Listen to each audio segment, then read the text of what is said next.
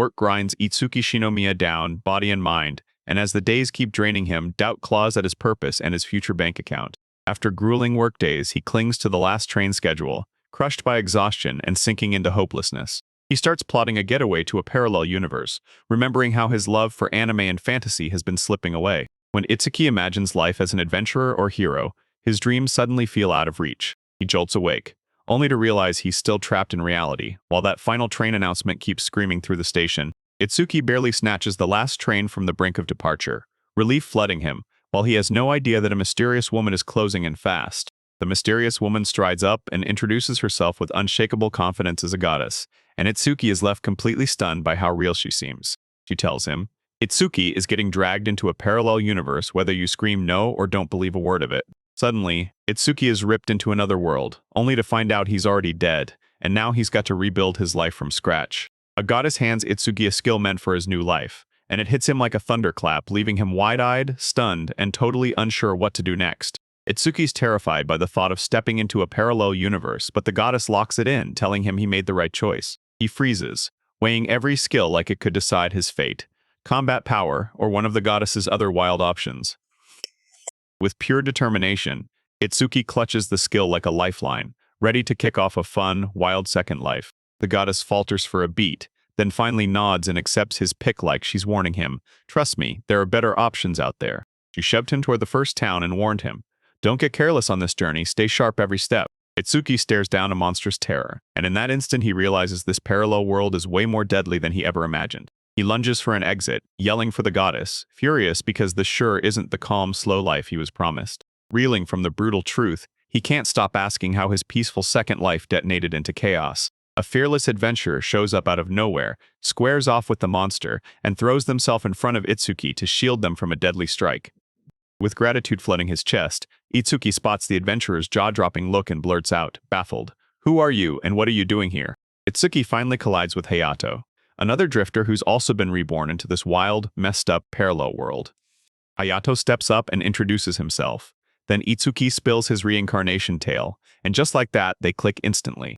Itsuki stumbles upon a squad of women adventurers, and he's instantly blown away by how wildly different and dangerously charming they all are. Women start eyeing Hayato, dropping little hints that they want to team up and build a strong support party with him. Basking in a circle of beautiful women, Itsuki starts to embrace the wild surprises and sweet new pleasures his bizarre life has just thrown at him. Itsuki soaks up every moment with his harem as they roll toward the city, and Japan nostalgia hits him hard. They lean in, buzzing about Itsuki's freaky unique skill, and can't stop wondering what it'll do for him in this brand new world. Itsuki proudly shows off his insane skill and rakes in cash every single day with pocket money. No job, no grind, just pure talent.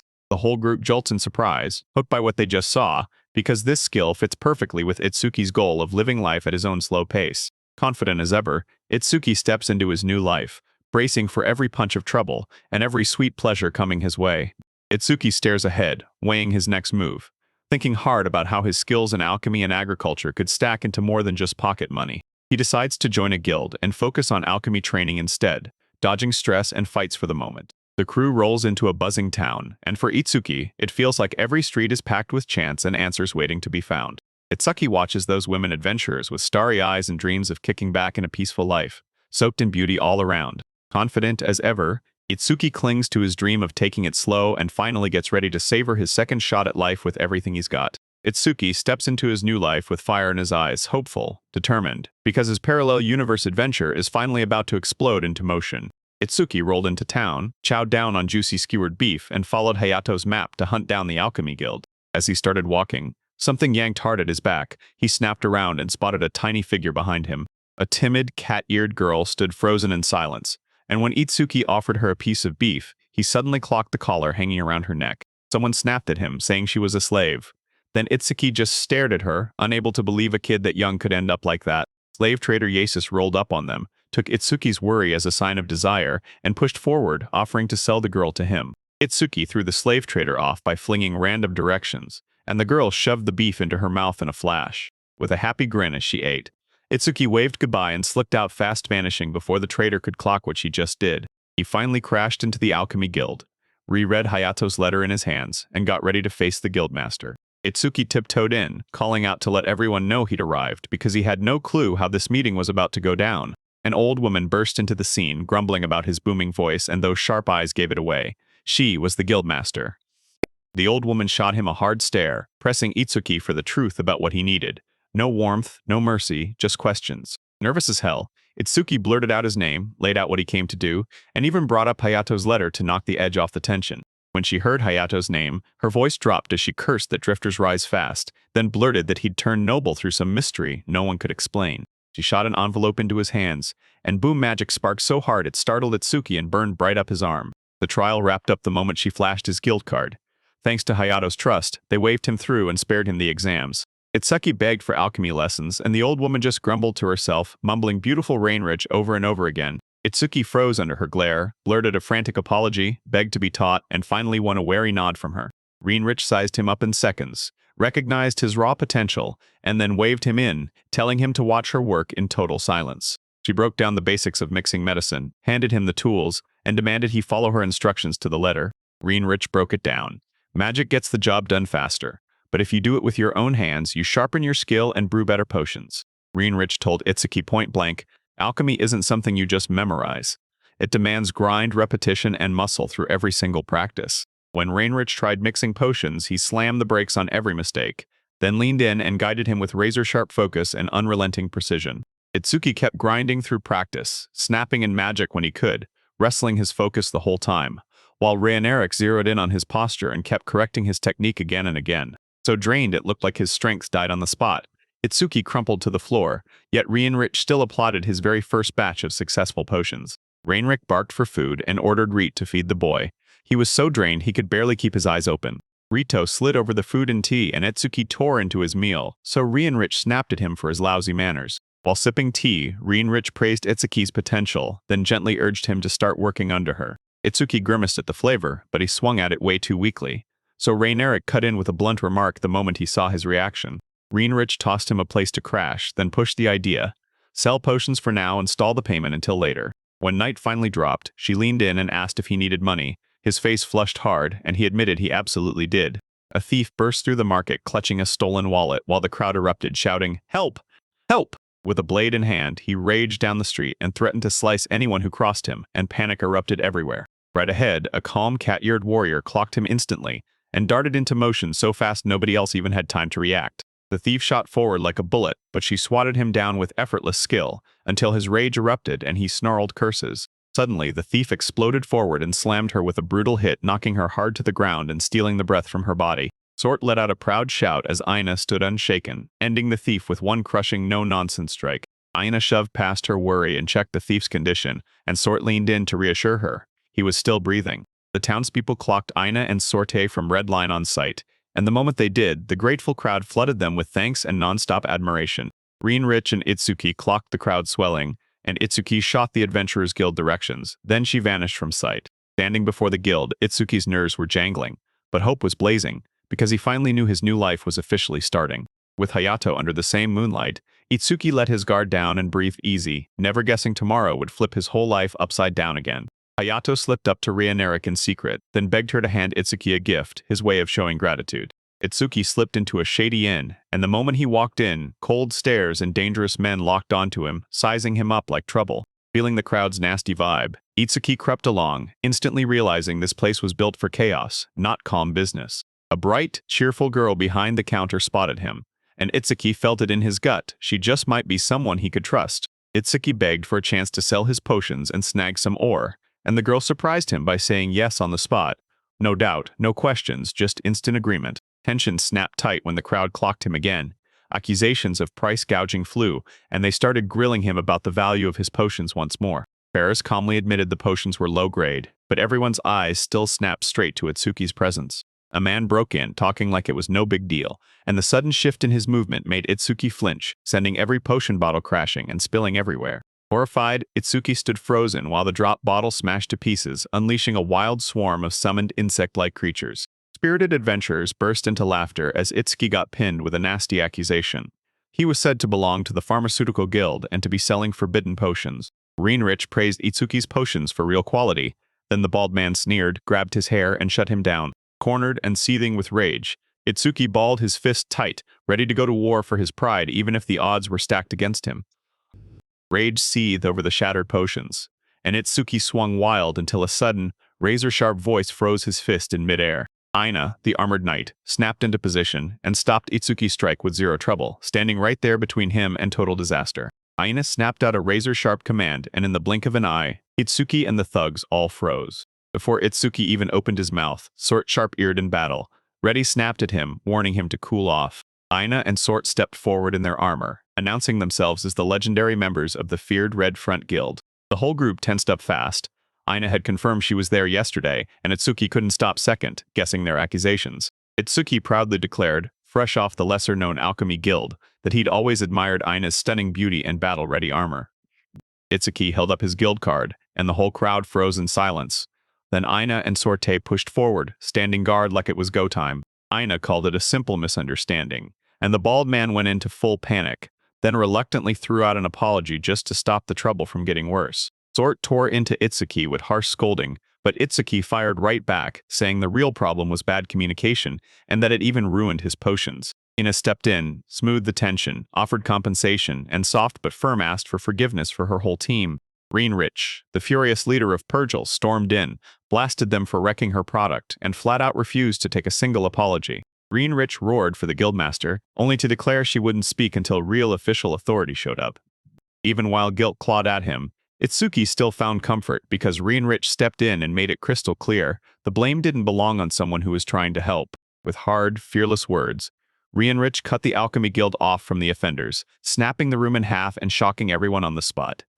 Panic ripped through the crowd as the bald man dropped to his knees, begging for mercy, because he realized they'd be stuck paying out the nose for overpriced potions from now on. Reinrich snapped at Aina face to face, demanding justice for his students' wrecked work, and pure fury boiled, because passion had been met with nothing but careless ruin. Reinrich pulled out a letter from Hayato, and the whole guild went into stunned silence at the hero's approval. Hayato, the legendary dragon slayer, was confirmed as Itsuki's supporter, leaving everyone watching with their mouths hanging open at the shock of that connection. Scared of the fallout, the guild decided to cough up 1 million nara and throw the guilty adventurers into exile.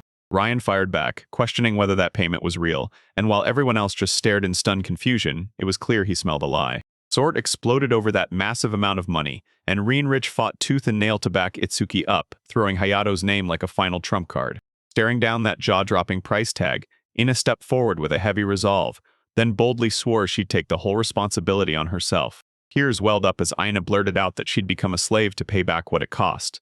Everyone froze, stunned into stunned silence. Ina stepped forward and offered herself as a slave, hell-bent on wiping out a debt that was choking her honor and crushing her pride. A jolt shot through the guild. Itsuki and the bald man went completely still, and the silence swallowed every single question in their minds. Renrick snapped at her, totally lost and rattled, pressing her for answers and demanding to know why she threw everything away. The thug begged for mercy, but her iron resolve rattled the whole guild, putting their fragile reputation and hard-earned position on the line. Even when Ferris protested, she dug in her heels, because if she wanted to save the guild's future, she was ready to trade away her own freedom. Aina soothed Ferris with gentle care, even as doubts started creeping in around her. Then Itsuki snapped at Reinrich for letting this happen. Sort's rage detonated. He refused to let broken potions become an excuse for Aina's slavery. Aina stood her ground and warned Sorte. She promised to carry this responsibility even if it burned her whole world down. She declared, loud and fearless, "I'll be a knight ready to shield everyone, because even if the adventurers vanished tomorrow, she'd still stand between them and danger." Standing in front of the alchemist, Ina begged for mercy, but Reinrich, burning with frustration, shut her plan down and refused to back her. Itsuki panicked at the thought of peace from his dream. Then chaos hunted him, giants wrecked everything, and now he's been chained into slavery. As his mind spiraled, he started imagining Ina as a slave. Then panic crashed over him, swallowing the implications whole and leaving him drowning in pure social chaos. Snapping back to reality, Itsuki slammed the door on everything.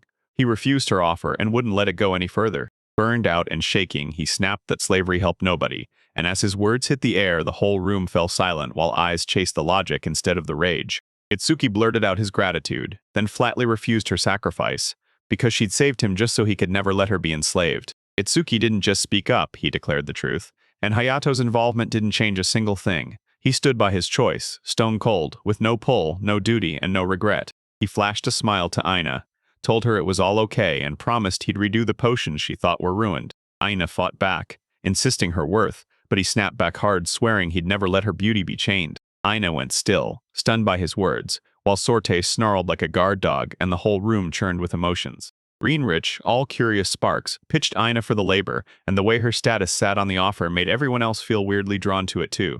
Ryan Rick threw down a challenge. Dinah had to prove she deserved to be here, and if she refused to leave, she'd have to fight her way into respect. Aina and Sort stood frozen as Reinrich left, and Itsuki followed right behind, uneasy in his chest but not backing down. That night, Itsuki crumpled from sheer exhaustion, and his mind kept slamming the memories on repeat. Was this real? Was it truly home? As sleep crashed over him, his dreams ignited, tomorrow's promise hanging in the air with peace on one side, duty on the other, and maybe a future with her waiting just ahead. He snapped awake in shock, pinned under Aina's weight, that lingering warmth throwing his mind into a haze, half awkward, half something far more intense.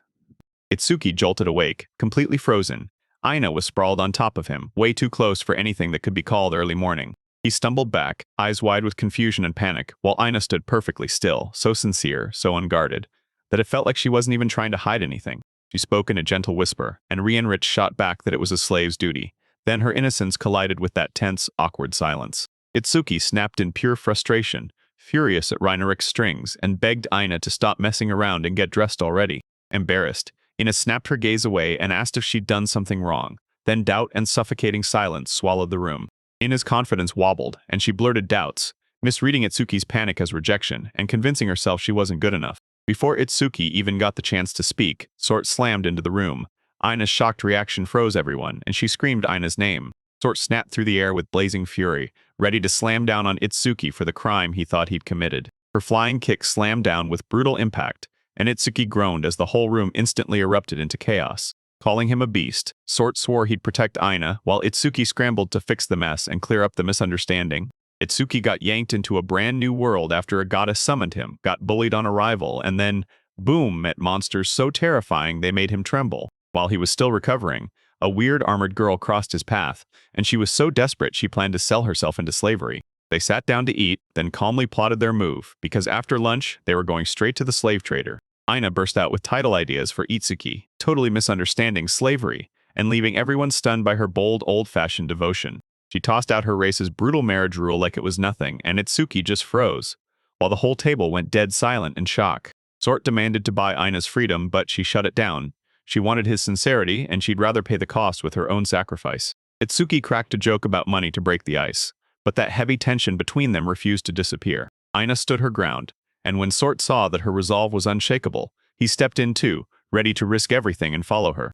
Sort, still fiercely protective, snapped at Itsuki to keep his hands off Aina and swore he'd guard her himself no matter what. Even after everything, Aina dug her heels in and swore she'd made her choice, still calling him my lord as they pushed forward. Itsuki just couldn't crack Aina's motives. He respected her iron resolve, but her choices still left him wildly confused. Meanwhile, the Adventurers Guild fell deathly silent, haunted by the fear that they might lose someone they can't afford to lose. As Ferris opened their mouth, the air suddenly turned suffocating, because even they sounded lost in all that gloom. Ferris reminded them, Aina gave up her status for their home, so don't waste that sacrifice. Spurred on by her words, the guild dug in harder than ever, vowing to earn Aina's selfless sacrifice. Reinrich finally stepped back into the armor shop after a long absence, and the shopkeeper greeted her with the same familiar warmth like no time had passed. He pressed for the rumor about her apprentice, and Reinrich admitted it with a casual nod, like she could barely keep her real thoughts from leaking out. Meanwhile, Itsuki slipped into a glittering estate, mistaking it for some noble's mansion, completely clueless about what it was really for. A stunning woman greeted him with warmth, apologized for making him wait, and confidently waved him deeper inside. Spotting Reinrich's name, she lit up with a warm smile and guided a flustered Itsuki forward, walking with smooth, confident grace. Itsuki, Sort, and Aina stayed inside, staring in disbelief. The room was so lavish and elegant it blew past every expectation they had. Lord Yasis burst in with style, greeted them like old friends, then pointed at Reinrich and introduced himself with pride as the company's representative. As Yasis grinned like he owned the moment, Itsuki fought to keep it together, drowning in tension and doubt while Aina stayed dangerously close. Yasis proudly introduced the girl, but Itsuki panicked instantly, frozen in place, not knowing how to handle the awkward mess. Wendy bowed with pure grace, an undefeated masterpiece forged by Yasis's legendary company. Itsuki froze, staring in disbelief. How could someone as graceful as Wendy be dragged into slavery like?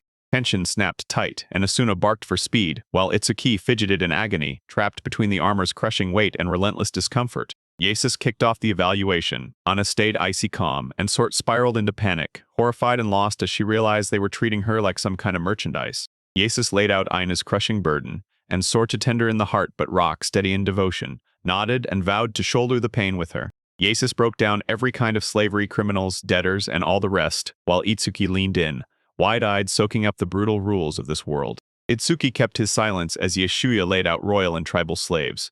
But right when it sounded cruel, it turned out they were just trapped by debt. Without a single question left, they nodded and moved forward, and the hallway ahead suddenly felt weirdly silent, like something was about to snap. Inside the room, Wendy started doubting her teammates' skills. Aina shot back with plain honesty, and Sor copped to having just basic camping experience. Wendy smiled softly, then rushed in to strip off her clothes, while Aina and Sorte froze stiff, totally unsure what they were supposed to do. Blushing with embarrassment, Aina slowly peeled off her armor, and Sorte's nerves spiked as he stared, not sure if she was really supposed to do this. Sort and Aina swallowed their nerves and followed Wendy's order, showing up in barely their outfits for the evaluation, standing stiff as Wendy closed in, her face relaxing as she calmly sized up their fitness and overall health. Wendy gave them a soft smile, thanked them, and asked them to turn.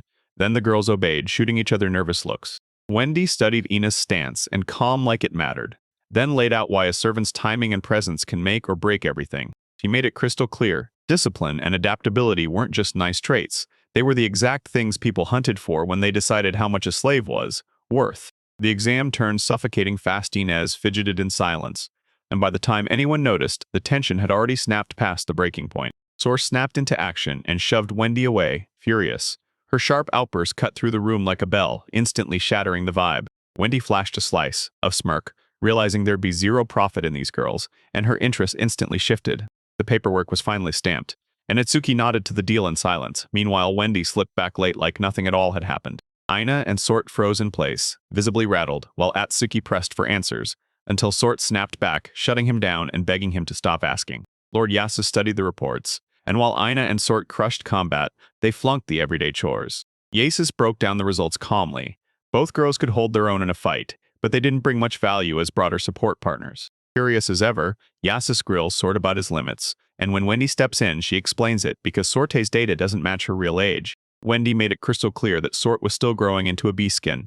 Then the moment she said it, embarrassment hit him hard, and he snapped the talk off in a furious, dismissive blur. Right away, Wendy grabbed Sorte and shoved her into an exam while she cackled. Then the whole moment blew up into pure awkward chaos, leaving Sort rattled, flustered, and powerless as she protested. Wendy lays it out. Sorte's beastskin instincts are kicking in, and his body's traits make talking to humans awkward and downright tough to handle. Final scores dropped, and Aina snatched 600,000 nar. Then Sort slid in right behind her with 400,000 nar with payments. Settled Yasis snapped his fingers and summoned the circle. Then every member rushed in, hands pressed together, forging bonds in one breath. The moment their hands met inside that glowing circle, bright marks erupted in the air, and with a wave of magic, the contract locked their partnership in place. A searing burn shot through Itsuki's hand, and a glowing crest flared into existence, engraving him as their master. Wendy nailed the contract as confirmed, then laid out the rule in plain loyalty: slaves weren't allowed to touch their appointed master. Ignoring protocol, Sorte ripped off a test attack, and before Itsuki could even blink, a savage magic backlash slammed him instantly. The contract snaps into action, and a brutal wave of pain crashes into Sort. She collapses to the ground, writhing in agony. Itsuki checked on her, and frustration snarled out of her as she fought to get her bearings. Then he stayed cool and warned her no violence. Sort swore she was a wolf, not some dog. Then Aina suddenly burst into laughter, and everyone froze on the spot. Aina's smile bloomed as the tension finally melted away, though their denials kept coming. Itsuki and Sorte's non-stop bickering was screaming that they were getting closer. The group stormed out of the contract house with everything locked in. Sealed papers, finished bindings, and now they were officially bound together. Aina snapped them back to their duty. Report it. Itsuki froze for a second, still totally lost on how guilds even worked. Elsewhere, another crew sat in silence, waiting. Hayato still hadn't come back, and unease crept through the night like a cold shadow. A young girl grumbled that she was starving, then tore through the camp supplies like she didn't hear the warnings about the emergency food stores. Letty completely panicked when the elf came back from bathing, and he kept casually arguing about soup while barely covered. Letty snapped at her, cheeks burning, and the elf just shrugged, utterly baffled by why humans hide their power and keep so many social rules. As they waited, worry for Hayato kept clawing at them, and the elf cracked jokes at Letty, egging her on to go bathe too. While the starving girl dreamed of meat, Letty tore through the streets, chasing an elf with pure frustration, yelling and circling around like she couldn't catch him. Elsewhere, Hayato sat alone in the quiet forest, because out there in the branches, something unseen was watching him. Hayato sank under the stars, locked on his hand like it held the answer, while the night's cold clawed harder than ever. Another figure came into view, and the two of them couldn't help but blurt out, right there, how they were all freaking out about how Itsuki was holding up after the contract got torn apart. Meanwhile, Itsuki burst into cheers inside the guild, and adventurers surrounded him with warm grins, mugs lifted high as they roared in unison. Grateful Itsuki geared up to head out, and one old elder leaned in to tell him to give it everything with his group. The adventurers bowed and apologized to him with real heart. Thanks to Ina's push, they stood together again, united in hope. The guildman clinked his drink in farewell and reminded Itsuki, yeah, he was a drifter, different from the rest, but still one of them. One careless comment detonated Sorte's rant. She came at everyone with full force, fiercely defending Ina and ripping into the cruel assumptions about her looks and her place. Itsuki shot to his feet, overwhelmed.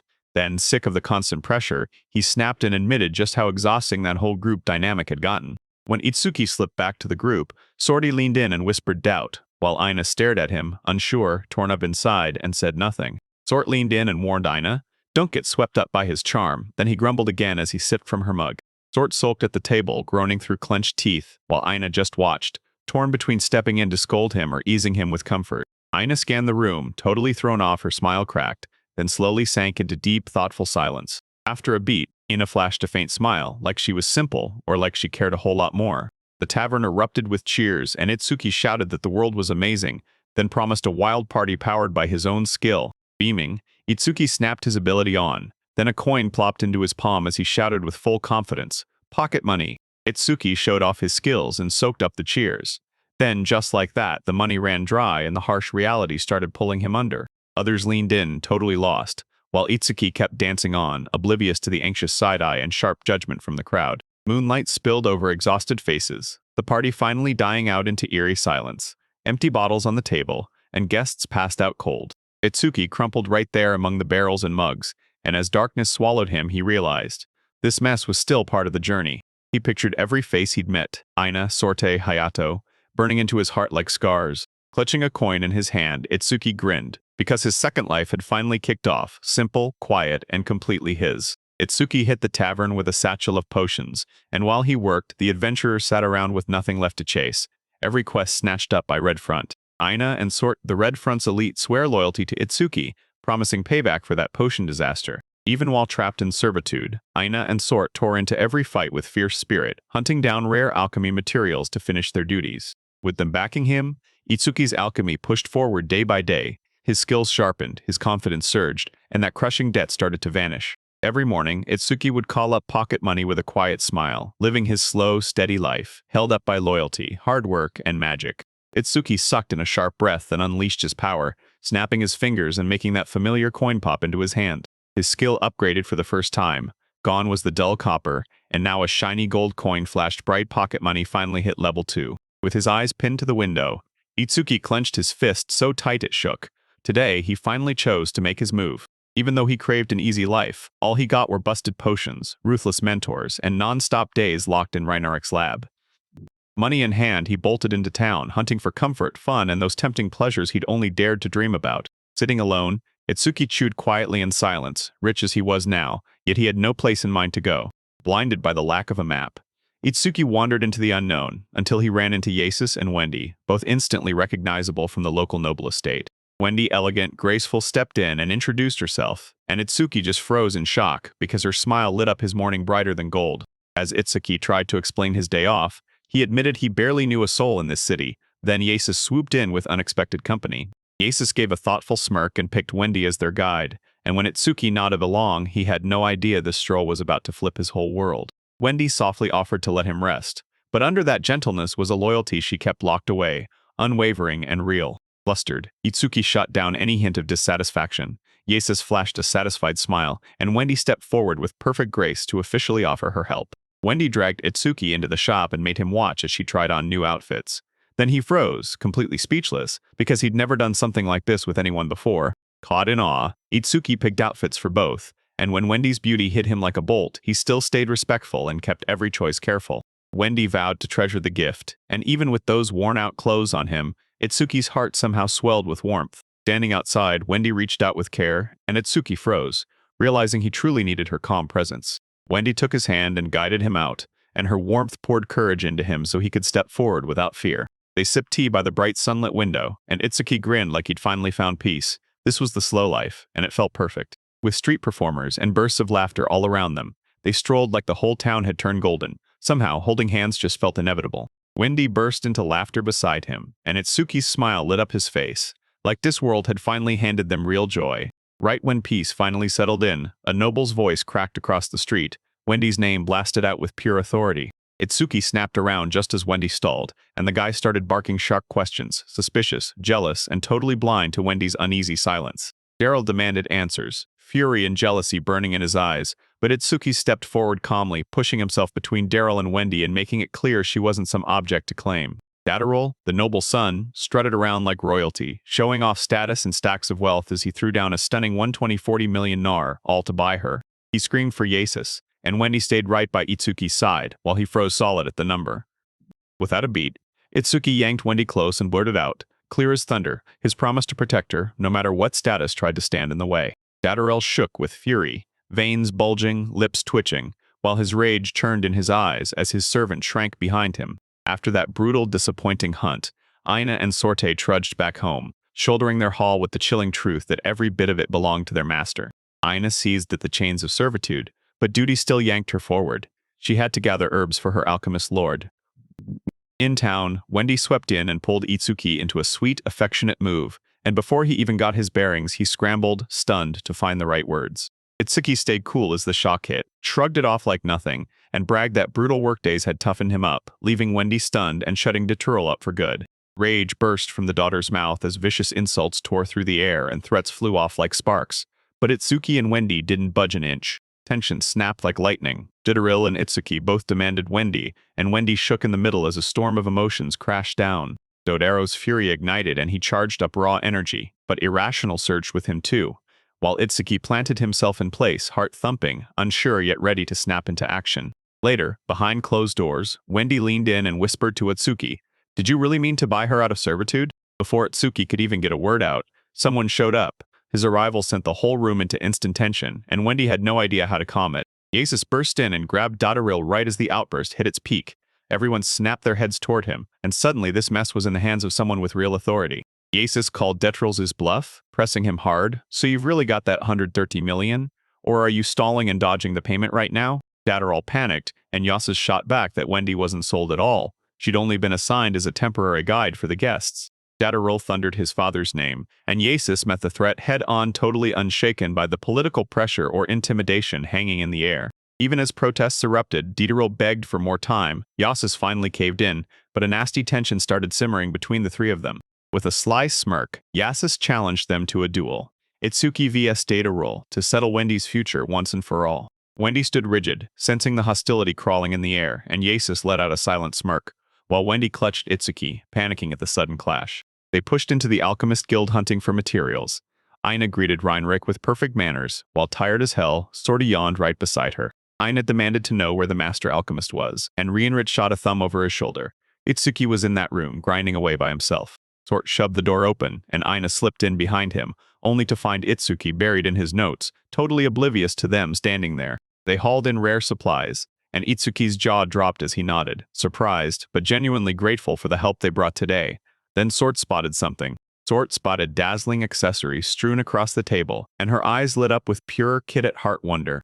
Aina stared at the jewelry, demanding to know why it was there, and Itsuki froze up utterly rattled, as he tried to fumble out an explanation for how they'd ended up there in the first place. Sort's rage detonated into a shriek that tore through the whole town, and Itsuki jolted hard, instantly regretting how this was going to blow up. Sort finally tore the curtain back. Those accessories were for Daedril's son, a power-hungry legend fueled by pride and absolute cruelty. Sort tore into him with brutal words, and Itsuki, still calm, took every savage insult in silence, the sting piling up deep inside. Aina stepped in to defend Itsuki, and the tension snapped when he revealed he'd already planned a city outing with Sorte. Sort snapped into action, conflicted and unsure what to feel, while Itsuki threw out a sincere apology and Aina immediately steered the conversation toward the big upcoming event. Itsuki burst out that the contest was all about raising money to free Wendy, and if he wanted to pull it off, he'd have to cough up 80 million nar. Sword snapped into fury once more, and Itsuki forced his way through the pounding chaos while Aina fought tooth and nail to keep both sides from tearing each other apart. They finally calmed down and agreed to help, and Itsuki pushed for accessory materials. Aina nodded once, steady and unshakable. When the plans got dragged behind schedule, Itsuki shrugged it off and pivoted. He dove straight into potion sales. Ina apologized, but he waved it away instantly, taking the delay on the chin without a single complaint. Aina beamed at him warmly, and Sort, overflowing with raw energy, grabbed her and stormed out to hunt for materials with pure determination. Elsewhere, Wendy sank into lonely silence, waiting with a heavy heart as worries about the coming challenge crushed in on her. She told Itsuki he didn't have to help, but he just flashed a smile and pushed forward anyway. He spoke to Wendy softly, and her panic melted away. Confidence rushed in. Hand in hand, they swore they'd take on whatever trial was coming next. Wendy, crushed by uncertainty, demanded to know what people were really after. Yasa sensed her fear and stepped in, softly hunting down the truth. Yasa showed no shame. He called it fortune, a cold-blooded gamble, while Wendy just stood there, swallowing the betrayal in silence. Yasis leaned in and promised Wendy things would get better, and she listened in silence, heart unsure she could actually trust his words. Wendy tore open the truth. She was a rare slave with a choice, and the moment she said it, she knew exactly Yasa's trying to sell her. Itsuki confronted Dieteril, stunned that they'd even offer him up as a wager without asking, like the game suddenly turned personal and the stakes hit home. Later, Yasa's breezed up and casually asked Wendy how her day went, but unease kept creeping in as she replayed Daryl's sharp stare from earlier. Itsuki smiled to soothe her, and Wendy hesitated for a heartbeat, then nodded, barely, like she was choosing to trust anyway, and right there their uneasy alliance quietly started to click into place. Wendy demanded answers about Yasis's brutal time limit, and even with the mission crushing everyone under its weight, he just stood there, oddly, unnervingly sure. Her hesitation screamed doubt, and Yasis surged ahead, pushing her to bet everything on whether Itsuki's strength could hold up even when the odds turned cruel. Yasis swore that Itsuki wouldn't leave her behind, yet his trust me felt way too controlling, and Wendy had no real way to fight back. Meanwhile, Itsuki kept his lights on long after midnight, working himself to the bone because he truly believed this challenge could change things for both of them. Raynaric told her to rest and kept a close eye on how she was improving. Then she quietly warned that Wendy and Sort were hiding some seriously unsettling details. Raynaric teased Itsuki for looking too young, sipping his tea like a menace. Then their playful back and forth melted the tension after they'd handled the serious stuff. While the tea hit the cup, Itsuki finally confessed his doubts. He craved independence, determined to sell potions without getting tied down by guild rules. Raynaric replayed every word in his head, then dropped that Dataral saying straight up that potions might not bring any real profit. She said Daryl's weird look was hiding the truth. The pig next to him was no ordinary beast. It was the guild manager in disguise. Itsuki finally faced the brutal truth. Selling potions for real money wouldn't be easy, so he let out a frustrated sigh, but the weight of it all clicked into place. Raynaric wrapped up her advice and urged Itsuki to look past potions. Then she watched him quietly mull the idea over. As Itsuki grappled with his thoughts, a message from Hayato popped up. An old link he'd forgotten suddenly resurfaced, and it felt way too suspicious to be random. Hayato shouted for help through the screen, and Itsuki's gut instantly screamed that something deadly was already crashing in nearby. A colossal phoenix erupted from the smoke, and Hayato's crew stood shoulder to shoulder, locked in, ready for whatever came smashing next. The girl snapped her hand, and a whirlwind tore through the battlefield, blasting enemies away. Then another attacker hit in a flash right at her side, and the whole crew slammed forward in perfect, ruthless rhythm. The girl threw herself in front of her ally and blocked a charging beast, then screamed for help as she tore open the way to the supplies. The phoenix snapped its blazing wings wide, surged higher with scorching power, and blasted the nearby attackers into instant defeat. After that brutal clash, Itsuki clapped him on the back and praised every bit of his effort. Then he swore he'd come back next time with dungeon ore. Hayato lunged in with razor-sharp precision and whipped a glowing blade that tore straight through the phoenix's defensive barrier. Hayato yanked his weapon and dared the phoenix to come at him, grinning like he owned the moment. Then the beast answered with a thunderous roar. Hayato confirmed everything with the guild card, and the girl burst into celebration as the smoke finally rolled away from the battlefield. Back at the workshop, Itsuki stared at his guild card like it was pure magic instant, real-time contact on the spot, basically a magical phone in his hands. Even with exhaustion clawing at him, he snapped back into the grind, refining his tools and formulas with razor, precise, wordless focus. Out hunting, Sort lunged into action with lightning speed, and when Aina opened her mouth, he barely spared her a glance. His whole focus was locked on the prey. With the materials in hand and the stress finally melting off her shoulders, Aina flashed a smile. Sort nodded like, "Yep, we're done here, let's head home together." Aina scavenged and gathered everything with total care, praying these supplies would help Itsuki forge valuable treasures back home. Sort snapped in frustration over how the item was being used. fuming that something vital was treated like a joke and made small. Ina stayed icy calm, sipping her tea, while the anger around her fumed higher and higher, fueled by pure frustration at Ina's relaxed attitude and her blind, stubborn forgiveness. Sort wrestled with her own thoughts, irritation flaring in her chest, but she couldn't deny the way Itsuki came in swinging. Even with her explosive outbursts, Sort kept shutting down her feelings, mocking everyone's preferences just to bury the confusion, clinging to pride like armor. Still rattled, Sort shoved out a shaky grin and buckled down, determined to drown Itsuki in tasks. Right back at home, chaos detonated. Rienrich slipped a shady potion into Itsuki's hands, swearing it would blast away his exhaustion. Right when he tried to object, the girls pounced and pinned him flat, and Shiro burst out like it was a gift, right down to the lethal enthusiasm. Itsuki blinked awake, vision swimming and head sinking into something warm, and when he lifted his gaze, he realized he was resting on a lap pillow. Still half asleep, he blinked up as someone pressed water into his hands, even as he wondered how he'd ended up sprawled on Ina's armored legs. Fatigue crushed Itsuki, and even as her flustered protest spilled out, she brushed it off and insisted on staying in that comfy position a little longer. Sort stood over him, cheeks burning red with rage, snapping that he better not try to milk her kindness again. Caught off guard by her reaction, Itsuki shot upright, utterly confused, while Sorte spun away and flashed that over-the-top pout. Itsuki finally rose to his feet, firing off questions about Ina while Sorte snarled that he was an absolute idiot. Then Ina greeted him softly, and they served him a hot meal. Itsuki shoved food down at breakneck speed, and the moment his stomach finally filled up, the tension drained out of him. He froze, staring at the carefully crafted accessories. Stunned, they'd been made while the person was drugged, and the crafter couldn't remember a thing. Rienrich sized up the whole haul, $40 million total, and then Itsuki was hit with the countdown, 5 days to cough up $36 million.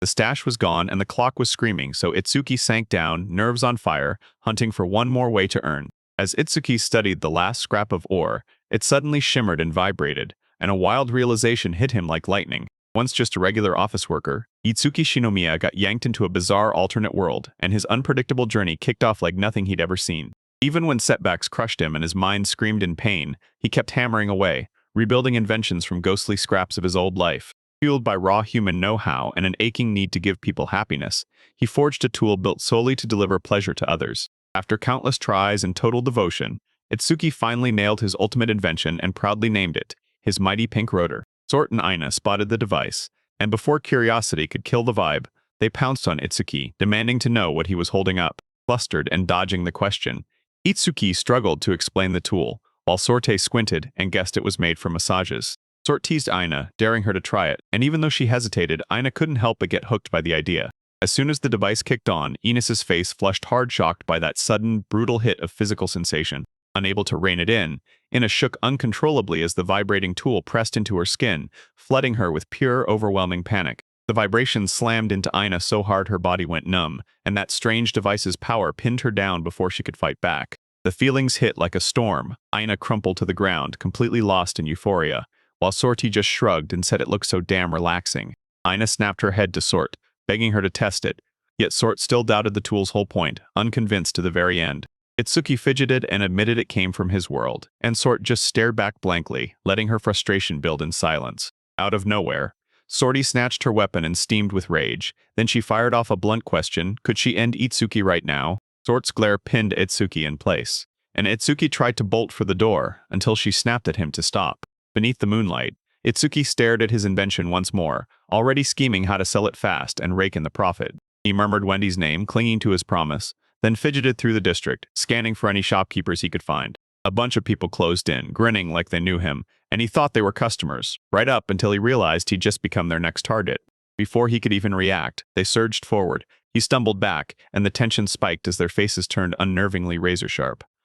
As Itsuki bolted for his life, he stumbled and fell, and the men shot through with fake injuries, swearing he had to pay for imaginary medical treatment. With traps closing in, Itsuki thrust a potion into the chaos. Then suspicion snapped his mind as he accused them of being hired straight by Daryl. Blindsided by the accusation, they swore it was all lies, and he bolted the moment they tried to grab him again. He blurted out a fake cry about gold coins, and that distraction threw them off just long enough for him to rocket ahead. With weapons flashing in pursuit, Itsuki smirked and popped his pocket money skill at the exact right moment. Right when a blade came flying for Itsuki, a girl suddenly burst into the scene and cleaved the attacker down on the spot, no hesitation, no fear. She touched down under the moonlight with total grace, then whipped her head back to the stunned Itsuki and breathed, "I made it! I made it!" Under the moon's cold glow, Itsuki went completely still when the cloaked girl stepped out and her fur shimmered with eerie, perfect white light. He locked eyes with her. The very same girl from his arrival day, tiny, silent, and being sold off like a slave. They bumped into each other again in town, shared a meal, and she finally dropped her name like it was nothing. Shiro. That evening, hostile men surged in and cut off their route. Then Shiro marched straight ahead alone, no hesitation, not a shred of fear. Braced in the alleyway, Shiro stood her ground and swore, calm as stone, that she'd be Itsuki's shield. Shiro shot them a cold warning. Touch Itsuki and you'd trigger lethal consequences on the spot, no hesitation. A thug careened forward like a reckless rocket, but Shiro slipped aside with effortless precision. Her reflexes were so sharp they felt unstoppable. She raised her hand to land a fatal strike. Then Itsuki panicked and begged for mercy before it was too late. Shiro followed his orders, and then he cut the attacker down, leaving her badly wrecked while her movements stayed razor, fast, precise, and merciless. Shiro shot forward at the last of the enemies, and the moment she launched into the air, their confidence shattered like glass. After the enemies crumpled and fell, Shiro stood there, victorious and unshaken, while the townspeople stared in awe, shocked by her sudden strength and rock-solid confidence. Itsuki thanked her, and Shiro spoke it through with calm fire.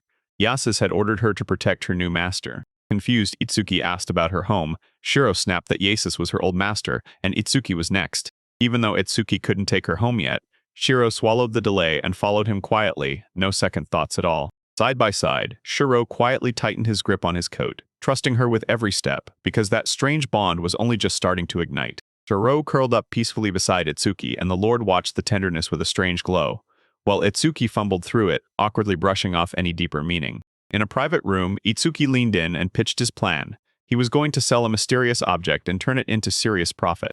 Yasui scoffed at the price, sneering that it was nowhere near worth that much, while Itsuki stayed locked in, quiet, unshaken, and determined. Itsuki made it crystal clear. He wasn't selling the item at all. He was selling the exclusive production and marketing rights. Yasus had his plan nailed. This pink rotor was a massage tool, and rights meant full-on business ownership. Yasus showed serious interest in the product, and Itsuki, buzzing with excitement, pushed to talk over the contract terms before they locked anything in. Yasus raised sharp alarms. No promise he'd come back, no guarantee of supplies, and that price was so steep it felt like a trap.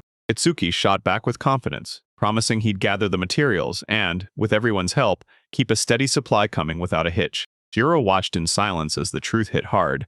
When you're dealing with someone you just met, earning trust is a brutal uphill fight, especially when you're pitching business. To prove he meant it, Itsuki threw himself in as collateral, ready to become Yasu's slave if the deal fell apart. Wendy's memories burst into view as Yasus warned Itsuki, and the truth hit hard. His offer wasn't the kind you mess around with. Yasus burst into laughter at the wild proposal. Then he snapped the deal shut and tossed the slavery clause out completely.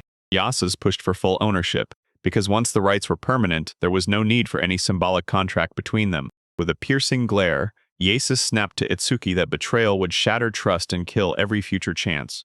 Right then and there, just as the talks wrapped up, Itsuki swallowed hard and asked for one last favor, then steered the conversation straight away from business. As morning cracked open, Itsuki finally finished crafting the rotors, and when he blinked through a brutal yawn, he realized the sun was already hauling itself up. Shiro drifted up like she'd been half asleep all day, because they finally made it to the guild, and she was teetering on her feet, barely holding herself upright. Even with sleepiness tugging at her eyes, Shiro refused to let Itsuki out of her sight. Still, she fought to keep him safe while they carried her over the rough cobbled road. Elsewhere, the thugs got hauled in and snapped at by their boss for failing to stop that stranger. Pure rage tore through the hall. Nobleman Daryl brushed off every warning. He wouldn't back down, so he's plotting sabotage to win, no matter the dangers or fallout. Daryl swore vengeance, promising to kill anyone who dared lay a hand on Wendy, while Wendy stayed there, bathing in calm silence. Wendy, quiet as a whisper, murmured "my master" while she scrubbed the floor, her mind tangled in doubt and heavy silence. Next morning at the Alchemist Guild, Itsuki showed up, while that duel date still hadn't been settled yet. Face to face with Tadaro, Itsuki stayed stone, calm, while the rival shoved a demand into the air, admit defeat before the fight even started. Itsuki took a fearless step and summoned Dottoro to end their fight once and for all. Then Dottoro strutted in acting superior and mocked him with arrogant swagger. Unfazed, Itsuki snapped insults at Dottoro, and Sorte and Aina just stood there, practically shaking with anticipation for what happened next. Lord Yasus crushed the suspense and declared the victor on the spot, with full confidence choosing who would win between the two rivals. Itsuki slammed down towering sacks of money, 80 million in pure profit, and Dottoro just froze, mouth hanging open, crushed by disbelief. Itsuki shot his fist into the sky and declared total victory. Data error's humiliation hit like a public knockout. Lord Yasus made the result crystal clear. Then Itsuki hit his target first, leaving Ditaral staring in shock, totally unable to speak. Yasus roared the contest was over in pure rage, and Errol screamed back in denial, violently refusing to swallow his defeat. In a total panic, Dataral snapped and accused Reinrich of bribing Itsuki, then flailed his arms like a drowning man, scrambling for any excuse to smash the judgment. Reinrich slid a document into Dataral's hands with fake calm, yet panic was eating him alive, so Dataral snatched it up at once and demanded, "What's in here?" It was official, payment confirmed for real. Reinrich bought accessories totaling 40 million straight from Itsuki's business. Reinrich stood his ground and vouched for Itsuki's alchemy, saying the price was fair, never inflated. Errol panicked, convinced a conspiracy was closing in, while Itsuki's eyes filled with tears after Reinrich stepped in to help. Yasus slammed down the royal seal and the contract, proving the rest of the money was coming, fully backed by the crown. The king greenlit the pink rotor, and it hit the market with an official $40 million price tag. With a smug confidence, Itsuki snapped, victory, like it was inevitable, because for him, losing wasn't even a possibility, it was survival or nothing. Wendy calmly urged Adderall to swallow the outcome, but his loud refusal spiraled into frantic, irrational denials. Adderall ordered Wendy to come back, but she dug in her heels. She refused to return to anyone she didn't pick herself. Wendy swore her loyalty to Itsuki. Her heart and her body were his now, and Dataral was done. Suddenly, a colossal object slammed into the building, jolting everyone into silence and cutting off the tense showdown on the spot. With humiliation burning in his gut, Dataral bolted, cursing up a storm, convinced every person around him was teaming up to mock him and crush him. With pressure snapping at his heels, Ditaral barked for a brutal strike, and his thugs surged forward, ready to kill with zero hesitation. Reinrich let out a sharp sigh at the sheer recklessness, while Aina and Sorte locked in, ready to smash Daryl's incoming forces the moment they came. Wendy shook with fear, but Itsuki steadied her with unwavering grit, and she trusted him more than anything in the world. Aina swore she'd protect Itsuki with Sorte at her side. Sort snapped back at being called a dog, trading insults while still standing ready. Rue the quick cat warrior burst onto the scene like a spotlight hitter. Then she smirked and reminded everyone she was part two. Aina barreled forward with pure steel in her eyes, and Sort and Shiro kept right on her heels, gearing up to smash every attacker that came at them. The trio crashes straight into Daryl's crew. Blades swing and fists slam as the whole place erupts in a violent, explosive brawl. Shiro snapped in a clean kick. Sort twisted just in time to deflect the blow, and Aina met sheer brutality with razor-trained steel. As Wendy watched the fight, fear clawed at her chest, and Itsuki hurried to explain that he was too weak to battle, but he refused to leave Wendy's side. Even with his body failing, Itsuki vowed he'd never let go because his real power was standing by Wendy. Itsuki gripped Wendy's hands tight, spilling his heart out. He'd stay by her side no matter what came next. With tears already burning, Wendy suddenly remembered how it all hit her since meeting Itsuki, like her heart had finally cracked wide open. Still blinded by rage, Dataral ripped through the silence, screaming for blood. Innocent lives didn't mean a thing to him anymore. Aina and Sort crushed the attackers, then calmly cornered the truth. Dataral's wild escalation wasn't random, so they pressed him for the real reason. Reinrich sneered at the noble father, blaming his foolish son to his face, and Itsuki demanded payback for the Red Front. With a shattered wall behind him, Darwin, the West District Supervisor, stormed inside, his gaze unreadable and his presence heavy as thunder. Itsuki snapped his head up in pure shock, because the big authority standing in front of him wasn't some random official at all, it was Darwin, the local district supervisor. Darwin stood there in silence beside that mysterious girl, and Itsuki couldn't help but stare. What was a man like him doing traveling with her? Daryl jolted when he heard Darwin's voice.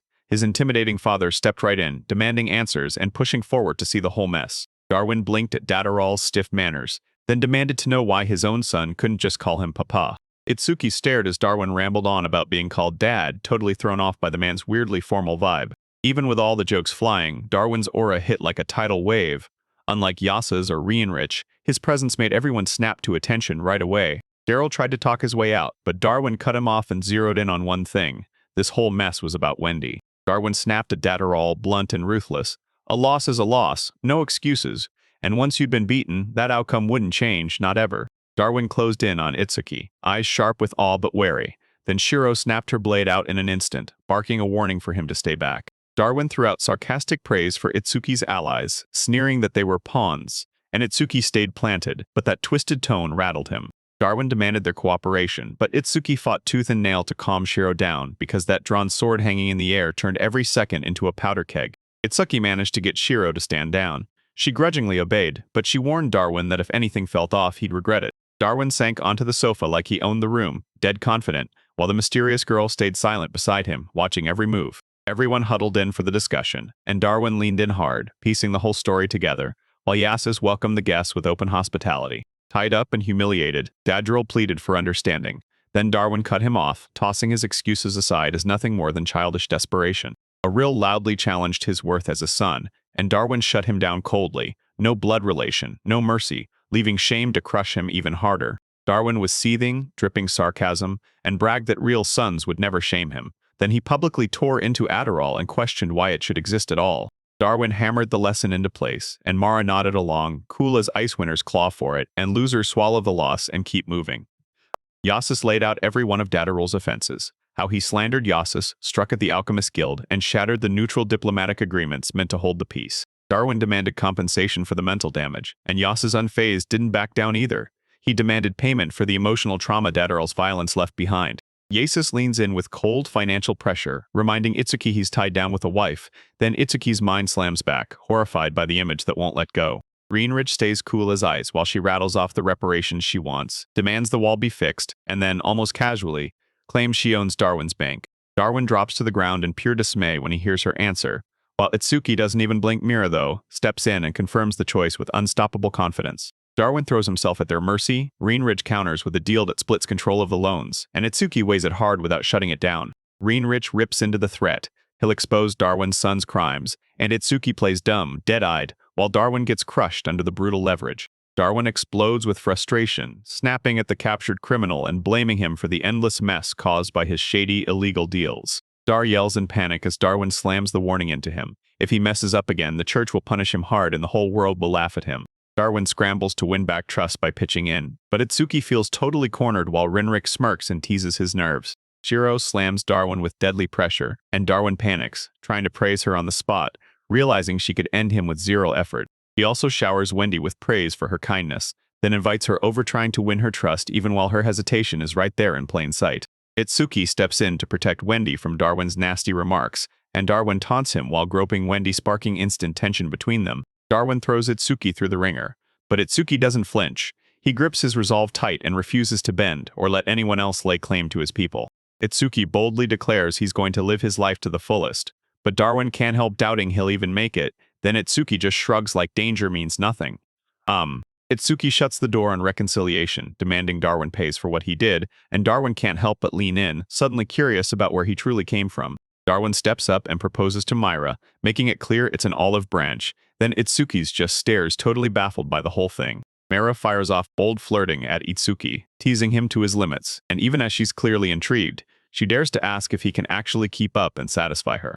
Overwhelmed, Itsuki awkwardly shoots down Mira's proposal, then admits, with a shaky humility, that he can't possibly live up to her demanding expectations. Itsuki makes his request, and Rinrich urges him to stop holding back, tell him exactly what he truly wants. While others chase riches or power, Itsuki slips into a quiet moment. He sips his tea and soaks in peaceful solitude, like it's the only thing that matters. Over tea, Rinrich admits his chaotic luck, and Itsuki chimes in, saying it all turned out with crazy perks. Reinhardt eyes the bank like it's a perfectly earned prize, while Itsuki waves it off as modest, just decent, cooperative compensation. As Aina and Sorte close in, Itsuki awkwardly lets out a laugh, because he finally clocks it. Darwin's been setting them up to get swindled from the very beginning. Rinrich hands Itsuki a job, and Itsuki nods, then steps out to meet Darwin's messenger calmly, like nothing can shake him. Striding through town, Itsuki swears he isn't lucky, but the girl just grins and teases him, because the unexpected perks keep landing way too easily. Map clutched in his hands, Itsuki charges ahead, while Aina and Sorte fall right in step behind him, their feelings growing warmer by the second. Guided by the map, Itsuki and the girls push forward, and then a massive, towering estate looms in front of them. He finally crushes the journey and reaches his own home in this brand new fantasy world. Arriving at the door, Itsuki freezes mid-step. Aina drinks in the house like it's a dream, and Sorte stands there, silently sizing the place up and judging it in his head. Stuck on what to say, Itsuki presses Aina about her comment, and Sorte fires back by saying it's worse than places they've already survived. Even though everyone waits, Itsuki hesitates at the door, straight up admits he's nervous because he has no clue what's waiting inside that brand new strange home. Strange. The memory of his first apartment still clings to him, and Itsuki can't help but think about how far he's come since that moment. Even with doubt clawing at him, Itsuki flings the door open, slips inside in near silence, and wrestles with a storm of mixed emotions. Wendy glides down the hallway in crisp formal wear, her face calm as stone, ready to step into her role the moment the time comes. She beams at Itsuki with a warm welcome, and he's instantly thrown off, his confusion crashing right into her sincere smile. Wendy speaks up with zero doubt about why she's there, while Itsuki fumbles, shocked at how easily she slips into her servant duties. Right when Itsuki's joy bursts wide open, Darwin casually barges in and greets him with a teasing smirk. Darwin grabs his attention and insists every promise is real, because after all the doubts and pain, he's still struggling to accept that this insane, luxurious home is finally his. The house comes packed with top-tier furnishings, a real bath, and even an alchemy lab. Darwin throws it in as his compensation. Darwin storms out, leaving Itsuki in charge of the estate, and Itsuki can't waste time. He thanks him, then rushes to get everything ready for tomorrow's visitor. Itsuki swings the doors open and ushers the girls inside, giving them room to breathe, while Wendy slips into full servant mode, offering tea like it's her sacred duty. Wendy yells for everyone to come to dinner. Then Itsuki cracks jokes about sleeping outside, and right when the fun hits, he suddenly snaps into a burst of responsibility. Aina and Sword sink into the bed and test the comfort. Then their eyes go wide as they grin and agree. It crushes the local options by a mile. Sword pulls Aina into joining her for a bath, and the two of them rush off together, trading excited chatter the whole way. Meanwhile, Itsuki sinks alone into the hot, steamy bath, finally letting the tension he'd been holding snap out of his body. He stretches and drifts into memories of all that past overwork and tiny joys, and suddenly the luxury around him feels unreal. As he washes up, thoughts race toward practical inventions. Then his mind spirals into alchemy, right when someone cuts in. The moment he bursts in out of nowhere, calm and honest, she reaches over to wash his back, and Itsuki freezes, utterly stunned. Itsuki panics when Wendy glides up calm as ever, then calmly demands to wash his back, leaving him frozen in stunned silence. As the water trickles in, Wendy laughs and asks if she can join the next bath, and Itsuki immediately flushes red, completely stuck on what to say. Wendy starts scrubbing his back, and Itsuki's face turns beet. Red as embarrassment pounds him, forcing him to cling to composure despite the brutal, awkward pressure. Wendy lunged in way too close. Itsuki jerked back, startled out of his skin by how suddenly she was right there, all soft and in his space. Wendy snaps at him to turn around, and Itsuki's stomach drops, because he knows she's about to scrub his front next. Wendy slips up behind Itsuki and hugs him tight, and his mind spirals, panic hitting him because he can't shake the fear that he'll whip out his sword just from pure excitement. Wendy blurts out her feelings, grateful to have him, and her tender honesty slams into Itsuki like a surprise punch. Their faces inch closer as tension snaps tighter in the air. Itsuki opens his mouth to speak, but emotion swallows every word. Just as they close in, Sword suddenly barrels in, furious at the delay.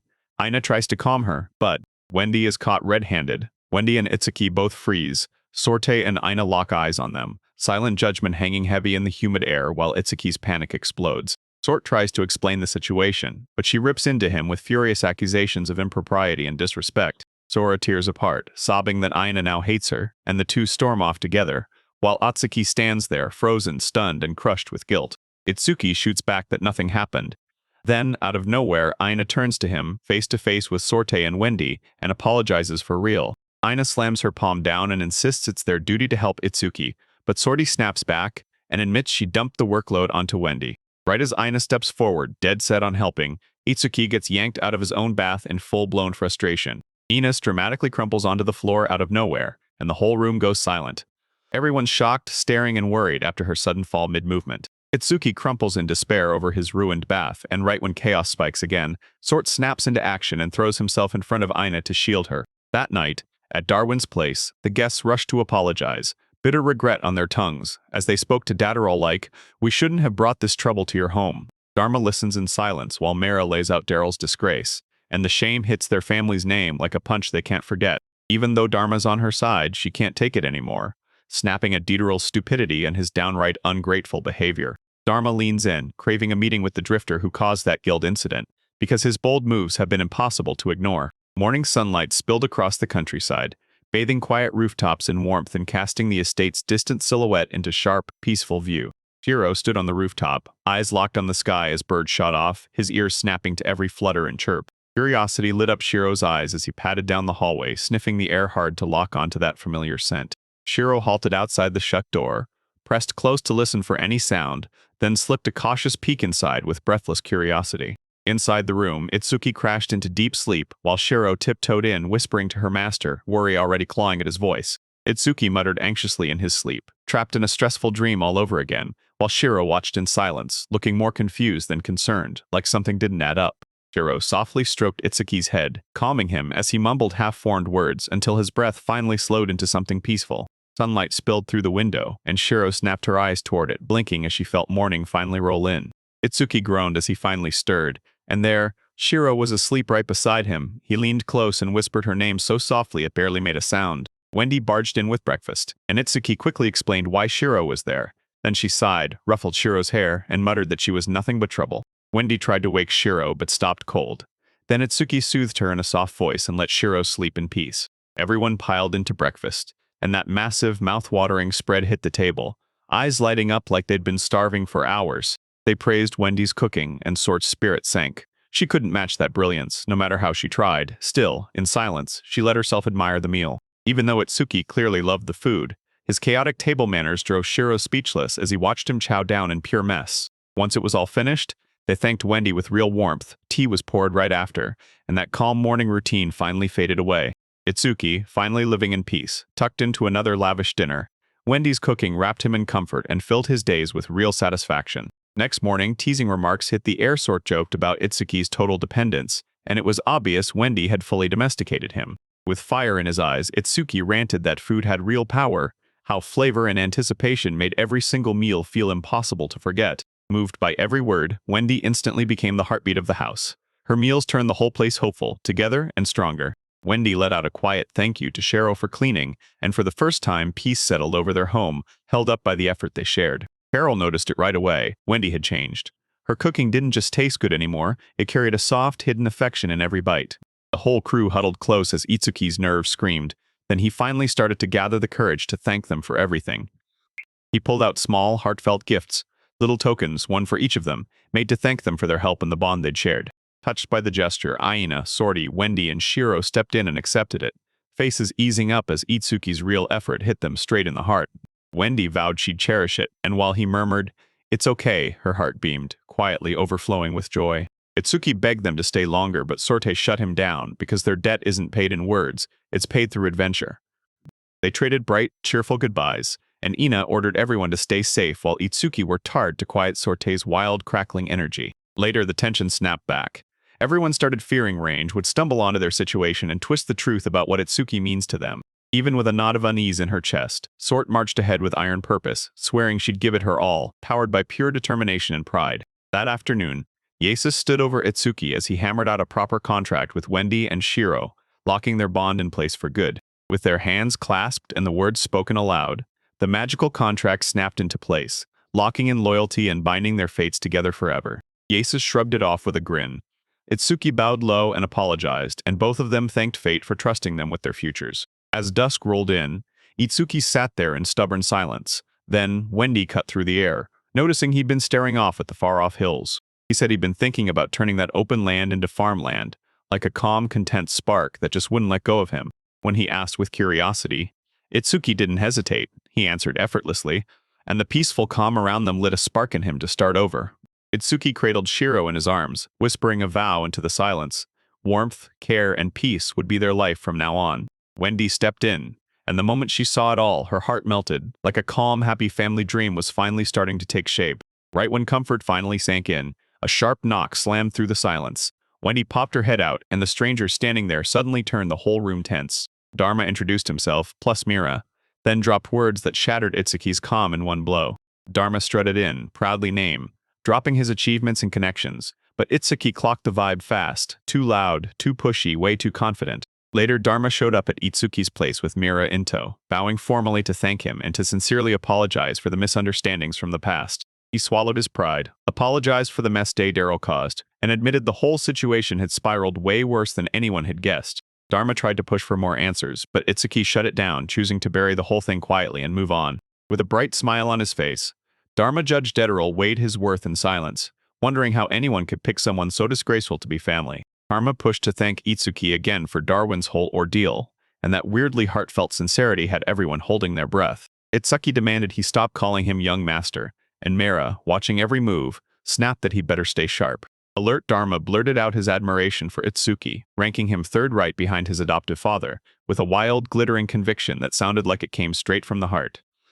Itsuki squirmed with discomfort as Mira snapped that he was off limits, clearly irritated by Dharma's charming grin because that pushiness was way too much. Later, out by the house, Dharma strolled over and casually checked how comfortable Itsuki was, like nothing at all had just happened. Itsuki lit up over how amazing the bath felt, then froze when he realized Dharma had personally designed it, down to every little thoughtful detail.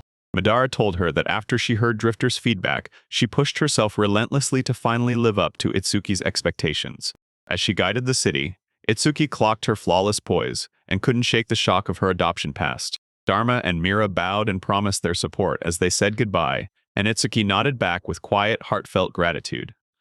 Shiro was wiped out and starving, clinging to Isuki like a lifeline, apologized through the roughness, and promised to make dinner because Wendy was on the grill tonight. The dinner hit the table in full force, and the room erupted in laughter as Itsuki, Shiro, and Wendy dug in and savored every single bite. Then Itsuki slumped into a chair beside Shiro, both of them so stuffed from Wendy's hearty meal they could barely move. Wendy handed over the bath she'd set up, and Shiro immediately demanded to join.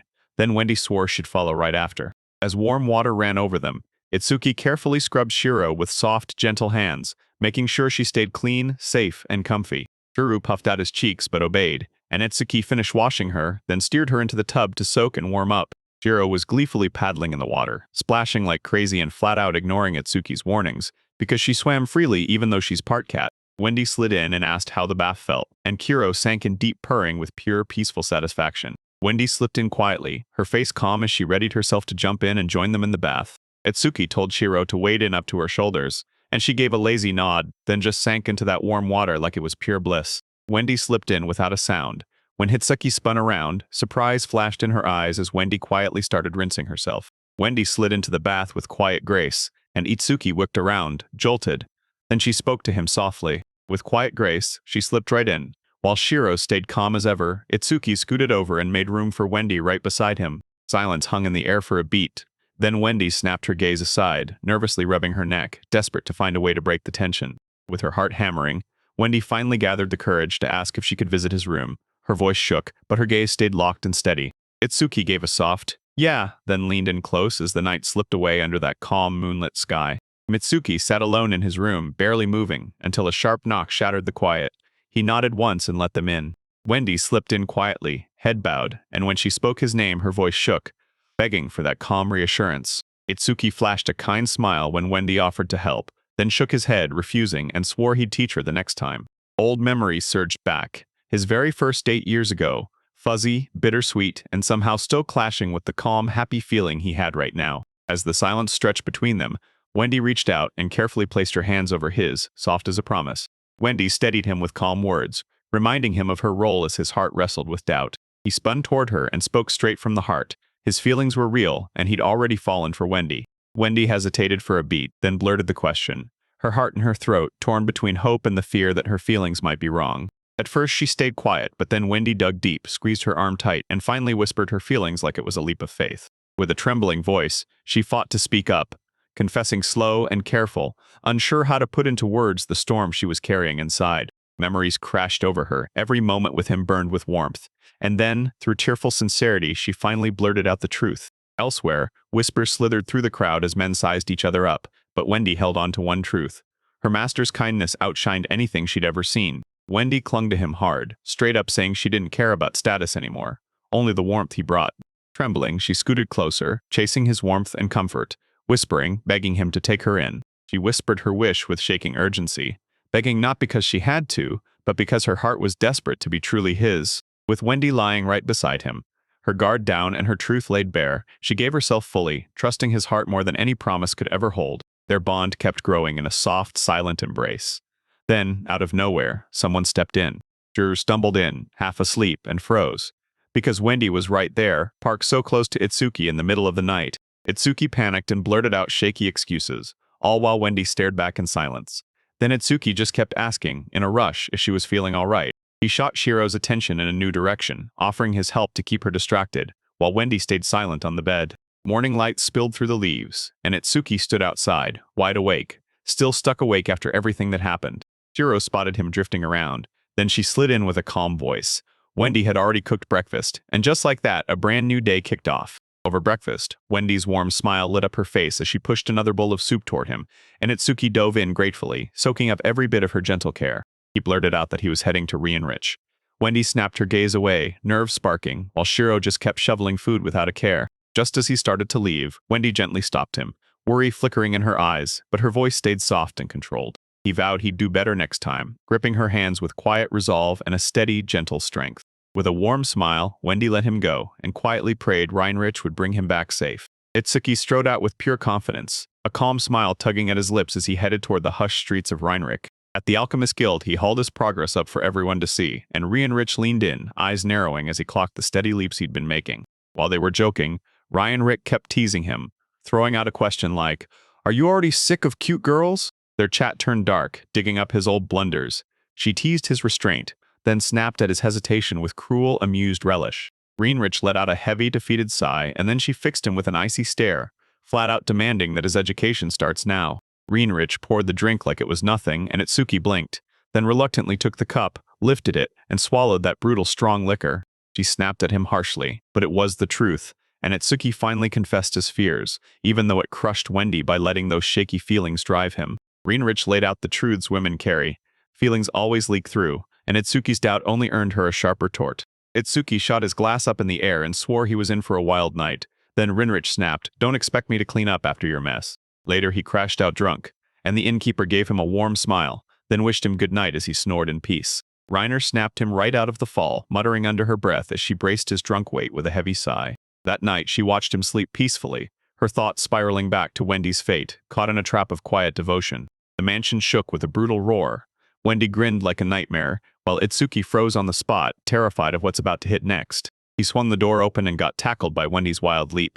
She greeted him with bright, happy energy, even though his return was totally awkward. Wendy poured tea with a warm smile, but Itsuki took a quiet sip and kept his gaze locked away, while the tension in the room tightened around Shiro. Remembering his promise, Itsuki threw an apology out there. He vowed to make it right, but guilt still sat heavy in his chest. Wendy's words soothed him, but that hollow smile screamed hurt. Then Itsuki finally understood his mistake still hadn't been forgiven. Wendy wandered off by herself, gripping that stray like it mattered, her voice barely above a whisper.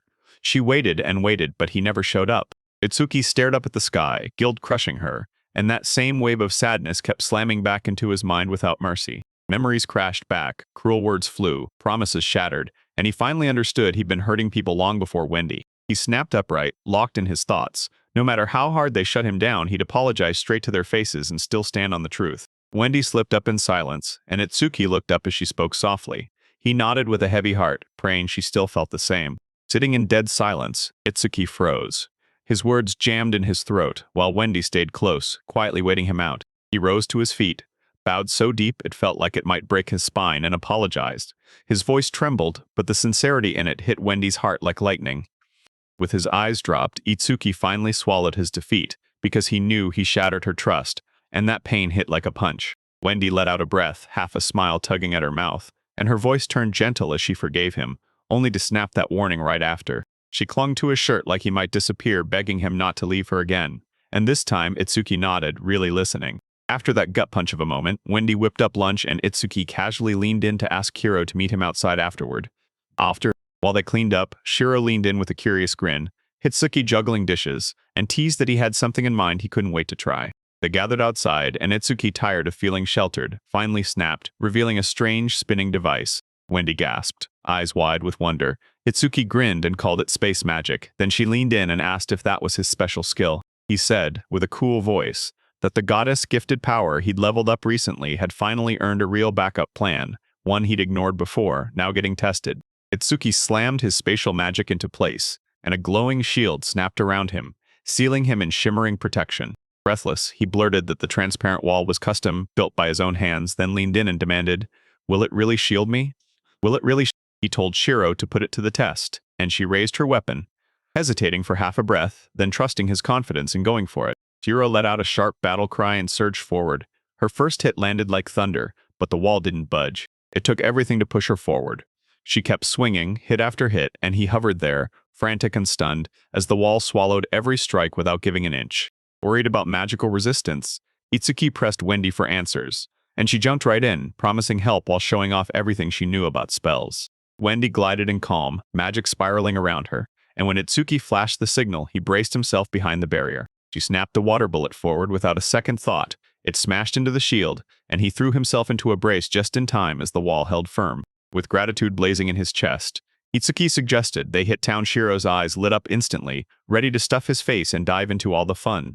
Suddenly, everything exploded into chaos. Sort and Aina tore through the forest after a beast, weapons out and primed for a fight. Aina slammed forward with deadly precision, her blade slicing through the beast in one smooth strike, and her stance never once faltered. Sort wiped the sweat from her brow and gasped for breath, while all around, the monster bodies lay motionless, as if they'd finally run out of the hunt. Later, huddled by the crackling fire, Sortie sipped steaming stew while Aina stirred the pot in quiet circles, her voice soft and steady. Sort leaned in and reassured Aina that simple meals were enough. Aina still hesitated, but finally confessed her fears about not measuring up to the people she admired. Aina blurted out her doubt, begging herself to do more, because if Renji ever judged her again, she'd feel completely unworthy. At the city's second wall, a young girl screamed at the top of her lungs, her voice blasting through the stone like she'd die before she gave up. The guards slammed in front of her and cut off her way. No matter how she begged, they stood their ground because orders had arrived to stop her from passing. Fists clenched and her voice shattered as she confessed. No coin, no bribe, just raw urgency, empty hands trembling with hope. Ranger barreled toward the checkpoint, tail flicking like a metronome, and pushed for entry even as the guard clearly hesitated. Reng suddenly growled over her shoulder, her razor-sharp instinct screaming that something was charging up behind her. A guard snapped his head around, but before he could even react, a sudden blur ripped across his vision. Then he just froze, silent and stunned. Before he could even blink, Reng whipped out a ferocious spinning kick and sent him flying back, still moving like nothing happened. She sprinted inside, slammed the gate shut behind her, and the other guard screamed as he blew his whistle. Reng burst through the town gates, yelling that she was going to help fast, before anyone else got hurt. Meanwhile, a living, potato-shaped creature bounced through the market, leaving locals totally baffled and snagging every curious stare. Itsuki stepped up to the bizarre creature as Wendy told him it was a moa, those hopping vegetable freaks. Itsuki's eyes went wide because here, even vegetables could move, unlike back home where only fish could actually get around. Shiro lunged at him out of nowhere, begging for food while he was already biting into the living vegetable like it was nothing. Shiro let out a hungry cry for meat, and Itsuki chuckled softly, promising her a big, filling feast. Wendy grinned at Itsuki's request and boldly promised to lead them straight to the town's best spot. They strolled side by side, Shiro darting along with a big happy skip behind them, while Wendy gently squeezed Itsuki's hand like she cared. Later, the three dug into a gigantic feast side by side, laughter exploding in the air while Shiro tore into the meat, grinning like it was the best thing ever. Meanwhile, far-off guards prowled beneath the moonlight, still zeroing in on that intruder who had slipped past them earlier. Reng sprinted across the rooftops under the moonlight, his frustration boiling as the guard hunted him relentlessly through the whole night. She rocketed into the sky, plowed straight through a wall, and slammed down beside a stunned man like a wrecking ball. Meanwhile, Shiro found herself boxed in by guards. She lifted her weapon high as they barked orders for her to freeze. Reng snatched Itsuki and used him as a hostage, snarling for everyone to freeze while she demanded safe passage. She begged Wendy to trust her, swearing she'd only need a little help, just enough to shield her friends. Wendy burst out in tears as Shiro froze, caught in the brutal tug-of-war between her master's command and the need to act. Itsuki, hurt and grinning, told Shiro to shield Wendy as guards closed in from behind. As everything shifted, Renji flashed a signal to Itsuki, then pointed her down the alley, urging her to run now. Itsuki lit up his space magic, pouring power into it as he and Renji bolted through the tight back streets to get away. A spell detonated right behind them, smashing the wall as the pair slipped into the deeper shadows and disappeared. A thunderous slam shattered the chase. Rang drove his fist into a guard and tore open a clear path ahead. Itsuki shot out an apology, and in the cramped corridor, confusion detonated as the soldiers spiraled into chaos. Without even a pause, Rang and Itsuki bolted side by side, surging ahead before the guards could close in on them again. From above, Wendy shouted down to Shiro, begging her to stay put and guard Itsuki with her life. Shiro gave a silent nod, sprang up into the moonlit sky, and swallowed her new mission whole. No fear, pure steel resolve. The hostesses beamed and waved the guests off, smiling so brightly that you couldn't even see the tense tension brewing behind the curtain. A fresh hostess swept them inside, her voice staying cool while curiosity burned underneath as she set their table. Renji's stomach dropped. She couldn't shake the feeling that Itsuki was making a terrible call by hiding in what looked, plain as day, like a brothel. Itsuki realized Rang had skipped a toll because she was out of money, and it totally blew up her already messy situation. While Renj insisted her friends were in danger, the hostess calmly pressed for her name and the whole story. Itsuki unfolded Sorte's letter and spilled the truth. Aina and Sorte got snatched by a pervert. The letter laid out disturbing abuse. And as Itsuki read every word, horror and furious rage slammed into him. Renja totally misread what the letter meant, but he still sprinted toward saving his friends, while Itsuki fought to stay calm and finally get the truth through. A hostess gasped when she suddenly clocked Itsuki, the Red Front's rumored master, and Rangshu snapped his head toward him, sharp as a blade. Rank suddenly lunged and tackled Itsuki, furious to the core, because she swore he tricked everyone and seized control the wrong way. Rumors tore through the air. People started calling Aina and Sort his slaves, so fear and suspicion snapped into the hearts of every adventurer. Months back at the Adventurers Guild, someone slipped up to Red Front in total silence and handed them a quest.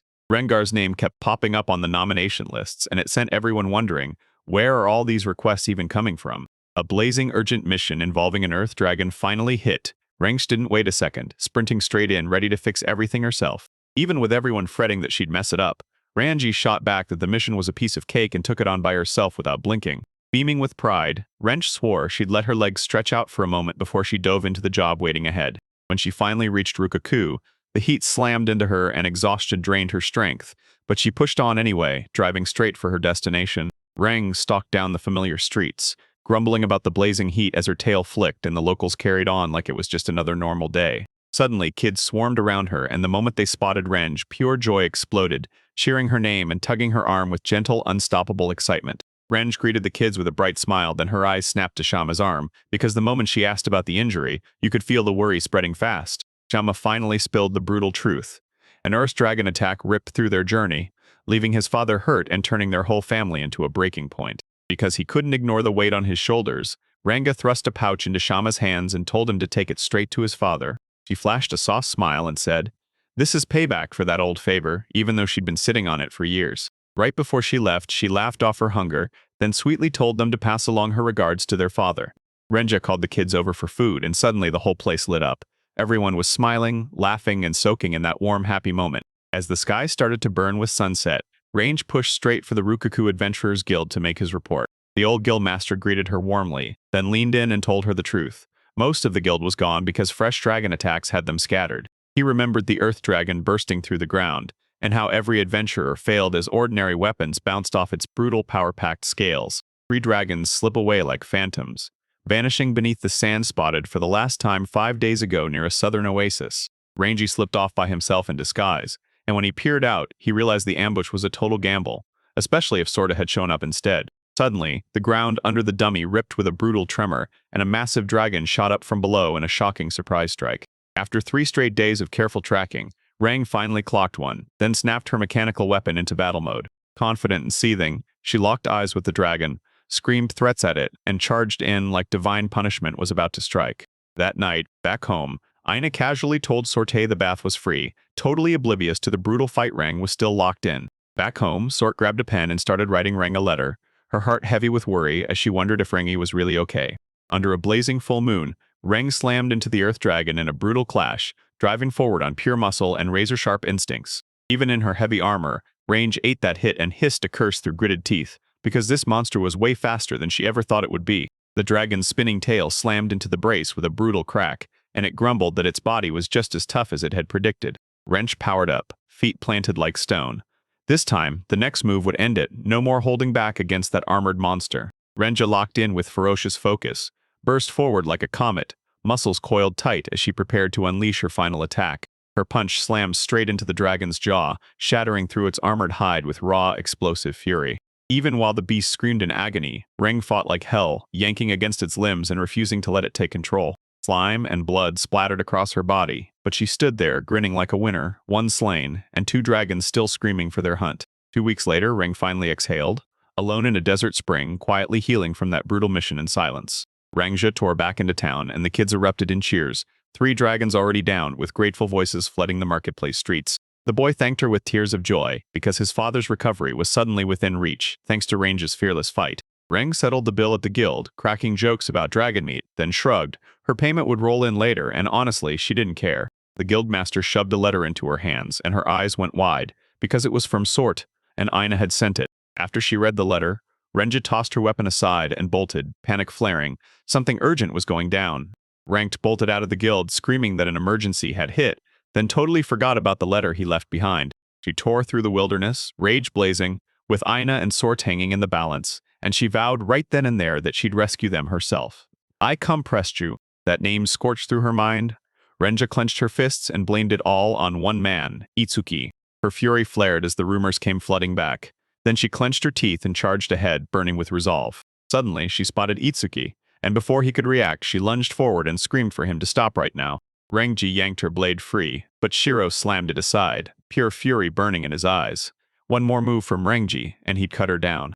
Itsuki blurted Shiro's name in stunned shock, and suddenly that confrontation took a sharp turn, way more personal, way more unexpected.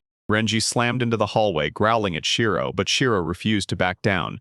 Tension choked the air between them. Steel crashed into steel. Shiro snapped her blade up to parry as Reng drove in with full force, slamming them into a brutal, locked stalemate. As the fight flared up, the bystanders went wide-eyed and gasped. Reng threw in even more force, barking at Shiro, while the crowd kept swelling behind them, totally unnoticed. A man lunged right between them, slamming the brakes on Shiro's strike while the rings narrowed and scowled, shocked that this stranger had just stepped in out of nowhere.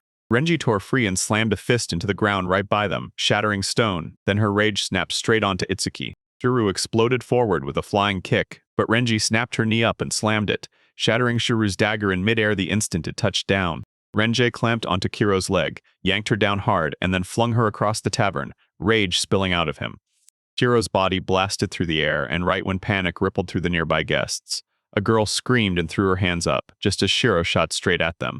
Shiro landed clumsily on the girl's back, and in one brutal second he froze her, and the crowd into stunned silence, like everyone just forgot how to breathe. Shiro launched back in to strike again, but Renja was already set. She taunted Shiro and snapped into a counterattack without missing a beat. Shiro hurled himself over Renja's swing at the last second, twisting midair as he lined up a lightning-fast counterattack. Both fighters froze in place, eyes locked, reading every move in each other's stance. Shiro lifted her arms in a sharp readiness, while Reng tightened up and braced for impact. Shiro rocketed forward, his leg snapping through the air to slam a crisp kick into Renja's side.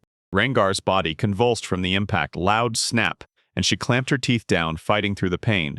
Renja got flung across the floor. Before either of them could even breathe, Itsuki slammed in and stopped everything cold. Shiro loomed over Renga's fallen body, claws lifted high, her eyes burning with murderous intent as she prepared to end the fight. Right before Shiro could land the strike, a hand clamped down hard on her wrist and yanked her away from the final blow at the very last second. Itsuki spilled Renja's real identity, and Shiro froze. Because suddenly it clicked, Reng wasn't the enemy at all, she was a misunderstood ally. Even though Reng was still barely standing, she managed to confirm everything. Then she swore she'd rescue her precious companions herself, and named Dane and Sorte like it was the answer to all their prayers. Renji, rage-filled and teary-eyed, swore she'd save them all by herself, no backing down, and Itsuki practically shoved Shiro out the door to run. Wounded yet unbreakable, Renja leaned in and whispered to herself about reaching Aina and Sorti, then tuned out the whole world around her. Sensing trouble in the air, Shiro spotted the movement and yanked her master back at once, just barely slipping out of the way as an object hurtled toward them. That thrown thing missed Itsuki by a breath, and Shiro's instincts yanked him out of the way, yet the danger still hung there, sharp in the air. Shiro snapped that she'd stand between them and any threat, then shoved Itsuki forward, telling her to run without a second thought or a single delay. Shiro surged ahead with fearless grit, and Itsuki started chanting magic, putting her faith in her own words and swearing she'd make it work no matter what. Ren just snapped her magic to life with pure fury, swearing Shiro wouldn't slip away. Then a deadly spell blazed to life under her feet. Crystalline spikes burst up out of the ground as Rang screamed, and his spell ripped outward. Razor sharp and blazing fast, Shiro snapped into action, darting past a storm of spikes while raising her shield to protect herself, and Itsuki sprinted after her in the distance. When Shiro hit the ground, her eyes went wide.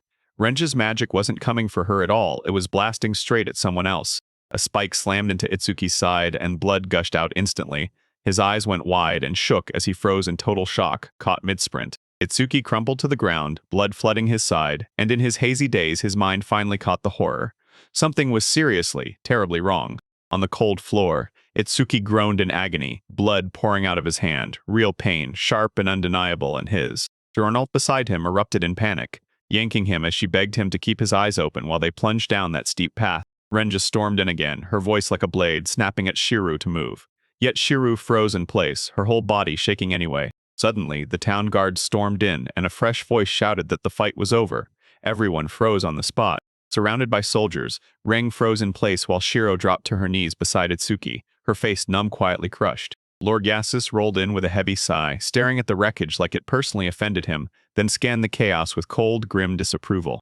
Wendy shoved past the guards, begging with shaking hands to reach Itsuki, and her raw desperation hit everyone like a spark. She slipped to his side, wrapped him in a tender embrace, and pleaded, no, begged for him to stay alive just a little longer. Itsuki cracked his eyes open weakly as tears spilled down his face, and Wendy blurted his name with a trembling voice, terrified for her master. Guards ringed Renge with spears held high, while Wendy clutched Itsuki to her chest, begging, shaking for him to stay alive. Shiro snapped his head back in silence, and as Wendy screamed for help, Renge's expression turned icy cold, focused, and ready to act. Yasus demanded medical help, and Wendy shot in to assist, slamming the potion onto the wound as Itsuki choked out a painful groan. A guard surged ahead and shouted, "Range, you're under arrest!" Spears snapped inward as she stood frozen in silence. Without warning, Renge slammed magic into the ground beneath her. Guard screamed, but she lifted her leg and aimed to smash straight through. Renge tore up the ground with quagmire, and the earth turned slick under their feet. Guards jolted, staggered, and sank hard, totally thrown off by the sudden trap. The guards freaked out, their legs sinking into the swampy muck, screaming as they jerked and twisted, unable to move or even stay upright. She stayed up high over the chaos, slammed down onto a solid top floor, and left the soldiers scrambling, trapped in her wake. Renge's eyes flared with pure madness.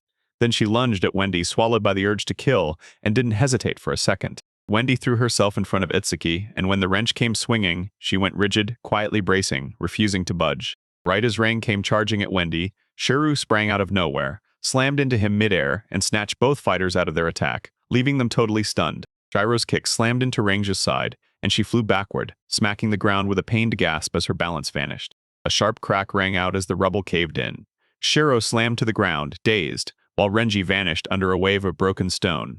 Shiro loomed over Renja, who lay knocked out under the wreckage, while smoke twisted into the air and the room fell into a deadly hush. Shiro just stood there, silent, as Renji got hauled into custody. Yasus barked the order, and the guards surged forward. Shiro stayed stone, calm, cutting through the noise to remind everyone that their wounded master, Itsuki, needed urgent help more than any thanks. Wendy shoved everyone to sprint him straight to the Adventurers Guild, because his potions were locked away there for emergencies. Renja crumpled, bruised to hell, then barked orders at the guards to drag Yasus to his mansion and keep her safe under his roof. Outside the Adventurers Guild, Yasus took one last intense look around, making sure everything was set to help treat Itsuki.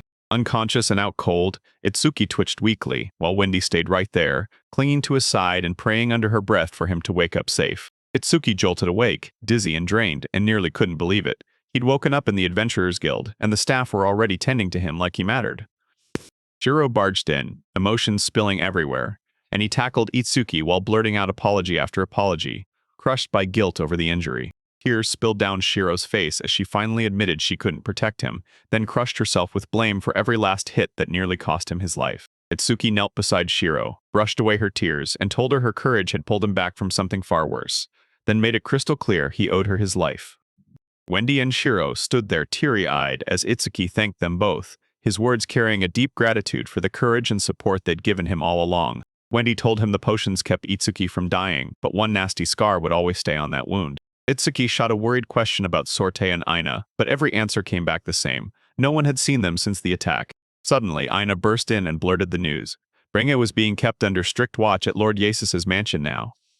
Aina clanked back in armor, having heard every word from Yasus, and when she faced Itsuki, her expression turned grim. She sank into a deep bow, apologized for the whole mess, and insisted this was the best lease she could possibly offer right now.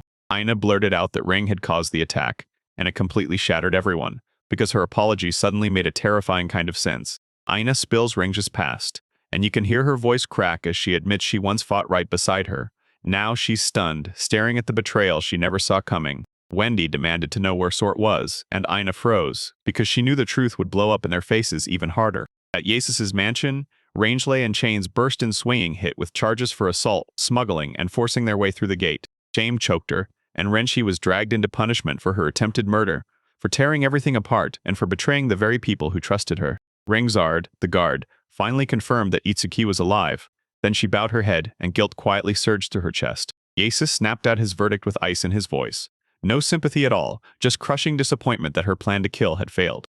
Renge fought tooth and nail against enchanted chains, but no matter how hard she strained, the monster-forged bonds wouldn't budge. Copper-forged restraints clamped down hard, snuffing both magic and might, and Yasus sealed them tight with anti-casting talismans. Ranks clenched her teeth as someone gasped for breath beside her, and pure desperation shoved her forward toward a purpose she couldn't yet see. Sort bolted in, stunned to find Renge tied up, shattered, and left in ruins. His mind just couldn't accept the brutal reality. Sort spotted Ren cowering under the roof, shaking in shame, and when she reached out, she felt the danger closing in behind her. Yasis loomed ice-cold by the door. Renja was pinned in restraints, and Sort snapped, screaming her protest at the top of her lungs. Rage seethed in Sort as she accused Yasis of cruelty, slamming him for trapping Renja up with no reason at all. But Yasis snapped back hard, accusing Sort, saying her reckless choices sparked the damage and put her master in real danger. Yasis pulled out the hidden letter, Sorte's handiwork, and that one move summoned Renge, kicking off the whole brutal conflict. Yasis coldly told Sort that her intentions meant zero, because in the eyes of justice, only the consequences count. He slammed Renja as a criminal, the fight injured one of his allies, and in the chaos, a key figure was seconds away from dying. Cornered by Sort, Yasis snapped at her again while guilt crashed over her, and Yasis, mid-accusation, got cut off when Ren blared, "Stop." She tore open with a roar of clanging chains, demanding to know why only Sort was forced to take the blame for Renji's crime. Renji erupted into a fierce confession, owning everything and swearing she acted alone to shield Aina and Sorte, with not an ounce of regret. An ounce of regret. Soren's crying finally died down, and Renge's voice cracked as she snapped that Soren was wrong. She couldn't shoulder it all by herself. Sorti finally admitted the truth. She and Aina weren't abused at all, and Renge had completely misread what was happening. Tears streamed down Sort's face as she blurted an apology, and Renge, totally stunned and scared, demanded, "Why are you suddenly saying sorry like that?" Lord Yas's face went grim as he said it straight. Sorti and Aina weren't being abused, they'd signed a slavery contract. But the truth finally surfaced. This guild had cheated a merchant, and Sort and Aina swallowed the punishment in brutal, silent defeat. Renge finally saw the truth. Sorte and Aina had been turned into slaves, but instead of fighting it, they chose it together, willingly. Yasis snapped that the letter didn't warn anyone at all. It was just those unfinished scraps of Lokak Guild, and that's why it looked so misleading. That letter didn't hit in time. The truth never fully surfaced, and the damage was already locked in. Sort was left reeling and couldn't even speak, because the truth crashed down on her, and the whole mess spiraled out of a misunderstanding she never meant to cause. Jealousy and fear swallowed her whole. She couldn't stand his presence, especially the way Aina smiled. Sora cherished the bright memories he shared with Itsuki and Aina, and even with that sting of resentment still burning, he pulled her in with a warm welcome. Itsuki forgave her on the spot, no hesitation at all, flowers in hand as he smiled like he understood, never once judging the feelings she'd carried. When he was around, rage melted into laughter. Slowly, guilt drained away, and her heart finally started to open up. But shame crashed back in. She remembered how she'd written that letter in secret, fueled by confusion, fear, and a twist of pride. Tears spilled as she confessed everything. She'd hurt Renge, put Itsuki in danger, and the moment she said it, she realized she'd been acting like a kid. Sort crumpled to her knees, choking on sobs as she fired out one frantic apology after another. I'm sorry," until the whole tense room went deathly quiet. She dropped to her knees and begged for mercy, admitting every mistake, promising she'd do anything just to get Renja's forgiveness and keep her safe. Renge's fury surged as he defended Sort. She shouted that branding him a slave trader could drag them into even worse danger. Renge confessed again, begged to take the punishment herself, and Yasis brushed off the letter, because all he wanted was the truth. With tears still on their faces, both finally apologized. Renja swallowed hard and admitted Sorte's sincerity, moved beyond words by her kindness. Then Lord Yasis, in total silence, rewarded them with a quiet round of applause. Yasis praised their unity as truly admirable, but the moment his voice shifted, it was clear. Law and consequence were still coming. So he thrust his hand up like a command, and even if tears poured, they wouldn't budge a single verdict, no exceptions. Yasis started laughing at Sorta. Her big-shot adventurer reputation suddenly meant nothing, because he was threatening to drag her into criminal slavery. Renji threw the accusation at Yasis, but Yasis brushed it off without a blink, saying the law, not his feelings, would decide what happened to them. Right then, the man everyone recognized stormed into the room, Hitsuki's apology slipping out in a soft whisper, yet every word hit like it meant something. He stepped forward with nerves of steel, told Yasis to listen, and flashed a smile that dared the world to call this fair. Yasis froze, stunned. Sorte's tear-soaked eyes lifted with fresh hope, and suddenly it all rested on what that man said. Itsuki shoved himself to his feet, shocking everyone, bleeding and bruised, yet still stepping forward with a calm he didn't feel, because that deeper worry was burning underneath. Sort froze, guilt crashing down on her like a wave. Then she saw Itsuki alive and her eyes flooded with tears. She couldn't even move, just managed broken whispers of apology. Sort dropped to her knees and spilled the whole truth, her voice shaking as she swore she'd shattered everything beyond saving. Itsuki softly brushed her head, and a warm smile spread across his face. Quiet, steady reassurance, the kind she never saw coming. He yanked her into his arms without a second thought. "Leave it all to me," he murmured, and then she broke down, sobbing at last. Rang cracked her eyes open one slow blink at a time. Cold air burned her skin, and the shackles clanked in the dark like they were warning her. Itsuki stormed in and demanded the Renja's restraints be cut off, only for Lord Yasus to slam her down with a cold refusal, declaring her a dangerous criminal on the spot. Itsuki tried to talk his way out of it, even offering to cover the damages, but Yasus shut him down cold and tossed the whole decision to the Lord. Still negotiating, Itsuki swore he'd deliver more gold, while Yasus teased him with a smirk, intrigued but clinging to doubt before he'd commit. Itsuki shot his voice up in a desperate plea straight to Yashu, but Yashu answered with ice-cold finality, shutting the door and sealing Ringo's fate. Aina stepped forward with iron resolve, took full responsibility, and pleaded with Lord Yasus to set Rangja and Sort free. Yasus shot coldly a ruthless question: would she become their criminal slave? And when Aina agreed, it wasn't submission, it was resolve, burning hot as she vowed to protect her friends. Sort barked a desperate plea, begging Aina not to go through with it, while Itsuki just stared in stunned disbelief at the steel in her resolve. Yasus, still a little shaken, set the record straight. Sorry wouldn't cut it. Justice had to come too, no matter how anyone felt. He laid it out plain. Lawbreakers don't get mercy. Justice has to hit because order has to stand tall even when it shatters hearts. Yasus shut it down hard. Law ruled everything, and he pushed Itsuki to toss out hope and fall in line. Itsuki hesitated, then finally admitted the law was unbreakable. But he wasn't done firing off his argument yet. He changed tactics, sliding in as a merchant and negotiator instead of a lord, and asked Yasus that way. Itsuki threw himself into the deal. His knowledge, his origins like the ultimate bargaining chip, and he reminded Yasus just how priceless outside insight could be. Itsuki spun around and offered an exchange. He teased alchemy's promise, and made it sound like a deal that went way past mercy. Itsuki flips the whole script, cold, calculated, and throws out a brutal deal, offering himself as collateral to smash that harsh ruling. Even after Yasus's warnings, Itsuki and Aina dug in and refused to back down. Then Itsuki threw down the gauntlet with a straight-up competition to settle it. Itsuki laid down the rules in plain, deadly clarity. If she won, Rang and Sorte would vanish from this mess, free to walk away unharmed. Yasus dropped a shocking twist. Turns out the final call wasn't even in his hands, and Itsuki learned the hard way that talking someone into it wasn't going to be enough. Yasus leaned in, eyes sharp with interest. He gave the proposal a green light, then warned them that one wrong move could wipe out everything. Itsuki swung in his final offer: lifelong servitude if they failed, and when he offered up himself like that, the whole room went silent with shock. Rang blurted out in pure disbelief, her body trapped and her breath stolen. She couldn't wrap her head around why he'd gamble it all for her. Itsuki's smile turned soft, and he let it slip how vital Renga was to Aina, while Sorte backed him up, daring anyone to question that decision. Family meant everything. In a flashback, Rangs clutched the memory of her frantic escape, and it hit her hard. She'd always been shielded. Tears poured down her cheeks as Rang finally got it. Guilt and shame crushed her, so she tore into herself, calling herself nothing but foolish. Jiro leaned in and quietly warned Itsuki Yasus's partner Jordan wasn't working, and now this fight could tip into something horribly one-sided. Even so, Itsuki flashed a confident smile. Shiro's calm trust only fanned the reckless fire in his heart. Pride tied Yasus to the deal, and he slammed his name on the challenge, because as a merchant, backing out would wreck his reputation forever. Yasus laid out the challenge rules. Same brutal format as before, pushing everyone into a high-stakes economic blitz where one wrong move could spell disaster. Itsuki had just 1 week to pull in 50 million nori, hit that target, and he'd seal the full victory. Yasus spelled out the rules.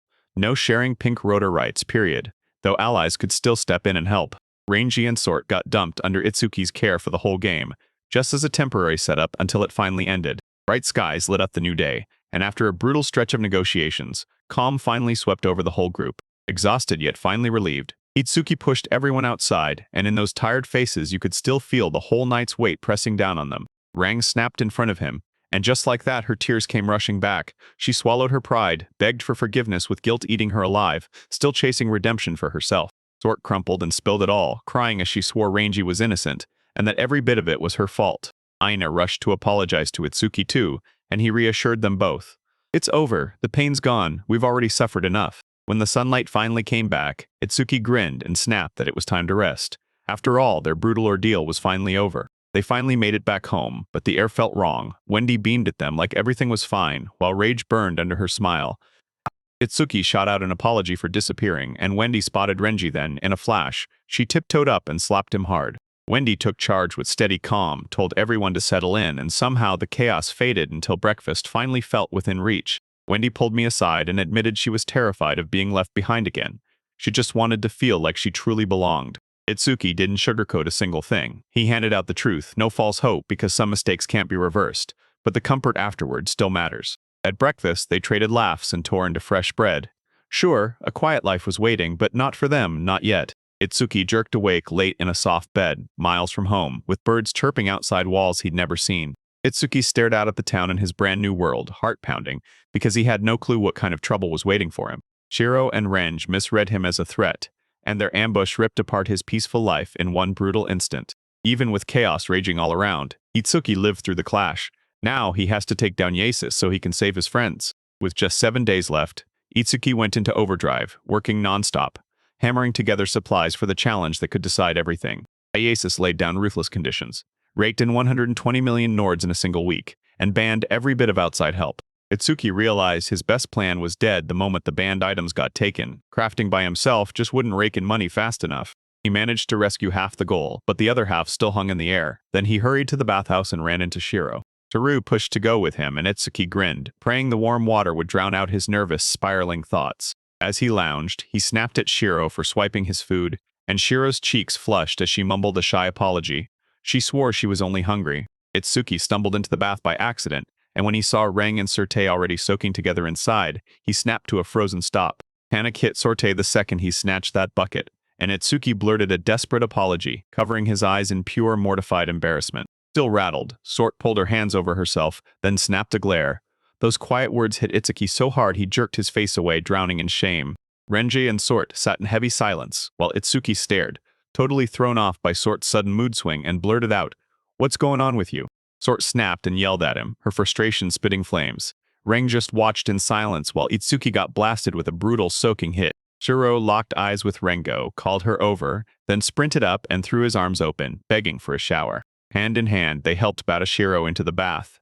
Steam curled up as Sort spoke calmly, and Renge quietly melted into ease from the inside out. Renji shattered the silence, demanding if Shiro was hurt, and Shiro flashed a smile, praising her strength without even a second of doubt.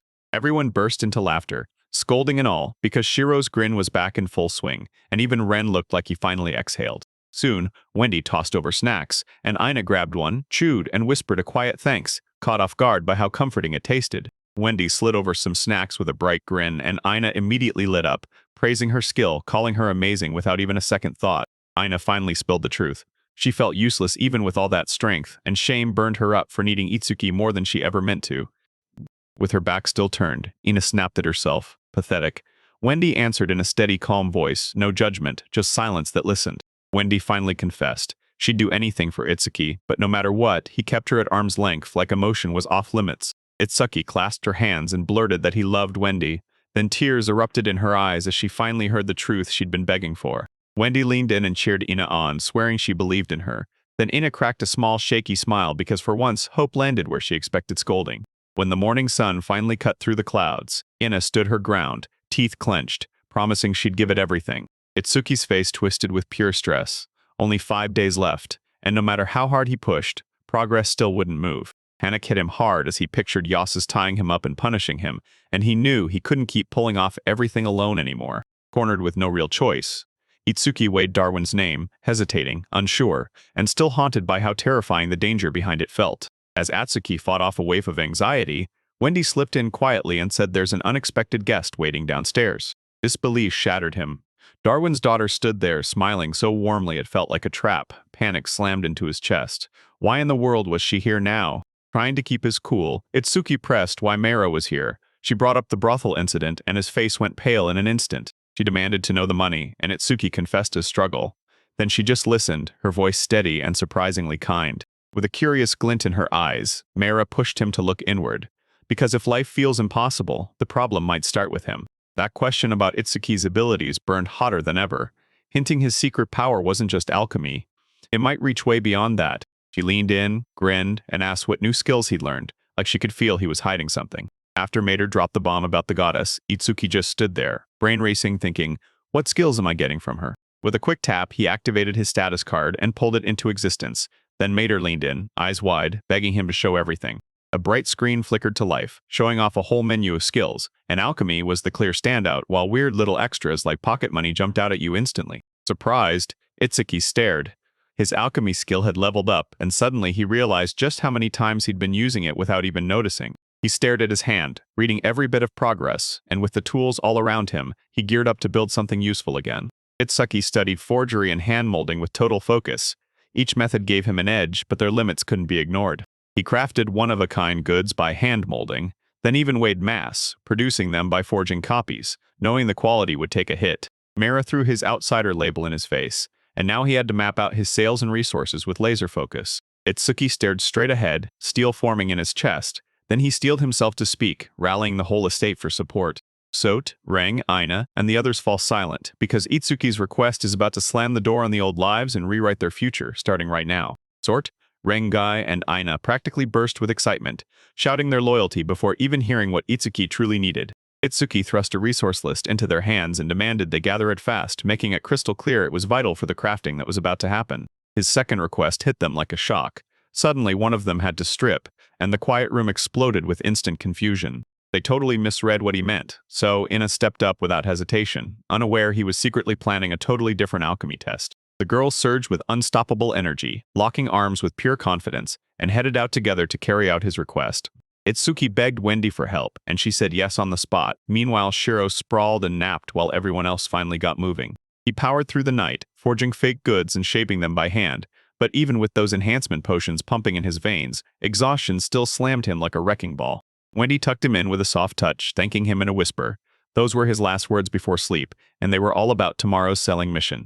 Itsuki stood tall and laid out their timeline, 4 days left, and everyone huddled up for the final, all-in push. The products were stacked and ready, and the whole crew slammed their fists together, fired up to sell every last item as one. Crowds packed the market square, and every curious adventurer and local couldn't stop staring at the brand-new shop that nobody could explain. Fueled by the buzz in the air, a group of girls stared from the shadows, and then decided to team up and go investigate together. When the crowd finally split, Renji, Aina, and Sort stepped into the spotlight, standing tall on the front display stage like they owned the moment. 3 girls strutted in dazzling outfits, stealing every eye in the shop and turning the whole place into a spotlight. Itsuki erupted with loud cheers, pushing their wares with pure adrenaline, and the crowd surged toward their booming stand like a wave. Wrench raved about how sturdy and comfy the gear felt, and Sort swore it came with real blessings. Boom, customers trusted them in no time. Aina gushed about how stunning and flexible it was, and everyone, adventurers and fashion junkies, couldn't stop staring. Excitement exploded. Everyone was obsessed with the exact items the girls wore, so Itsuki started throwing out discounts all to crank up the sales. Wendy and the crew kept every customer moving like clockwork, and the whole bustling marketplace roared with laughter and bright smiles. Backstage, Mater strode up to Itsuki with pure pride, because their plan was finally working, and with a grin, he let out a quiet breath of relief. It worked like a charm. Shiro and the crew threw all the eyes on them, and suddenly demand for women's gear skyrocketed. Mera hauled Itsuki back to the borrowed property, and he froze, clearly hating owing anyone, yet he swallowed his pride and took the chance anyway. Even though Itsuki hesitated, he still admitted Mira's support, and Mira saw past his clumsiness. She admired his honesty and couldn't help but find him interesting. With only 3 days left, Itsuki went full production mode, cranking out ideas, selling them, looping the grind because a brutal deadline was roaring toward him. Joy flooded them all at once. They hugged, cheered, and finally breathed out, knowing they'd smashed the goal and left everything on the line with proud smiles. Wendy's cheeks flared with gratitude, and Itsuki thanked her to the bone for crafting the outfits and accessories. At Yasus's mansion, Itsuki strode in with the full amount of the funds, proud as hell, buying Sorte and Rengus their freedom on the spot. Yasus confirmed the 120 million nar, and when Itsuki turned down dinner, his promise stayed solid and his focus stayed sharp. That night, everyone piled together to celebrate, clinking glasses as pure joy burst through the room, and Sort broke down with a sob overwhelmed by relief. Laughter ricocheted through the room as Itsuki chugged with wild satisfaction. Then the others erupted in cheers even as a couple shouted, "Don't overdo it." Renji tiptoed up to Itsuki, cheeks burning as he apologized for all the trouble he caused. And when Itsuki finally spoke, he just sat there quietly, carefully gripping his drink like it mattered. Under the moonlight, they grinned like everything had finally worked out. Everyone was safe, and that was all they needed. Gratitude carried the story to a quiet, peaceful end. Itsuki leaned out the window, sucked in a deep breath, and then used his mysterious forgery skill to whip up a brand new potion. After brewing a handful of vials, he grinned. His alchemy had finally hit 9, and that level up slammed an experience circle into motion. He shot a glance at the strange words hovering in midair, then froze, totally lost, staring up at the blue morning sky like it had answers. Back home, Shiro pointed out how the bills were climbing, and Itsuki just nodded. More mouths to feed meant way more strain to keep everyone comfortable. Wendy stepped in to help, but Itsuki shut her down, hard swearing, as the provider, that he'd take care of everything himself. Wendy's words hit him hard. She didn't chase riches at all, she just wanted to share happiness with Itsuki. Even with Itsuki cheering her on, she still hounded Reinrich for more jobs, desperate for extra cash to finally lighten the weight crushing them. Reinrich shot him a stern warning. She was proud of his progress, but she made it crystal clear, don't you dare slack off on your alchemy. Itsuki broke down how the new skill sprang to life, and as he crafted, the experience circle kicked in and shot his alchemy proficiency up with zero effort. Reinrich leaned in, hanging on every word. She warned him to keep the skill under wraps, because one slip could bring the wrong kind of attention crashing down on them. Reinrich snapped a warning one more time. Level 9 alchemists were rarer than gold, and the wrong people could snatch those skills for their own power. She handed him a potion job and 3 days to pull it off, and Itsuki lit up, cheerfully grabbing the responsibility without wasting a second. As he headed home, Itsuki replayed Reinrich's instructions in his mind, admitting her sharp insight and realizing how much he'd grown. When Itsuki thought back to his old job, pride flared in his chest. Alchemy life fit him way better than that cold corporate grind. Right then, a girl lunged at him with zero warning. He got slammed backward, stunned speechless by the sudden hit. Itsuki got knocked backward by that brutal collision, dizziness crashing over him as pain surged through his body. He groaned hard, totally stunned by the impact. As soon as he snapped his eyes open, he realized his face was jammed awkwardly into a stranger's thigh. A girl sprawled dazed on top of him, and when she blinked awake, she winced hard, rubbing her head like she couldn't remember what just happened. The girl called him Big Brother, and Itsuki's panic exploded as he blurted, "Please get off right now." She squirmed and snapped that he'd touched her, and the mess of their tangled positions only made things worse. People nearby stared with pure horror. Itsuki sat beside the fountain, frozen in shock, while the girl kept blurting apologies, swearing the mess was just gravity's fault. She greeted him with a warm smile and introduced herself as Orgel, and her fearless charm hit him like a truck, especially when she straight up guessed he was a drifter. Orgel casually dropped that her grandfather was the town's lord, and Itsuki nearly short-circuited trying to wrap his head around just how ridiculously rich she was. Panicked, Itsuki begged her to keep the incident quiet. She nodded along, then, still, called him a little scary. Orgel snagged herself a spot at his side. She brushed off his protests, then grinned and announced, loud and clear, "This is a date," while skipping along after him. Standing at the overlook, Itsuki and Orgel soaked in the view of a peaceful town that felt alive, buzzing with laughter and joy. Itsuki thought back to his old world, fewer smiles, more pressure in every breath, and even with its flaws, this new world still felt like a warm welcome. He didn't deny the grind that beat him down. He just lit up when he talked about people who laughed, stayed close, and made it feel like home. Orgel was struck by his words, so she thanked him in a quiet whisper, and when he finally bared his heart, her gaze melted into something warm. With a blazing smile, Orgel bolted away, and Itsuki snapped a warning again, "Don't you dare trip going downhill." Yasus rolled in by carriage, waved his escorts away, and stood there calm as a blade as he prepared to face the Lord. With a confident shout, Yasus was ushered straight into the Lord's grand estate to deliver his report face to face. Yasus laid out what happened with Ren. Each snow rules were broken, but the public's eye wouldn't let it slide, so he had to address it. He pushed for fairness, but with mercy too, dropping hints that Itsuki's something special and asking them to judge the moment with the exact right kind of nuance. The Lord finally agreed. And Itsuki was strange, sure, but you couldn't look away. With Yasus still tied to his past, everything suddenly made perfect sense. When someone asked, Orgel shrugged and said she'd already met Itsuki, and the moment she answered, her eyes sparked like she was genuinely intrigued. She lounged in her chair, smirked like she knew a secret, and admitted, "Maybe Itsuki really is my type after all." Orgel lounged like she owned the place, effortlessly showing she'd caught Itsuki's attention, and Yasus replied with quiet worry, plus a flash of stunned surprise. Yasus clocked Orgel's condition slipping fast. Her smile stayed on, but every cough screamed just how serious her health had become. Orgel finally admitted the political succession plan was crumbling, because while Hayato and the others fought to keep up, she reluctantly started handing over power. Yasus sat there, silently chewing on the thought. What if that drifter Itsuki actually pulled it off where everyone else had already failed? Yasus told her to hold back, brushed her hopes aside as way too soon, and left Orgel sitting there in stunned silence, wondering if he'd gotten the message wrong, or if he'd lost his nerve with his own tone. Yas quietly slips away. Leaving Orgel standing there, she watches him disappear, and doubts crash through her like heavy waves. Alone, an orange-haired girl stared out the window, quietly wishing the universe would grant her more time to roam the city. Outside, the laundry flapped and twirled in the gusts, and Wendy and Range hung the sheets up while they chatted low, letting the breeze carry their words. Strong winds whipped leaves into a wild swirl around them, and Rang leaned in to reassure Wendy helping with chores was never a problem. Rengo nodded and confirmed that Master had summoned Einen Sort, and right then he couldn't help but stare, overwhelmed by Wendy's stunning beauty. With Itsuki swamped, Wendy pushed for lunch. Renja nodded without hesitation, and the two of them swept inside for a meal. At the table, Shiro quietly dug in. Wendy asked softly, and Shiro leaned in and told her, "It's delicious." Seeing Renji hesitate, Wendy leaned in and asked gently.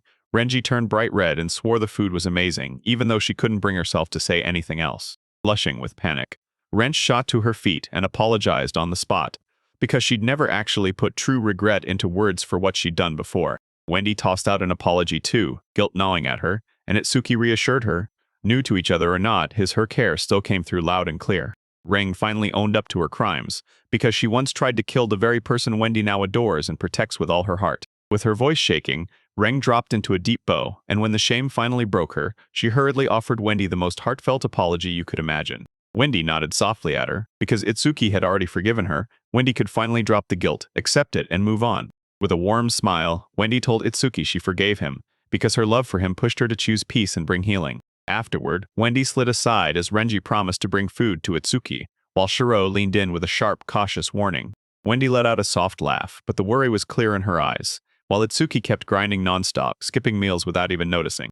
Her mind kept snagging on him, on that crushing fatigue and stubborn determination, and she longed to find some way to take even a little of that weight off him. Now she leaned in close and whispered to herself again. She'd fallen hard for her gentle master. Every confession, spoken or swallowed, made her chest clench, and she feared those feelings would never, ever make it to him. And it hit her. He treated everyone with real kindness, so she couldn't help but wonder if she was only standing out in her own head. Wendy leaned in toward Itsuki, chasing that old warmth, because ever since that silent night, he hadn't touched her again. I was tanned, jaw, longing burned in her chest. She craved certainty, real proof, anything to know for sure, and she reached out, praying he'd answer her with something honest. As he held Wendy close, she shut her eyes tight, begging her heart to finally feel real love, not the kind that gets erased and forgotten. Later she sat in silence and shame crashed down on her, because even though he cherished her like nothing else, she couldn't stop the doubt from creeping in. Shiro pulled her into a soft embrace, and Wendy's voice shook as she finally confessed the truth. Her heart was the one breaking. Shiro softly soothed Wendy's hurting heart, and Wendy confessed, barely above a whisper, that the pain was still there, tucked deep inside her. Meanwhile, Itsuki tore through ancient tomes, hunting the panacea's blueprint, but every page came up foggy, messy, and riddled with missing key instructions. He stumbled on a description of a miracle cure, one that could bring back what was lost, body, heart, and even the soul. In the blink of experience, a potion crystallized in his palm, light spiraling and twisting as it snapped to the exact command of his focused will. Itsuki stared at the results like they might burn his eyes. Yeah, the medicine worked, but the price could cut someone's life short. Renjie swooped in with Wendy's lunch, and Itsuki felt something off the instant he saw it. He thanked her, sure, but his thoughts slipped away. He fixed his gaze on the potion one more time, then wondered, if the others found out, would they fear him or come hunting for him? Itsuki grilled the potion about where it came from, and doubt hit him hard. Was he really meant for this, or had some divine force steered his hand? Gyro inched toward the door and peeked out, feeling the sharp tension hanging in the air around Itsuki, so he stayed perfectly silent, refusing to stir up any alarms. Wendy welcomed him with a bright smile, but he barely spoke, choosing silence like it was safer, while something heavier churned in his chest. Later, he shot Wendy a heartfelt thanks for the lunch, while Renjin Shiro stepped in with an offer to help, trying to smooth out the tension. Wendy wouldn't meet his eyes. She flashed a soft smile to hide her nerves, then pushed a cup of tea into his hands like it could cover up everything she couldn't say. Wendy dropped her gaze, and her silence hit harder than any speech, while Itsuki felt the quiet weight pressing inside her chest. They slipped back home in silence, and Itsuki immediately felt it. Something was off, like a tense storm gathering right under the surface. Aina and Sorte stumbled in, armor battered and torn, their exhausted faces screaming that danger had somehow gone way past anything they expected. A warm bath washed the pain away. Faces softened, sore muscles unwound, and their spirits climbed back from the brutal battlefield. Later, they sat side by side and spilled everything. The guild request had blown up in the worst way, and as they spoke, Itsuki went quiet, worry tightening fast in his chest. The guild's order was crystal clear: catch that escaped mutated Vorpal bunny, because the traitor who helped it slip out still has to be punished. The creature was no myth. It was a run-of-the-mill monster with a sharp brain and ruthless strategy, sending out some unknown signal that made wild beasts obey. Sorty spilled every detail about their loss, and that bunny shot ahead of them with zero effort. Then Atsuki started teasing her, and she swore up and down she'd get her revenge. With pure determination, they rebuilt the party, right on the spot. Rengar snapped back to Aina and Sorty, sharpening their odds as they raced after the trail. Right before they headed out, Itsuki waved goodbye. Then Shiro got drafted out of nowhere, and the whole crew finally marched out together, fully complete. Shiro strode up to Asor A, asking for a child companion. She was convinced teamwork mattered more than brute strength ever could. The whole crew bolted off for their mission, laughing about dinner, while Itsuki stayed back, eyes locked on them as they vanished with ruthless confidence. With everyone else gone, the house finally went dead quiet. Itsuki and Wendy locked eyes, realizing they'd be eating alone tonight. In the quiet, those old memories crashed back in, and it hit you hard how long it had been since you two were together. As Wendy slowly turned, tension slammed into the air, and Itsuki's unease spiked because they were dead alone together again. Dinner kicked off like everything was fine, but Itsuki couldn't keep it together. Wendy's stare turned the whole meal into something way too personal. That night, Itsuki stood there all alone, and the silence, plus the moonlight, turned Wendy into the one thing he couldn't stop feeling. Awkward memories came smashing back, and he told himself, loud and clear, he's not a teenager anymore, so it's time to act mature. Blushing and fired up, Itsuki marched inside, his heart hammering in his chest, yet he pushed through and answered like he owned the moment. Locked alone in the bath, Itsuki scrubbed herself raw over and over, chanting, "Do it properly this time." Itsuki, dressed with laser focus, rehearsed it all perfectly, then brushed and rinsed like a pro, finally loading up snacks to pump himself up. He stumbled up to her door, froze mid-reach, and fought the silence before finally lifting his trembling hand to knock. Doubts crawled in. Was Wendy really ready? His brain spun with imagined judgment and frantic, nervous chatter.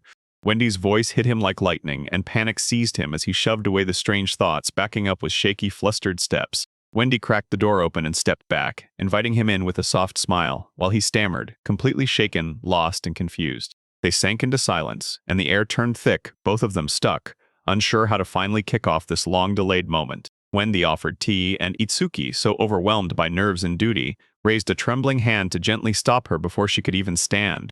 With a voice like steel, he called her name, and the conviction in his eyes hit harder than his earlier hesitation. He seized her hand, his voice shaking like it couldn't hold together, then blurted, "Tell me, can I still keep our promise?" She said nothing, just tightened her grip on his hand, her eyes turning soft as the answer finally landed, calm and quiet.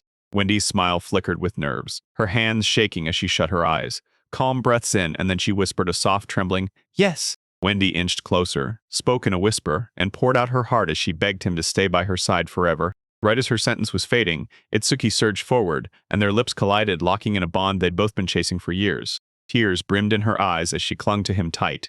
Then, finally, she whispered, "I love you." Itsuki stayed completely still as Wendy closed in, and the moon above them seemed to stare while the gap between them vanished. The curtain swayed softly while he pulled her close. She didn't fight back, and his warmth sent a shiver right through her. When Wendy's lips finally drew close, she froze mid-breath, her heart pounding, caught between sharp desire and crippling nerves, not knowing which one would win. Fingers gripped the fabric on instinct. No words, but this charged, intimate feeling sparked between them, cautious and held back, yet unmistakably shared. Itsuki whispered a soft apology, and Wendy, face blazing, breathing hard, said nothing, but her eyes stayed glued there even longer than before. Wendy slid her hand around his neck, whispering soft and warm, because she refused to let regret win. Clothes sat abandoned on the ground, the night stayed dead silent, and nobody outside knew what emotions were exploding inside. Wendy stood there without a shred of shame, and Itsuki, still seated and silent, watched her move, stunned into hesitant awe. She inched closer, eyes gentle as dawn, and Itsuki reached out the moment he felt her trust. No words, just warmth. They settled together, breath weaving in and out, and his hand hovered, then searched for her eyes when she nodded. She said everything without a sound, sure, steady, real. Under dim light, Wendy clung to him, her breath racing, emotions roaring, thoughts scattered, until all that warmth swallowed everything. They moved as one, shaken but not backing down, and in that silence, every unspoken fear and hope roared loud. Between gasps and the crush of closeness, their doubts vanished, and they clung tighter. Every movement whispering trust and raw, quiet vulnerability. Whispers snapped into names, and their bond kept tightening. No more frantic sparks, just a steady pull that bound them with something deeper than desire. She instinctively reached for his hand, and he held on gently, like he was steadying her through a full-body storm of emotion. The moon finally lost its glow as night rolled in, and a deep hush settled over the world outside their silent chamber. Morning broke in with sweet bird song, and warm sunlight poured through the curtains, turning that once shadowed room into pure gold. Itsuki stirred awake, eyelids dragging, and that lingering warmth from last night stayed close, real, steady, and damn comforting. He rose in silence, flicking one last look back. Something inside him had shifted, lighter in weight, harder in resolve. Wendy slept like a dream, her smile wide open, and not a single word got spoken, but somehow everything between them was crystal clear. Itsuki brushed her hair back, and a calm smile slipped onto her face, shining through sleepy, satisfied eyes. Wendy jolted awake at his voice, and with sleep still clinging to her, she cracked her eyes open and met his gaze with a soft, steady look. She greeted him with soft warmth and steady closeness, like they'd done it 100 times. No big words, no explanations, just a simple morning shared between them. Their lips met again, and this time it wasn't a rush. It was pure calm, like a fresh beginning getting quietly sealed in silence. Elsewhere, deep in the trees beyond the clearing, something shifted. Russell snapped to it, stirring the brush and watching in tense silence. Deeper in the forest, Sort tore through the trees, snapping after a sneaky rabbit that had stolen something, and fury drove every reckless leap. She snarled that this time was hers. Then the rabbit flipped midair, grinning like it owned the sky and mocking her. She shot forward for another strike, but it clanged off nothing. Then her tail snapped out, scraping the dirt as she crouched there, seething. Panting hard, she snarled, eyes blazing, refusing to blink, because being mocked once was enough, and not twice, not on her hunt. Suddenly, a guttural growl ripped through the air behind him. Sortie spun around and slammed into the sight of a towering beast, and there was no rabbit left in the story. The beast's limb slammed forward, and she barely clipped out of the way.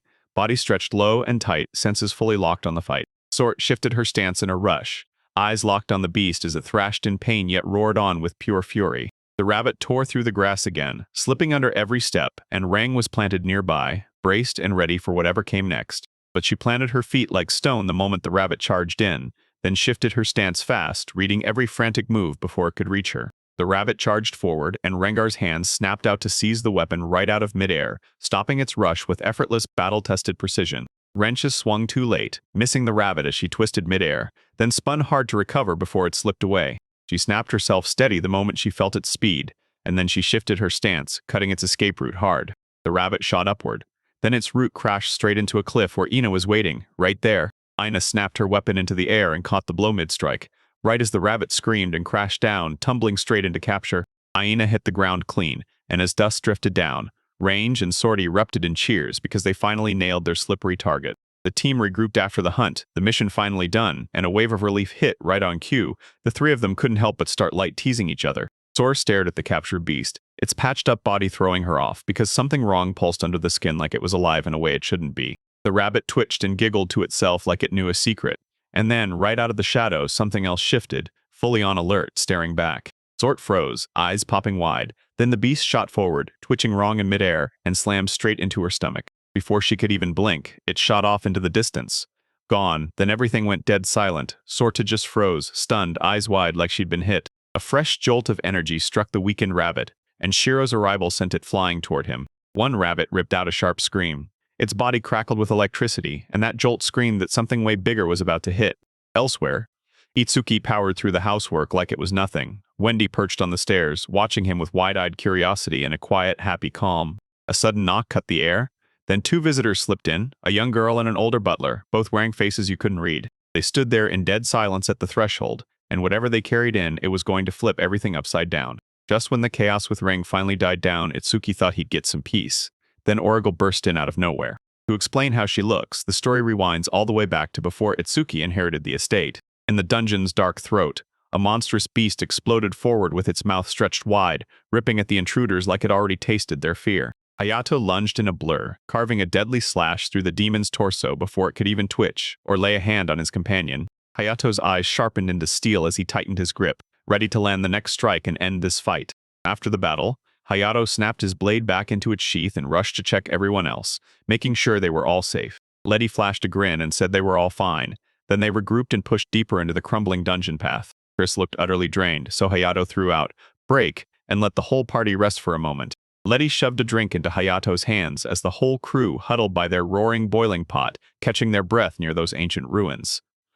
They pored over Oracle's worsening health, then realized the rare elixir was tucked away deep in the dungeon's very last chamber. Letty stared at the assassination attempt and felt it click.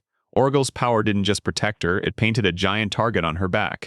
Hayato shot back calmly, understood the motive, but made it clear, those dirty tricks won't go unpunished, justice has to be served. As they walked, Letty suddenly brought up Itsuki, her voice trailing off as she wondered how Hayato's friend was holding up outside the dungeon. Hayato took a sip of tea, shrugged off the fact that he couldn't reach Itsuki, and swore he'd still bring the ore as thanks, right as he spoke. Letty confessed she didn't actually hate Itsuki, and Hayato immediately tormented her about the magic bag she'd gifted him. Letty got jumped out of nowhere when a hungry teammate mistook her cloak for food. She yanked up Letty's skirt in protest, snarling for real food, and she didn't care one bit what everyone else thought or what was decent. Emily and Chris snapped at them to shut it, because one loud shout could tip off the monsters. Chris steadied Hayato and promised everything was going to be okay, while Letty snapped at Mai again for acting reckless and crossing the line. Just like that, once their break ended, they regrouped and hit the road again, pushing deeper into the ancient dungeon halls. With heavy hearts, they announced their next mission: rescue the feudal Lord Origal, and that decision sparked a brand new chapter in their journey. Origal showed up with her butler, Soma, and demanded a sudden meeting with Itsuki, because this was urgent right now. The surprise hit him like a punch. Itsuki froze, scrambling to get his thoughts straight and answer her clearly. They settled in for tea. Itsuki blurted out an anxious apology, and Origal just burst out laughing, telling him to chill like it was nothing. She waved off her past troubles like they were nothing, and her carefree words ended up humiliating him without even meaning to, while Soma just stood there in silence behind them. Origal stepped back onto the stage and boldly reintroduced herself, laying out that she's a halfling with real maturity, while Soma, straight-faced and official, confirmed their identities again. Origal snapped about the estate, and Hitsuki fired back that he'd inherited it, then painted the picture of its huge, fully kitted interior. Totally hooked by the bath, Origal casually asked for access at some point, clearly craving those relaxing amenities. While they were talking, Origal suddenly burst into coughing fits. Soma's concern shot through the roof, and Itsuki just kept praising the estate's special bath like it could fix everything. Seeing her condition slide downhill, Itsuki quietly cornered Wendy and sent her off to grab something crucial to help Origal recover.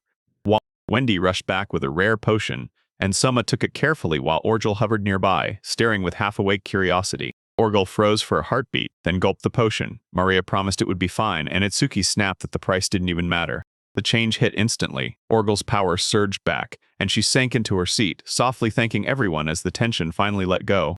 Relief washed over Itsuki as she pressed for the real reason behind her visit, steering the talk straight into serious territory. Origal laid out her real mission, digging into Rang from Redline, while dragging up past incidents they already knew all too well. She laid out her findings for official review, stitching them together from local testimonies, guard reports, and a formal write-up from Yashishu. Origal clocked the whole situation, weighed their past agreements and temperaments, and then laid out her impartial but sharp investigative method. She chose to let the whole incident slide, just this once, breaking her usual, ironclad rulebook of strict professional conduct. Because nobody could confirm what happened, Origal swallowed it and agreed to drop the whole thing. Then Itsuki lit up with heartfelt gratitude. Origal snapped his tone on a dime, jabbed a finger at Itsuki, and blasted him for constantly derailing everyone. She let loose, rattling off every problem she blamed on him, and Itsuki stumbled through a weak defense while the complaints kept crashing down. Soma kept it respectful, begged Atsuki to steer clear of any more disasters, for the sake of the Oracle, and bowed low with pure, heartfelt sincerity. Origo suddenly crumpled into another coughing fit, and Soma rushed in to steady her, only for her to shove him off, refusing help and insisting she was totally fine. With every word stuck in her throat, Origal apologized, then confessed she had to go, because her condition was getting worse fast. She got quietly escorted away in a carriage, and right by the gate Itsuki and Wendy scrubbed up, worry creeping higher with every second. Back inside, Itsuki cracked and admitted he was worried sick, still unsure how her health really was, and then Sorte popped in with a bright, cheerful greeting as they got home. The adventurer crew marched back in triumph, bragging they'd nailed the job, and every single member stood tall, battle-scarred, and proud from surviving a brutal mission. They handed Itsuki their prize, and even with a few small hiccups, they insisted the whole job went off without a hitch. Right as they were swapping stories, a rabbit suddenly erupted out of the bag, and everyone froze mid-sentence, completely blindsided. The rabbit went berserk, bouncing like crazy and yanking Wendy's skirt up, leaving Wendy and Itsuki both frozen in shocked disbelief. Flustered, Wendy snapped at Itsuki as she scrambled to cover herself. Then Itsuki stumbled in a mad dash, yanking out his arm to stop the rabbit from slipping away. Out of nowhere, a rabbit squirmed right into Wendy's skirt, and the whole moment instantly turned chaotic. Shiro snapped into action, racing to pull it back out. Later, Origal sprawled weakly in her mansion bed, her voice barely able to crawl out of her mouth. Two stewards huddled in hushed panic, watching her condition spiral. Origal had collapsed again, and her strength was slipping away fast. The old man nodded. Lord Hayato's elixir had failed, and despair crept across his face like a wave. They said only spiritual medicine could break her deadly curse. and now Origel's condition has sprinted straight into its most critical stage. Itsuki sank into silence, dread chewing at his heart, because the cure-all had failed, and Origel's suffering refused to stop. When Itsuki cracked open the box, a weird dagger stared back at him, and he couldn't help but pray it was the answer they needed. Itsuki splashed water on his face, stared at the stubble he couldn't stand, and started plotting a rotor trimmer to shave like a machine. He tugged his tie into place with fierce resolve, quietly bracing himself for whatever challenge was coming next. Origel swallowed a careful backwash from the maid, and her frail frame trembled with illness. She demanded her hair be styled right away, swearing she had to look spotless in case the perfect opportunity showed up out of nowhere. As she dressed, her maid suddenly leaned in and whispered to Origel that she'd been in love with Angel for real.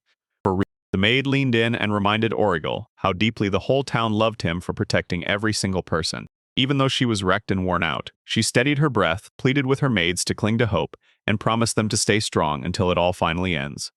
With her courage back in her chest, Origel finally confessed her fear, but swore she had to see her world's light again. She yanked the curtain aside, stared out at the world beyond, and quietly vowed this was her duty to the town she loved. Origel, fully ready, took the Alchemy Guild messenger by the arm and let Itsuki rush in with his urgent message. Itsuki knocked, fumbled out an apology with shaking nerves, and got hit with a clear warning: don't show up again unless you've got a proper appointment. Itsuki was ushered in and bowed deep on the spot. Then Origel, lounging like a king, tilted forward and demanded why he'd show up out of nowhere. Origel flashed a soft smile at his own humility, and when Itsuki apologized, she quickly urged him to stop clamming up.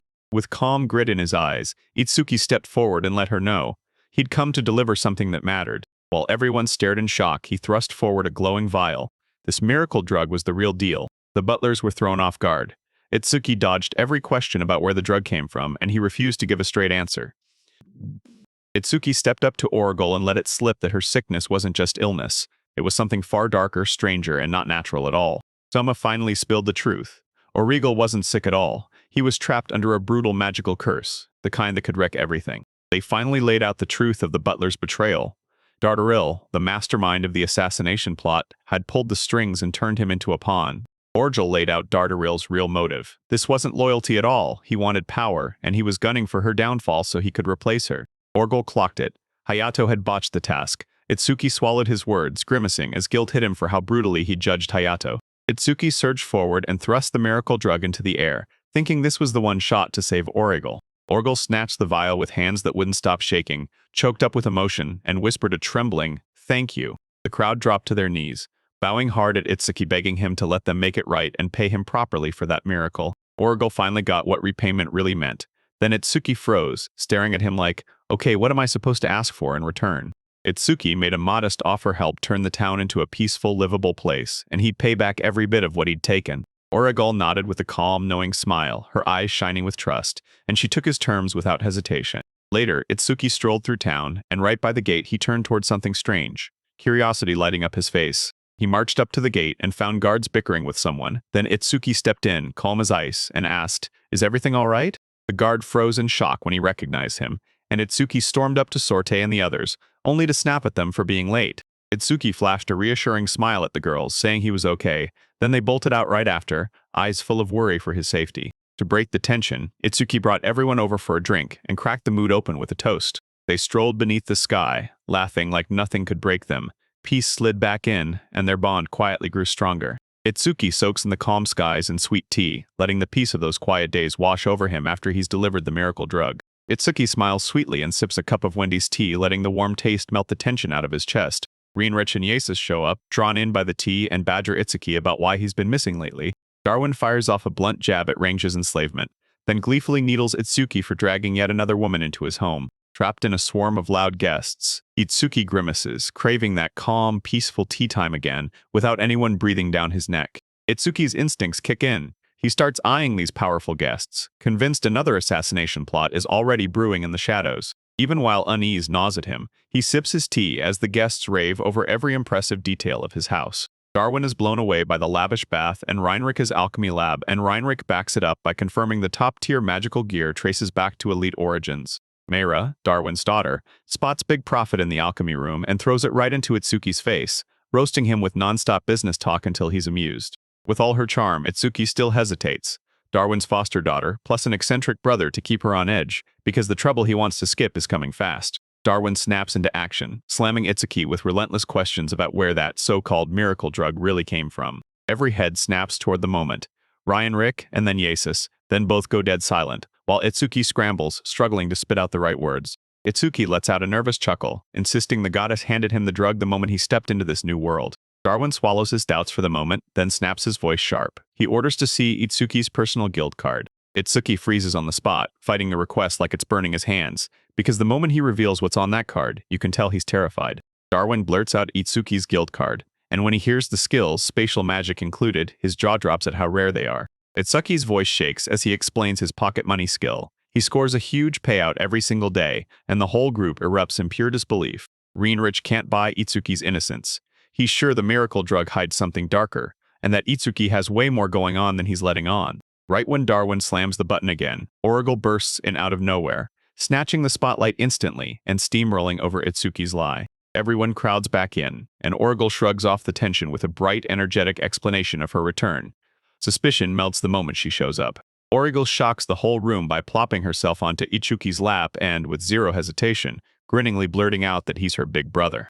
Itsuki nervously shuts down any closeness, but Origal won't let go, while Rinrich roars with laughter at her childish act, like she's still in kindergarten at 40-something. Origal leans in and admits she's a legal halfling, stuck eternally youthful thanks to elven lineage, while Mara just stares in silence, completely thrown off and confused. Origal pushes for them to bathe together, and Itsuki can't help but wonder, what promise is he talking about, because he swears he has no idea he ever agreed to it. Darwin cuts off the interrogation, tells everyone he'll celebrate privately later, but the way he keeps shooting nervous glances and taking teasing jabs says something's off. Origal thrusts her fist in the air, grinning like crazy. All right, we're heading straight to the bath. Itsuki keeps escorting Origal and Mara with a jittery nervousness, even as her bright, clingy cheer keeps grinning through her. Yet he can't shake the feeling that recovery still feels uncertain. Origal, totally carefree, strips down to the beat and sings with unshakable confidence as he sets himself up to sink into the relaxing bath. Itsuki stares in disbelief as Origal charges in completely naked, and his brain keeps screaming, wait, is she really in her 40s? Suddenly, Mira shows up in revealing lingerie, tosses out that she's joining like it's nothing, then Itsuki goes completely to pieces, panicked and red-faced. Itsuki sinks into the bath with both girls, absolutely swamped as this wildly intimate situation explodes around him. Origal praises the bath's quality, and Itsuki waves off the credit to Myra. She just smiles, quietly pleased. Origal spills the secrets of her past with the group, laughing as she reminisces about chasing Darwin and Yasus through chaos. She blurts out a sudden question, what about Wendy and the Red Line girls? And pushes for the real answer, who does Itsuki love most? Mira boldly cuts in, flat-out warning that she won't shrug off any talk about other women right in front of her. Trapped in the bath, Itsuki totally panics as both girls press him for a romantic choice right now. Origal and Mira camped out for the night, jawing non-stop beside Itsuki and keeping everyone from getting a single wink of sleep. Feeling drained and totally not in the mood, he slipped away quietly, and Wendy locked into a worried stare. Wendy sat there by herself, forcing a shaky smile and quietly convincing her heart that their presence was normal, even if it hurt like hell. She clenched her fists so hard her hands ached, fighting to swallow her real feelings as she kept insisting, over and over, that everything was totally fine. Itsuki marched back to ask for tea, sensing she was suddenly at ease, and offered her the perfect excuse to feel needed. Wendy brewed tea by herself, replaying her flustered moment, and quietly searing her own shame for how she reacted. Sort and Shiro clocked how distant she'd been and demanded to know what went down the night before. They claimed Wendy was jealous of the guests, but Itsuki shut it down fast. No romance, not a hint. Sort blurted out that he'd apologize anyway, but panic seized him as he scrambled, clueless what to say or do next. Desperate to set everything right, Itsuki bolted off, yelling that he'd apologize, so intense he startled everyone in the room. Ina closed in on Wendy, feeling the tension in the air, but Wendy dodged the worry with shaky half-hidden words and a stubborn pause. After a beat of deep silence, Ina snapped out of her thoughts and chose a bright, wildly unexpected way to handle it. She snatched Wendy's hands and pitched a shared bath out of nowhere, stunning her with a sudden wave of warmth. Wendy hesitated for a split second, then stepped forward anyway, totally thrown off by the sudden offer and Ina's weirdly warm vibe. As Ina scrubbed Wendy's back, she soothed her with gentle words, easing the storm in her chest without spilling a single extra thing. When he asked why they bathed together, Ina just grinned and said she'd help rinse him off. Ina leaned in, praised Wendy's beauty to the stars, and then apologized softly, telling her she'd be there to listen anytime her heart felt heavy. Wendy lit up with gratitude, felt Ina's sincerity hit her straight in the heart, and right in that warm moment, she finally let her guard down. Ina straight up admitted she couldn't do it all, and Wendy steadied her, pushing down her own feelings and calling them nothing but selfishness. Ina flashed a knowing smile, because she could feel it. Wendy's feelings ran way deeper, and the love she had for their master was real, strong, and overflowing. Wendy blurted out her true feelings for Itsuki, and Ina couldn't help but stare at how mysterious he really was. They both looked at him like he was a miracle, reliable, kind, warm, and neither one of them had ever seen that kind of goodness before. Ina finally admitted it. Her feelings didn't lean into romance at all. They burned with a fierce need to stand by him, back him up, and protect him. They could see how charming and kind Itsuki was, but they still agreed on one thing: he'd never, ever choose to hurt Wendy's feelings. Wendy stepped in and quietly offered to cook for Ina, completely touched by her support and the gentle way she understood. After that talk, Wendy and Ina broke into laughter, and the tension they'd been carrying vanished for good. That evening, Renjie and Sortie clocked Wendy's sudden glow, whispering to each other about how close she'd somehow gotten to Ina. Itsuki flopped on his bed, drained to the bone, still kicking himself for not apologizing to Wendy. Ina suddenly slammed on his door, demanding a second of his time so she could speak to him. Shocked by the late-night visit, Itsuki sprang to his feet, still clueless why Ina had come to him so suddenly. Wendy and Ina burst onto the scene in nightwear, totally blindsiding Itsuki and leaving him utterly speechless. Ina demanded they settle their fight in a very personal way, while Wendy fumbled awkwardly, trying to brush it off. Wendy tried to slip away, mortified, but Ina pushed them to make peace face to face while she watched like it was her favorite show. Ina later stormed back, flustered and burning with shame, leaving Sortie completely baffled about what the heck just happened. Itsuki and the gang jolt awake super early. Sortie is calling everyone to the mansion's main hall, and it's clearly urgent. With a roar that shuts the room down, Sortie declares a crisis, then blasts the household's public morals as utterly collapsed and demands they fix it right now. Itsuki's left totally baffled by her sudden concern, because this wild moral crusade showed up out of nowhere, and she has zero clue what sparked it today. Sort snaps with rage, convinced Ina caught something indecent. Then she points the finger at Itsuki and charges in, no second thoughts. Sort rolled in like a moral officer, laid down brand new rules, and declared herself the wolf, not the dog of righteousness. Itsuki clamps down on his feelings and pulls Wendy into a tight embrace, refusing to back down on his attraction even as Sortie fights him tooth and nail. Sort's rage erupts, she bolts to escape, but Rang slams the brakes and stops her from running. Later, Itsuki takes a calm sip and tries to tune out the chaos while Wendy reels over everything that just happened. Wendy clocks that Sortie's fury is all about what happened last night, then pushes forward to apologize. Itsuki regrets every harsh word, then softly raps on Sortie's door, praying he can smooth things over. Men snorts angrily and denies anyone's even here, but Itsuki cuts in softly, apologizing for going too far yesterday. Blushing with panic, Sort demands real sincerity, and Itsuki rushes in with yet another apology, while Renji suddenly shows up to make sure Ina's okay. The instant Ina panics hears slave, she flips into full retreat mode, then bolts down the hallway without looking back. Sort breaks down and hurls the blame at Itsuki, calling him trash because his reckless feelings just wrecked Ina. Even with tears streaking down her face, Sort barks at him to apologize the right way, her tough voice trembling with the worry she won't let show. Renji beams at Itsuki with warmth and tells her she's got a big personal request and it can't wait. She admits her body aches because soft beds have spoiled her and these hard floors are killing her.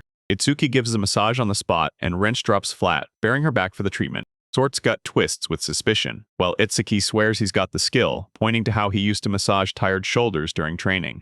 Renji's cheeks flare red under that relentless pressure. Then her Suki's massage shoots straight into way too much stimulation. Renji blurts out a helpless moan, getting wrecked by the massage, while Itsuki swears up and down it's totally therapeutic and completely harmless. When Sort hesitates, Itsuki steps in and lifts her with total confidence, yelling that she doesn't have to hold back anymore. Soseki roared through the protests, but Itsuki jumped right into the massage anyway, hunting down every last bit of stubborn muscle tension.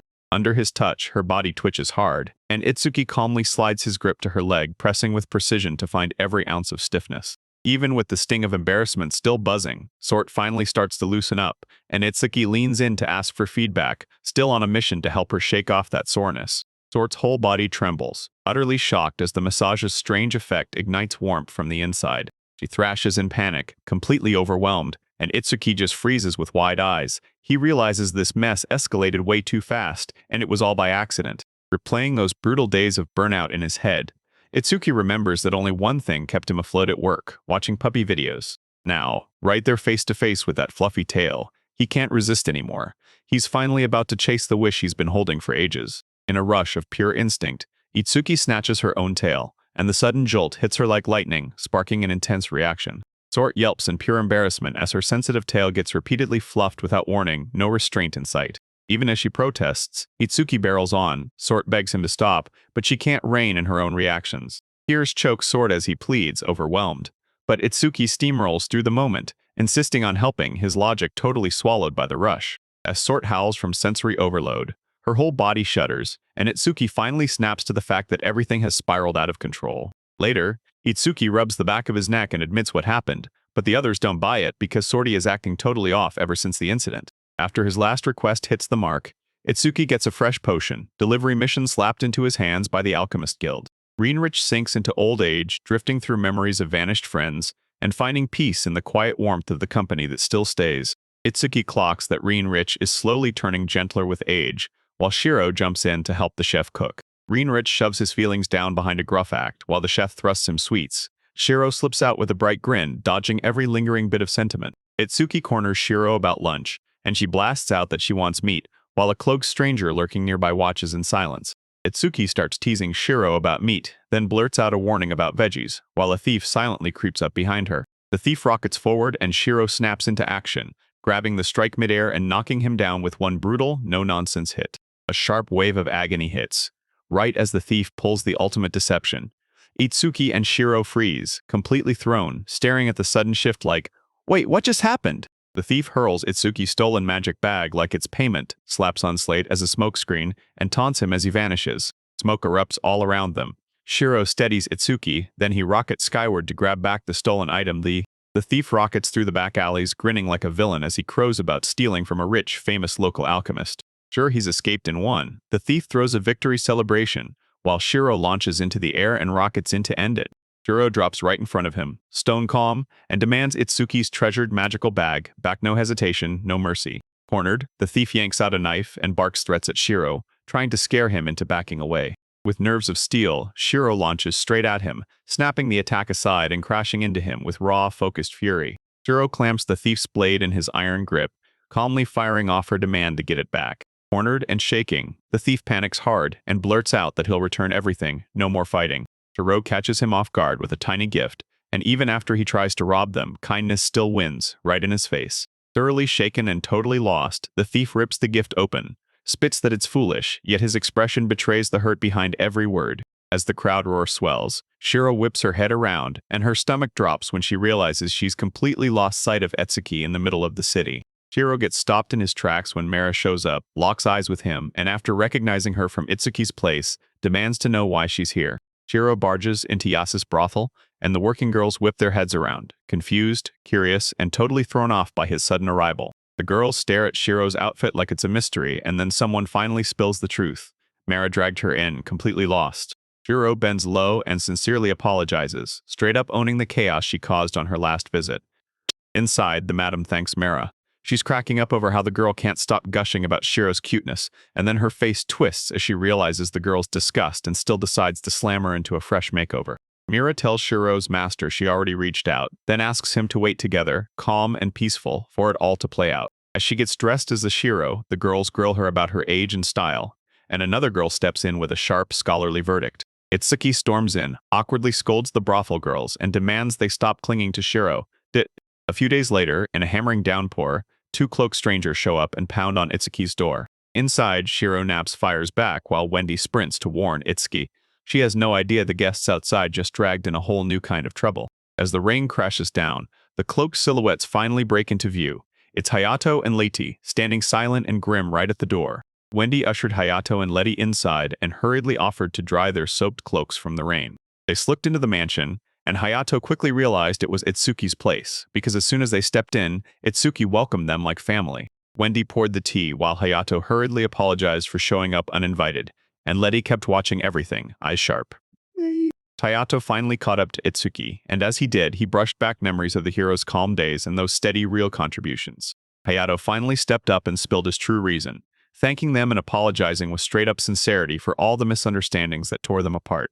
Leti finally spilled the truth. Our real mission was to snag the dungeon elixir, and the Lord's sudden illness lit the fuse. Hayato finally swallowed his pride and admitted they'd failed, then realized just how much weight that elixir had been dragging down on Itsuki all along.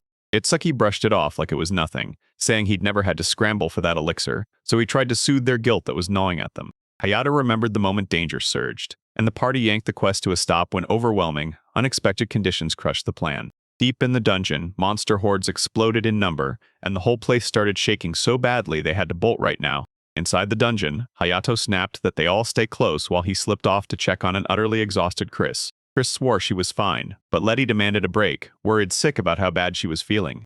Hayato finally nodded and agreed to rest, while Chris choked out a quiet apology, buried in guilt and utterly drained. While everyone else rummaged for supplies, Chris sat alone, staring into the storm pressure mounting as he knew the resources were running out fast. Haunted by the abuse she'd lived through, Chris clutched those brutal words and sank under a wave of uselessness that swallowed her whole. Letty called out to Chris in a gentle voice, but even after he heard her, her words couldn't drown out the self-doubt screaming in his head. Chris stood there, trembling, and managed a faint reply.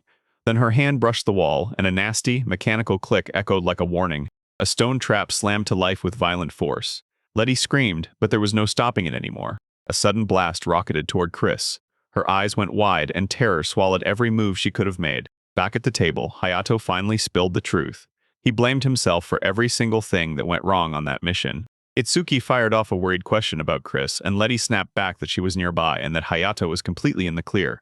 After all, Itsuki had been stuck in the hospital for over a year and a half. Hayato told Chris that she lost her right eye, and even the finest potions couldn't knit back something that delicate. Hayato's mind snapped into focus. He planned to snag the elixir at a secret capital auction to make sure he could help. Itsuki finally clocked it. Hayato wasn't asking for help by accident. He wanted to rescue Chris himself because she's the kind of person who means the world to him. Once the rain finally stopped, Hayato and Letty slipped away together, quietly clinging to a spark of hope that had just been reignited. Even though Itsuki was lower in rank, he still stepped up with real emotional support, then turned around and guided the older life with calm, steady wisdom. Hayato smiled with real relief. Itsuki's sincerity hitting him hard, so he proposed they hit the auction together. Shocked, Itsuki realized he'd never actually left town. At first he hesitated, but then he forced himself to stay open-minded. A call was made. 3 days from now, they'd hit the road as soon as the last bit of travel prep was done. Itsuki bet that Wendy and Shiro would show up with them, and the moment they did, their road to the capital finally kicked off. Letty snapped her fingers and cut Hayato off mid-hesitation. She had something burning in her heart, but the words just wouldn't come. Flustered, Letty clammed up and refused to spill a word, while Itsuki teased her, clocking that there was something more going on, some romantic tension she wasn't ready to admit. Itsuki teased at Letty's feelings, then Hayato went stone, silent, while Letty's cheeks burned, caught in the misunderstanding. Letty snapped at them both for being painfully insensitive, calling out how they clearly made her squirm with those personal questions about affection. Meanwhile, her teammate clocked Chris skipping meals again, and when worry hit, she gently called out to see if she was really okay. Chris sat alone in brutal silence, knees pulled tight to his chest, writhing under pain, choking on shame, and sinking fast into despair. He slipped in quietly with his eyes on the floor, and when Emily paused her reading, she instantly clocked that something was off about the way he was acting. Chris hadn't eaten a bite, and Emily clung to him hard. She could feel the sadness crushing more than that injury ever did. Hayato and Letty barreled back, stunned by what they saw. Emily stayed cool as she told them Chris just wasn't doing well. Emily spoke up, nerves shaking her voice. Hayato instantly got the point, stepped forward, and volunteered to personally check on Chris. Hayato crept up to the door in silence, forcing his heart to steel itself before he faced Chris's quiet, crushing struggle. Hayato stood outside Chris's door, firing off heartfelt apologies, while guilt surged silently in his chest. Chris sat curled up inside, whispering apologies into empty air, his loneliness and regret swallowing him whole. Next morning, the whole crew huddled around the table in tense silence, praying Chris would recover and that peace would finally settle in. Letty threw out a plan. Hayato froze for a second, and Emily stayed silent, yet her face clearly said, "I'm in, but keep it smart." Letty brought Itsuki up again, reminding them of his offer to help whenever they needed it, and Hayato finally took that possibility seriously. Emily leaned in and told Hayato to stop trying to carry everything by himself. Then he finally caved and agreed to ask Itsuki for help. Itsuki snapped into action with pure kindness, inviting everyone to his house right away and promising full support. No hesitation, no second thoughts. Itsuki laid out everything for Wendy, and she lit up instantly. Warm smile, zero doubts, ready to jump in and help right away. Wendy nodded with a soft, reassuring smile, stepping in ready to help however she could. That night, the whole crew rolled up to Itsuki's place, got welcomed with open arms, and thanked everyone for the support like it meant the world. Side by side, they faced Ichiki and poured out their plea for real help, straight from the heart, while Chris stayed locked up, silent, and still emotionally worlds away. Wendy picked up on Chris's unease and gave her a soft, knowing look, while Itsuki clocked the tangled emotions in silence. Emily and Wendy weren't strangers to trouble, and Emily didn't mess around. She warned Itsuki with pure seriousness, because Wendy's feelings weren't something you could ignore. Over dinner, Itsuki laid out their travel plans, and the whole group loosened up, soaking in his warm hospitality together. As I tore through every bite like it was pure treasure, Letty blushed in silence, totally stunned by just how insanely delicious the food was. Itsuki offered him a bath, and he hesitated for a second, but the girls lit up, totally drawn in by his bold confidence. Itsuki bragged proudly about the bath's roots. He made it to look just like the one from Mira's homeland. Me dragged Letty along, buzzing with excitement. Emily jumped in and backed me up, and under all that pressure Letty finally caved, cheeks burning but still willing. Wendy gently tugged Chris aside, while Itsuki kept needling Hayato to join, until every single person in the room snapped their heads his way with furious scolding glares. Chris quietly stacked and prepped the towels, waving off praise with a cold smile, still distant as ever, but determined to pull her weight. Chris spoke softly and admitted the food was amazing, and that tiny moment of gratitude still cut through her quiet, delicate mood. Wendy perked up at Chris's cooking, and Chris, shocked and unsure, hesitated, not sure he should accept the sudden praise. Chris finally blurted out her real feelings, then decided she'd ditch Hayato's party for good. Thinking her injury had slowed them, Chris felt sick with shame for dragging everyone down just when the crucial quest mattered most. With emotion bursting through him, Chris blurted out, certain she didn't belong in the group anymore. Wendy straight up asked Chris, was she truly leaving because her heart wanted it, or because fear was driving her? Chris trembled as the battle inside him raged, and then Letty slipped in without a sound, calling his name with steady, quiet strength and real concern. Everyone reassured Chris, without her, they'd be in trouble, because her presence, especially her meals, mattered way more than anyone truly understood. Hayato spoke from the heart, and Chris had helped them so many times that he couldn't bear to let her go. Later, Itsuki pulled Wendy aside and thanked her in private. Wendy just smirked, quietly proud because she knew her words had finally landed with Chris. Letty carefully helps Chris get cleaned up, and she keeps reminding her to lean on others more as she heals. Chris flinches as the water bites, but Letty steadies her fast, moving gently and with perfect care. Letty softly asks for a bite of Chris's soup, and Chris answers with a warm, heartfelt thanks. Chris flashes a warm smile, soaking in the praise for her cooking, and then agrees to Letty's request without the slightest pause. With others right beside them, they sink into the steaming bath and melt into pure warmth. So calm, so quiet, it feels like pure joy. Itsuki proudly unveils enchanted rings that shield you from danger, boost your resistance, and crank up your magic power. He tells them their power feeds off closeness. Once two people bond, the tighter their emotional connection gets, the stronger they become. Hayato can't stop staring at the craftsmanship, stunned by its raw power, while Itsuki smirks and throws out a teasing hint about wedding symbolism.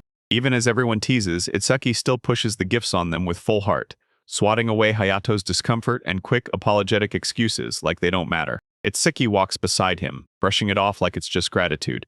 Yet there's a deeper truth simmering under every word. Sort storms in, furious and loud, grabbing Itsuki by surprise and demanding answers with pure, shaking emotion. Itsuki calmly asks why she's blushing, and then she braces herself as her chaotic flood of complaints comes crashing down. The girls crowd in, faces wild with panic over the sudden news. Sort shoves in right behind them, begging, "Let me go too." She charges at Hayato, fury blazing, screaming that there's no way they can get ready on such short notice. Tempers ignited, Sort snapped at Itsuki, calling out the selfishness, and then right after that he demanded to know who Hayato really was. Hayato steps up and introduces himself with full formality, then drops the bombshell: he's the Dragon Slayer hero. The Red Line members come at Hayato with big smiles, introducing themselves as they spar for his attention and try to win his respect with playful teasing. They cheer Hayato's wins, but Sorte can't help but tease him for those sudden plans and for never giving anyone a heads up.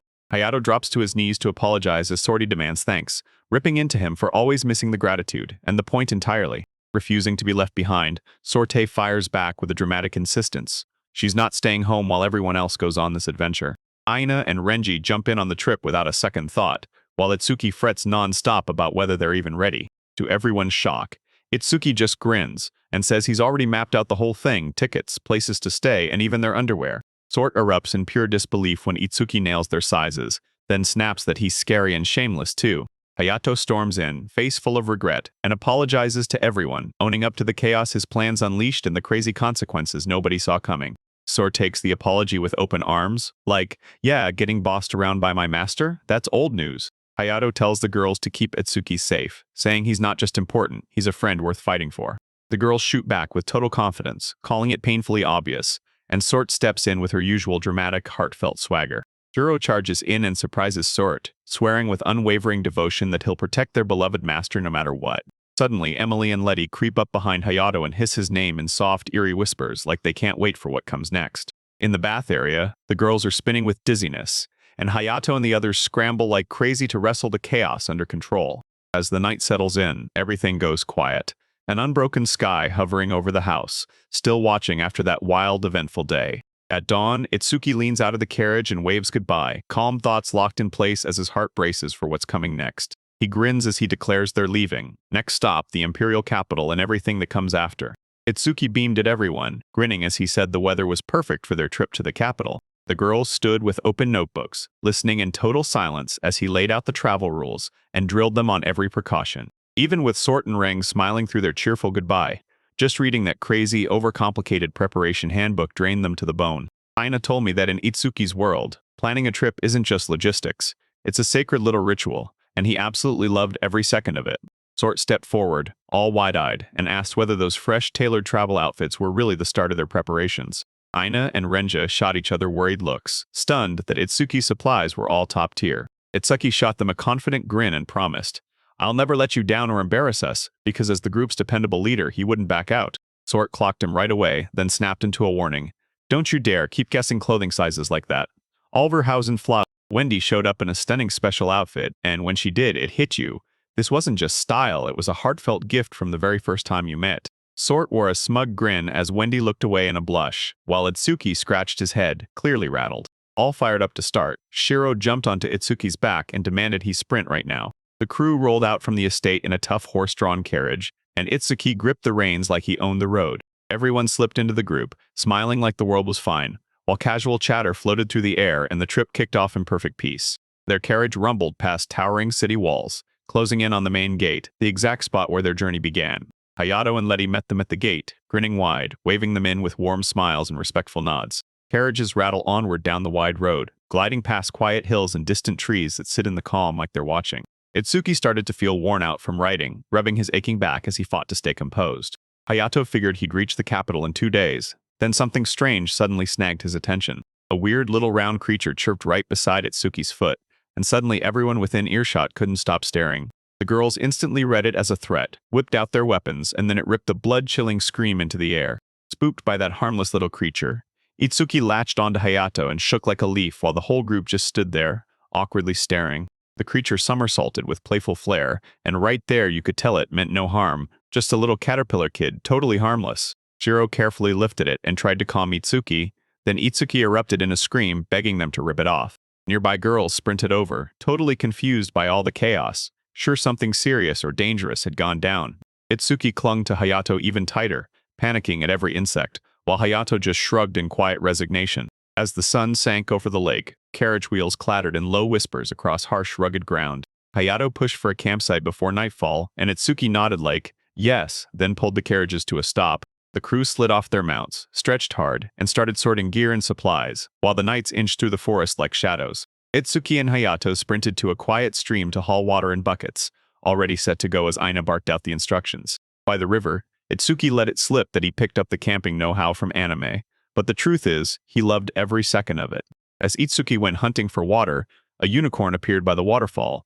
He froze mid-step, stared in total awe, and couldn't believe his eyes. The unicorn jerked its head and flashed a horrifying face, wiggling in a creepy rhythm, and Hayato froze in silence as Itsuki spiraled into panic. Hayato casually painted a terrifying horse moth in vivid detail, and Itsuki snapped, panicking, begging him to stop right now. They noticed the unicorn stood tall and stared them down, and both of them backed up slowly, buckets still brimming.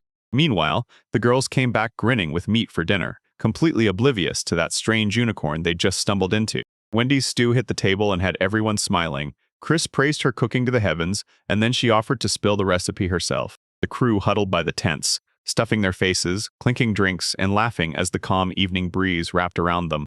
Aina and Emily strummed out music while everyone else sprawled under the moon, trading cozy, heartwarming stories as the night felt perfectly calm. Later, Itsuki sat alone under the stars, staring into the sky while the others slept soundly beside him, finally shutting down after dinner. Wendy slid in beside him without a word, then quietly vowed she'd stick right there, forever. Sot and Rang jabbed each other about it. Those indoor baths ruined them so badly they couldn't even think about bathing outside anymore. They slipped into the river with the others, but a silent thought stayed trapped behind Sort's eyes. Rengar and Aina beamed at each other, but that exhausted Sorte looked like it was seconds from knocking out cold. More girls showed up, all smiles and glowing with excitement, and they strolled right into the refreshing outdoor bath like it was nothing. Sort sat there in stunned silence, watching everyone glow with comfort and beauty, completely overwhelmed by just how incredible they really were. He froze at the forest's edge, gut-twisting nerves stopping him from stepping into the outdoor bath with everyone else. Sorte blinked in shock when he patted her gently, and the men kept their distance but still calmed her from afar as morning arrived, steady and unruffled. Itsuki beamed as everyone rolled back into camp, firing up breakfast right beside Hayato. The feast was set, and the girls gathered in a rush, sleepy eyes suddenly glowing as that delicious spread hit their senses. While everyone erupted in praise over the cooking, Letty stayed silent for a moment, then warmth finally started creeping into her chest, like she was being welcomed for real. Wendy apologized for not pitching in, but Itsuki smiled and promised that cooking again felt genuinely fun. Everyone nodded like, this morning's meal is special, way more filling than their usual quiet breakfast. Just as the meal wound down, Itsuki beamed and reminded everyone there was still dessert waiting. He proudly lifted an ice cream scoop like a trophy, and everyone's eyes snapped toward him as he dished out a sweet portion. With a grin, Itsuki confirmed the last treat was actually real creamy ice cream, no joke. Hayato stared in awe at the ice cream's sweet look and smell, hit so hard by that nostalgic rush it felt like the past itself came back to life. He slowly raised the spoon, took one bite, and let that cold, sweet flavor sink in like a delicious secret. His face lit up with pure joy. Right there was unmistakable real vanilla ice cream, and it totally blew him away. Itsuki told everyone the dessert was sealed with spatial magic, so it stayed in perfect condition with the environment controlled down to the finest detail. Hayato let out a gentle smile as his mind drifted back to the desserts of his world, because no scoop of sugar could beat what ice cream brought crashing back to him. The whole group stared in awe at that vanilla flavor, only for Letty to get completely blown away, stunned by how good it surprised them. Even Emily, who didn't know vanilla from anything else, still dug into that dessert and loved how cool and creamy it tasted. Aina suddenly yanked her blade free and barked, Sort, Rangja, protect that supply wagon. Growling enemies surged toward her at full speed, and Sort planted her feet beside the cart as chaos exploded all around. Aina exploded into action, swinging hard to intercept the beast as it lunged straight for their flank. Aina's blade sliced through the charging beasts with ruthless precision, and she didn't even blink. She stood her ground. Again, a swarm of enemies came charging in, but Sorte planted his feet, locked his stance, and refused to let anyone through. With a ferocious scream, she whipped around and launched herself straight into the heart of the fight. Sort shot up with a vicious leap and slammed her spear down before the monsters even had a chance to react or regroup. An enemy crumpled in an instant, Sort spun midair, and not once did her stance wobble or the fight's pace drop. Rang surged forward like a freight train, driving her fist straight into the monster's gaping jaw. With laid-back power, Renjei crushed another beast, and Itsuki stared in awe at a display that was pure brutality, steady, controlled, and terrifying to the bone. Aina, Sorte, and Rang locked arms into one brutal front line. Then Itsuki finally got to see their full, unshakable fight spirit in action. Even knowing monsters were everywhere, Itsuki still froze when he finally saw them up close, way beyond what he expected. A monster slid in from behind, creeping toward his back. When Itsuki spun around in pure panic, he threw an instinctive strike, ready to fight for his life. Itsuki's spell snapped into action at the perfect moment, sealing the beast inside a shimmering, invisible magical cage. The creature got brutally crushed in midair, and Itsuki just froze there, stunned. His own power had rattled him to the core. Shiro checked on him softly, and even with his nerves rattling, he nodded, tucking his unease behind a worn-out, tired reply. Laughing it off, Itsuki slipped out of future battles, despite how hard he'd bragged earlier that he wanted to get better. The threat finally faded, cheers and compliments flew, and Redline's power was stamped as undeniable all over again. With the fighting finally over, the crew snapped up camp and hit the road again, traveling side by side in peace. They rolled into Rashiayu, the royal capital, where fresh trouble and new faces were waiting, ready to blow up their slow, easy life.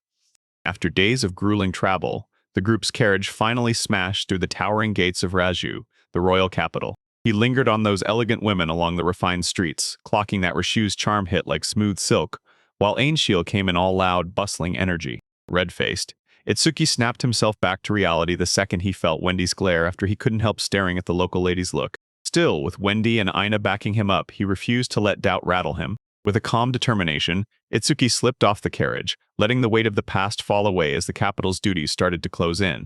Hayato rode back into the capital, greeted by cheering crowds and devoted servants who fawned over him with pure pride and unshakable joy. As his excitement surged, he grabbed the guards and ordered them to announce his return to the mansion, Officially, no questions asked. A nervous rookie guard stepped forward, hands shaking as he begged for Hayato's blessing on his sword, trembling with pure, aching respect. Even though he wasn't sure what it would do, Hayato still agreed to bless it, speaking softly with a modest, kind tone. His sudden fame blew the group's minds. Proposal after proposal hit him non-stop, begging for an alliance, drowning him in admiration, and some even daring to ask him for a child. The group froze mid-step, eyes bulging, hit with pure disbelief at the massive sight stretching in front of them. Right in front of them loomed a lavish estate, so massive it dwarfed Itsuki's mansion, 4 times bigger in all pure grandeur. Tensions surged as they tried to compare themselves. The jokes came out awkward and clumsy, and the silence between the wolfmen grew colder with every laugh that died. Hayato swung the mansion doors wide with a grin, and ushered everyone in with a smile that made things feel oddly tense. Elegant maids swept up to the party with flawless poise, welcoming Hayato and every single guest like they were royalty.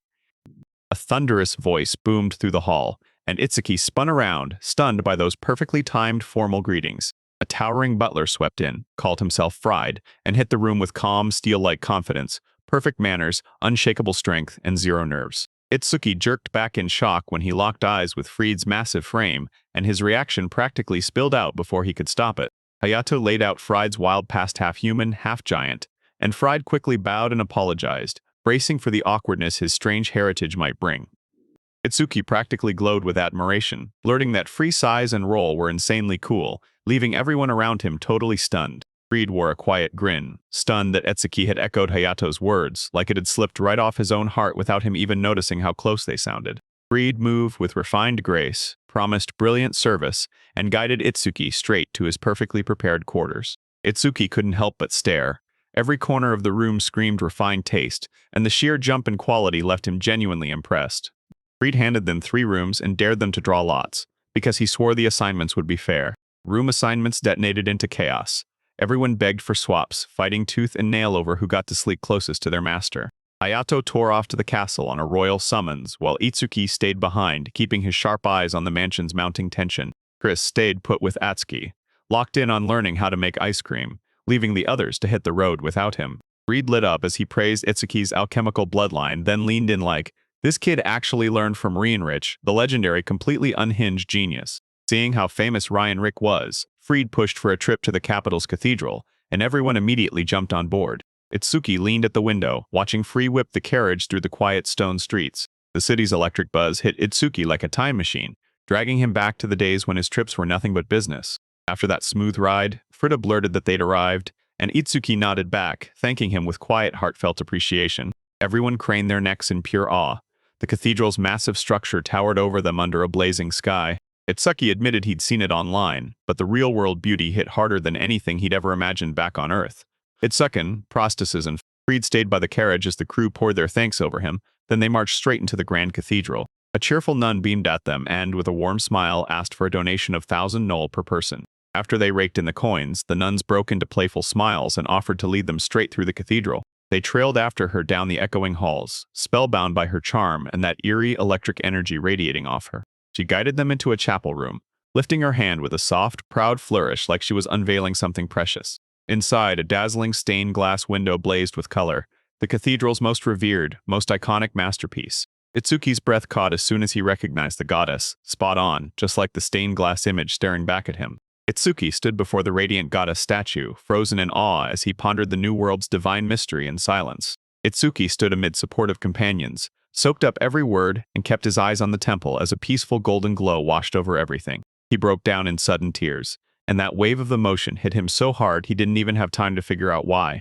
Confused out of his mind, he wiped his cheek, fighting to explain why that warmth kept pouring out of his eyes again. The girls crowded around him, and they could feel something huge stirring inside.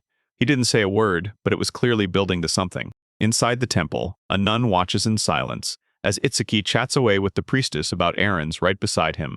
Itsuki takes his seat in front of the goddess's image once more, while Shiro watches close, dying to see what happens to his emotions. A nun suddenly closes in, reads his silence as a sign of a deep, devout spiritual bond. With a smug grin, the nun showers him with praise for his faith, and Itsuki's face twists into confusion as suspicion crawls in. With no warning, she urges him to pray, and Itsuki hesitates, then obeys, caught between trusting her power or fighting it. Light blasts rained across the altar as the goddess's image flared with power, and the nun sucked in a breath, stunned to silence. A calm priestess leaned in and told me why divine energy mattered so much, because only the truly chosen could survive the rare goddess baptism. It wasn't just a hype job, people kept talking about real, healing magic, and Itsuki even bought it for a second, until she realized she'd been played. She urged her to pray every single day to draw on divine power, and Itsuki, still reeling from her weird vibe, naively nodded along. A nun teased his excitement with a sharp grin, warning him that keeping up those prayers might be tougher than he ever imagined. The nuns flashed a sly smile and asked for a donation. Itsuki ignored them, snatched Shiro, and walked off like he didn't care. Panicking, the nuns sprinted after them, shouting that the divine energy was fading the moment they fled the temple. Cornered at last, she fumbled her way through the bargaining, talking the price down from 100 all the way to a single gold coin. Itsuki chuckled and dropped the donation like it was nothing, calling the cost goddess-level pocket change. A nun theatrically blessed him, blending real ritual power with the smooth confidence of someone trying to sell a miracle. As Itsuki strode off, he brooded over those pushy sales tactics while Shiro felt a weird vibe creeping up ahead. Shiro followed her nose straight to a door, sure the dining hall was waiting just on the other side. Inside, the nuns lived it up, sparkling drinks in hand, smoke curling from their lips, and raucous laughter spilling out, with not a shred of restraint. One nun shouted with pride, claiming alcohol tastes way better when every drop is paid for with donations from true believers. Leaning in, Itsuki froze in shock at what he saw. The room's full-blown debauchery obliterated every expectation he had. In the lounge, a nun spotted a ripped wardrobe, and the whole room erupted in laughter. Unbothered to the bone, the nun flashed the wreck like it was nothing, then laughed and said she'd fix it again with the faithful's money. With the faithful's money. Itsuki's suspicions snapped into place. When he watched Shiro eat, he realized the temple's moves had crossed a deadly line. Sensing footsteps at the door, the nuns snapped into alert mode, convinced a suspicious outsider was lurking outside, watching their every move. Itsuki got ambushed and slammed to the ground. Everyone thought he was a peeping threat until he finally managed to explain why he was there. The nuns stormed up to Itsuki, barked that the area was off-limits, and accused him of slipping in for secret peeks. With a jolt of nerves, Itsuki swore he'd gotten lost, and the nuns accepted it with a skeptical frown, then began prepping the next step. Fake smiles snapped into place around him, and they demanded he obey, offering peaceful departure only if he submitted without a fight. Itsuki stumbled backward in shock when the nun loomed over him, ordering him to obey on the spot with zero hesitation.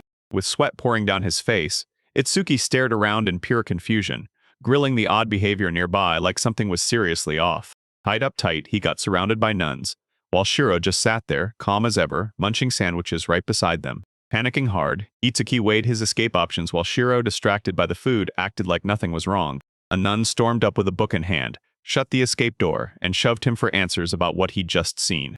The nun leaned in harder, demanding answers, but Itsuki stalled, utterly lost, tangled in her own thoughts. His memory snapped back, and just like that, the sisters cracked open the alcohol, puffed on cigars, and burst into unrestrained laughter with not an ounce of shame. Itsuki stammered, scrambling for an explanation. Then the nuns swung the book hard, shutting him down with pure intimidation. She took a step back like she had everything under control, insisting he'd misunderstood. Yet her voice flipped in the same breath, going from sharp aggression to a quick, sincere apology. Itsuki blurted out their confusion, reeling as the drunk crowd surged to Captain Teresa's defense, slinging loyalty and pride like it was truth. Laughter swirled around Itsuki as he insisted again that it was nothing but one big misunderstanding. The non-explained stayed cool because the wine stood for divine blood and Yggdrasil cigars were holy medicine to melt the tension. She insisted that every bite and sip they took was paid for by sacred offerings, crafted through healing and purification rituals. Itsuki hesitated, thrown off by their logic because they kept swearing, straight-faced, that cigars with lower divine energy didn't count. He finally understood this. Divine blessings grow when you give up something, but one wrong hit on innocence or a selfish move will drain his power dry. Itsuki asked if magic could be learned through prayer, and she nodded, saying it only works when your faith is real, steady, and unshakable. A sacred symbol blazed open the truth, and the more people trusted, the stronger the divine power surged, unlocking brutal, holy magic. She stood tall and proudly claimed her title, saying she'd been picked by divinity herself. No doubt about it, she was the real saintess. Itsuki stumbled back in panic as another nun closed in on him, her gaze burning with a strange, unreadable intent. Cornered by the whole group, Itsuki panicked, because no matter what, everyone kept insisting Teresa was a real saintess, and he couldn't figure out why. The nuns erupted in cheers for Teresa as their saintess, and she just smiled back, admitting her power still felt downright unreal. He fired the question at the captain, baffled. Why was a nun being handed the reins like she was command? Another nun rose up and crowned Teresa a hero, because she commands the priestesses and keeps the citizens safe from undead horrors. Suspicion gnawed at Itsuki as he blurted, "Wait, How can a tiny girl like you be the leader? Teresa spun a monstrous weapon like it weighed nothing, crediting divine blessings for every ounce of her strength and sharp readiness in battle. Teresa muttered that the goddess was playing favorites, and Itsuki froze, hesitating to say what he truly thought. He finally blurted out, "Do you hate your own strength?" And she didn't sugarcoat it, she admitted it made her feel uneasy. Even with worry gnawing at her, Itsuki flashed a smile and said her strength was honestly badass and kind of super cool. He told her she kept helping people even though she hated her own power, and that kind of grit is real strength. Teresa heard his words and blushed hard, stunned by the praise, completely lost on what to say back. The nuns flooded Teresa with loud chants of Saintess, and their way too. Enthusiastic praise left her utterly flustered and embarrassed. Flushed red and seething with fury, Teresa snapped, swinging her weapon hard to shut down the teasing that just wouldn't quit. As chaos erupted back there, Itsuki grabbed Shiro for help, but she just kept chewing like nothing was happening. The nuns are sprawled, beaten, and broken. Teresa forces herself upright, gasping for breath while she grips her huge greatsword after that brutal fight. Teresa glares with pure fury at Itsuki, trapped and visibly panicking as he tries to figure out what she'll do next. Teresa waves off her earlier rage, then the two of them clink drinks and let the tension melt away, one sip at a time. Itsuki hands over a potion to help the fallen, and Teresa grabs it only after asking for permission first. Teresa leads the way through the herb garden, and as she gives thanks, she shrugs off the beaten attackers like they brought the trouble on themselves. With a drink in hand, Itsuki overhears the talk about the herb garden, and casually drops that he'd love to visit someday. The nun finds out Tsuki's a drifter, and curiosity hits. She pushes, asking if he got any powerful blessings. Itsuki beams with confidence, slams his skill to life, and a surge of glowing energy erupts as he shouts the name, Pocket Money. He shows the skill in action. Coins rain down and land in his hand, while Teresa freezes, staring in total shock and bewilderment. That awkward silence slams down and Itsuki panics. Did they just clock him for counterfeiting or for coin forgery? Teresa grips the coins with trembling hands, stunned by the crushing divine power blasting off them. Other nuns swarm in, eyes wide, as they feel that holy power pulsing from every single coin, and the whispers start flying like sparks. Itsuki, stunned by their reaction, blurts that he makes them every single day. Then Teresa snaps back with, "Want to trade?" And you can see she's completely flustered. A pack of nuns surges on Itsuki, swarming him and barking for coin trades, and Itsuki panics instantly under their suffocating attention. After the dust settled, Itsuki and Teresa finally stepped forward and introduced themselves the proper way. Then Shiro jumped in and added her name, simple and straight. Teresa snaps the truth out of him, and Itsuki admits he's just sightseeing, biding his time and waiting for the auction. Teresa told Itsuki the church was backing the auction, and he was stunned because he didn't even realize the venue was the church itself. Suspicious, Itsuki fires off a question, and Teresa shuts it down fast. It's strictly for the nobles, and the clergy handles it cleanly and impartially. Itsuki sits in silence, picturing corruption creeping in when nobles steer everything behind closed doors. No neutrality, just power. As he steps out, the church members wave with polite grace, and Itsuki can't help but grin.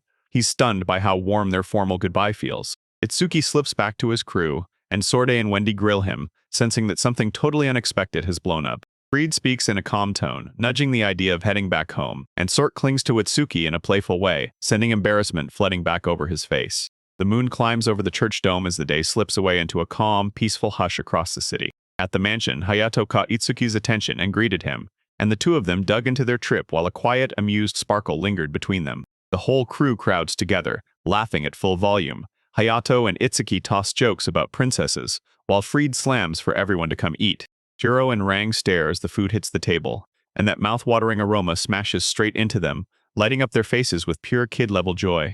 Everyone digs into a lively dinner, and Itsuki and the others burst into laughter over hot plates and bottles of wine. After dinner, the crew kicks back in a lavish lounge, and Itsuki strikes up a warm conversation with Fried. Later on, the women crowd onto a balcony, trading bold stories beneath the glowing moonlit sky. Sort sinks into the bath and goes completely dazed, while a lion-shaped fountain roars to life, pouring water down beside her with total showmanship. Ring Sorte and the others huddled together and soaked in the hot water, their faces lighting up after those brutal travels. Wendy stared in awe at the bath's massive splendor, blown away that royal court artisans had shaped it with their own hands. Aina went silent as something heavy tugged at her heart. Then she shoved it away with a shaky, nervous smile.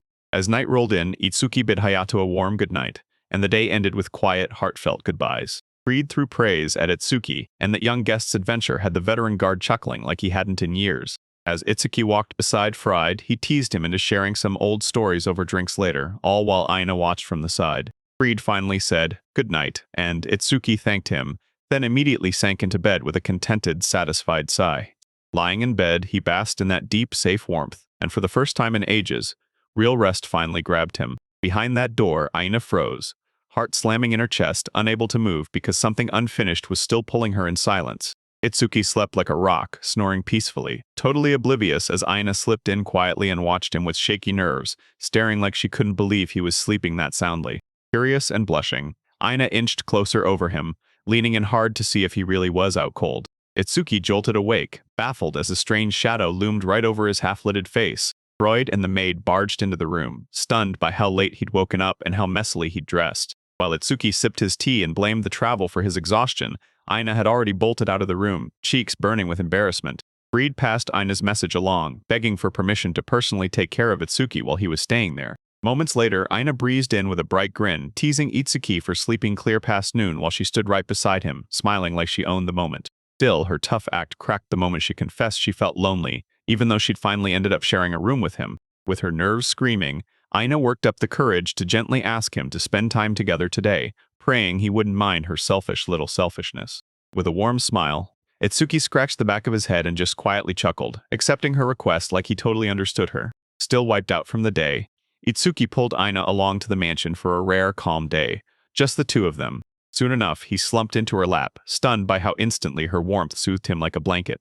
Aina let out a soft, gentle smile, savoring the calm as his weight against her felt oddly comforting and sweet. Just as his eyelids started to droop, she reassured him it was totally fine. Go ahead and fall asleep again. He refused to sleep, eyes wide with curiosity, and pressed her to keep going, begging for the rest of her story. When Itsuki pressed about her past, Aina froze for a beat, then finally nodded and opened the door to her old story. She looked back at her younger days, where sword training felt brutal under the sharp gaze of a strict mentor. After every crushing loss, her master would coolly step in, pinpointing her flaws, tightening her stance, drilling her footwork, and locking her sword focus until it finally clicked. Side by side with her friends, Sort and Ren, she took the brutal beatings and tough lessons head-on, burning pots and trading strikes every single day under their shared teacher. Even now, Aina still remembered how she trembled in front of her master's crushing power, the woman she idolized, and feared with her whole heart.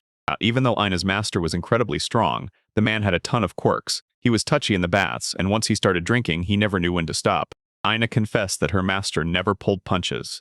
One wrong swing could leave battle wounds tearing open, and training monsters could bring tears fast. Even so, on those sleepless nights, the master cradled them in her arms, let them rest on her lap, and sang them into sleep. Itsuki, sprawled peacefully in his lap, suddenly understood why that one small touch felt like warmth and safety wrapped together. As Aina sang softly beside him, he shut his eyes with a grin, and it finally hit. He understood the memory she'd been protecting with all her heart. As Aina sang in a soft, dreamy voice, two maids crept up to the door, dying to know what was behind that sudden melody. The moment they heard that voice, the maids snapped into shocked glances, torn between pushing forward or backing away in silence.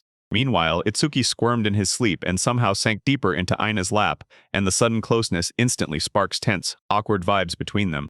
Blindsided and all flustered, Aina blurted, asking if he was awake, because she had no clue what to do with him just sitting there. Her cheeks burned as she begged him to stop, but the way he was that day made him cling to her even tighter. Outside the door, the maids crouched on edge, and their hearts hammered as they caught Aina calling out Itsuki's name. Right as they hissed in panic, Sort and the others burst in from behind them, curiosity in their eyes, confusion on their faces, blushing hard and panicking in full force.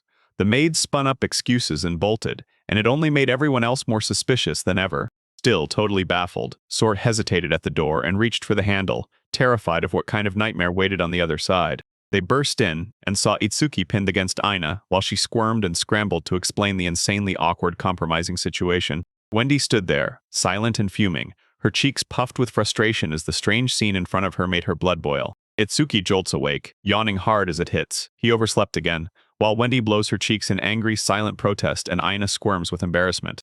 Renjin Sorte steps in front of him, and they grill him about his weird sleeping routine, concern burning brighter with every word on their faces. Decked out for auction day, Itsuki hears that Wendy's coming, and she'll go with him alone. Then she slips out a quiet question about whether that's disappointing. Wendy fidgets with his collar, begging for his attention, and Itsuki stammers, shocked by how close she's suddenly gotten. Wendy's feelings spill over as she confesses how alone she's been, then throws her arms around him and clings tight, while Itsuki murmurs a soft apology, finally getting exactly how she feels. Shiro barrels in and wraps Itsuki in a surprise hug from behind, grumbling that his pace is way too slow, while Wendy totally freezes, stunned by the sudden turn. Shiro yanks him forward with brute force. Wendy snaps her fists tight in irritation, and Itsuki panics as the pressure crashes down. Meanwhile, Hayato gets ready to bounce by himself, and Itsuki blurts out, "Why alone?" Hayato just shrugs, saying everyone else is slammed with work. Letty gasps as she bursts in at the last second, refusing to be left behind, and boldly declares her will. Still gasping, Letty slaps on a confident smile and shoots back, "I'm fine," even as the others hover with worried eyes. Hayato reads the house, Sitter's report, then flashes a calm little smile, turns around, and announces they're leaving. Beneath the night sky, a whole line of carriages sits outside the grand gates, and the noble crew is gearing up to finally hit the road. At the entrance, Hayato clocked the crowd. Only 2 can slip through at a time, so he knew every step forward would be painfully slow. Someone bursts in with a warm hello for Hayato, and the whole crew crowds together by the carriages, ready to storm into the auction side by side. A nun named Teresa strides in and welcomes them, then announces they're about to witness 2 miracle drugs, watching everyone's curiosity spike instantly. Inside the hall, Letty watches Hayato stay perfectly composed. He nods to the briefing with Razor, sharp calm, like nothing can rattle him. Teresa points and tells everyone the venue is past that door, then makes the guests stick to strict protocol for the backroom-style bidding. Bidders gets handed numbered plates, and Itsuki's crew slides on identity masking glasses so nobody can trace them, and to keep every buyer detail locked down during the auction. As guests rush into the ornate theater, a thunderous voice booms over the crowd announcing the auction is officially underway. The host nun shoots her hand into the air with theatrical flair, then proudly declares the mysterious auction officially open. From the back, the guests whisper and watch in awe. Some are eating up the sisters' wild energy, while Itsuki stays locked in, dissecting everything like it's a puzzle. Next up, they roll out the first batch, a 20-year-old male criminal slave, and the bidding kicks off at 500,000 NRR. Wendy clasps Itsuki's hand with a soft touch, and he spirals into guilt over how he bought her, and the others, like it didn't cost him anything. The auction rips into chaos. Someone drives a bidder wins first slave past 1 million NAR, and the whole crowd's tension spikes through the roof. Next, a mermaid slave is dragged out, stunning, deadly, and wordless, and the moment she's lowered into a huge tank, the crowd explodes with gasps. Itsuki trembles with pure excitement, and the mermaid's arrival feels totally unreal. Then he bursts out yelling to the whole group that it's real. Even with temptation screaming at him, Itsuki hesitates. Wendy warns, "Our crew's already huge," and Shiro just blurts, "Fish! Fish!" Bids start flying. Itsuki rockets up to 6.5 million, while Wendy stays cool as ice, clearly unimpressed by how hyped he's getting. The mermaid gets sold to Itsuki, and he fidgets and blurts out an apology, while Wendy leans in and lightly smacks him with tiny, annoyed punches. A new item hits the table. 3 mysterious necklaces at once, and the host nun drops the bombshell, revealing the next auction. Hayato locks eyes on the necklaces and instantly knows them, handcrafted by a top-tier alchemist, packed with rare magic like they were made for legends. Itsuki confesses he made them, and the nun snaps back that they were demanded, right before the auction even began. A nun straight up breaks down how those accessories jack up your attack, defense, and even your voice volume, and then she proves it on stage right in front of everyone. Itsuki realizes it too late. Then the nun erupts, shouting so loud her voice booms across the stunned crowd. Everyone recovers, and Itsuki can't hide his pride. He unveils his mic pendant, the gadget that can turn any set of trumpets into pure power the moment it's attached right. The auctioneer slams the starting bid at 10 million, and the crowd shoots their hands up so fast the prices rocket past 30 million. Itsuki stares, stunned as the bids rocket higher, while Hayato drops the truth that mix don't exist here, so this whole thing feels like a brand new revolution. The crowd erupts as the accessories cash in for a whopping 50 million, and Itsuki soaks up the soft, proud praise from his friends. Itsuki grins with pride. His handmade treasures are actually prized by everyone, and Wendy leans in to whisper her congratulations, feeling his joy and the heavy weight finally lift off his shoulders. Then the next secret drops, an iron-chained half-elf girl. At that sight, Itsuki's face hardens because a storm of emotions suddenly rips through him. The auction kept rolling on, calm as ever, until Itsuki's eyes locked onto the elf girl, and the whole crowd went unnaturally silent because of her. Whispers raced through the crowd, and everyone snapped their eyes away from her because she was half-elf, and both humans and elves turned their backs on her. Hayato sat nearby and snapped out an apology with ice in his voice. He got why they recoiled. Half-breeds like him were treated worse than trash, shoved out of society with brutal rejection. Nobody dared to bid. Then her calm face cracked with pain, like she was bracing for nothing at all, their eyes locked, just like that. Itsuki hesitated, and Wendy practically shoved him forward. Because he didn't fall for her beauty, he snapped at the injustice crushing her. Itsuki hesitated again, because the truth hit him hard. Dragging her into this would only spell disaster for the lives of his current companion. Renge and Sort thundered their support, shouting that he'd take anyone, so long as they were cute. The host blasted out news of a miracle drug, today's big star item, and right away, Itsuki and Hayato locked their eyes on the stage. Both men froze. After weeks of waiting, the miracle drug they'd been chasing was finally going up for auction. Hayato leaned in and whispered the market price, and Itsuki blurted out his budget, every last coin, double what it cost, then locked in like he meant to win. The very first miracle drug hit the market for a jaw, dropping 550 million, and Itsuki and Hayato nearly fell over from shock. No one dared compete, so the first vial sold out instantly.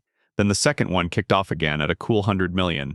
Itsuki pumped Hayato up even with the pressure crushing down. Then he stepped in, offered his help, and lit a fire of confidence in him, and just like that, they mapped out their plan for the next round. Hayato clicked accept, but Letty stayed stone, cold quiet. Then bidding flames shot up fast, 150s 200, and right after that, Hayato slammed his bid to 600 million. Hayato stayed stone calm. While Itsuki's nerves completely snapped, they could only pray their daring move would finally end this, eyes locked straight ahead.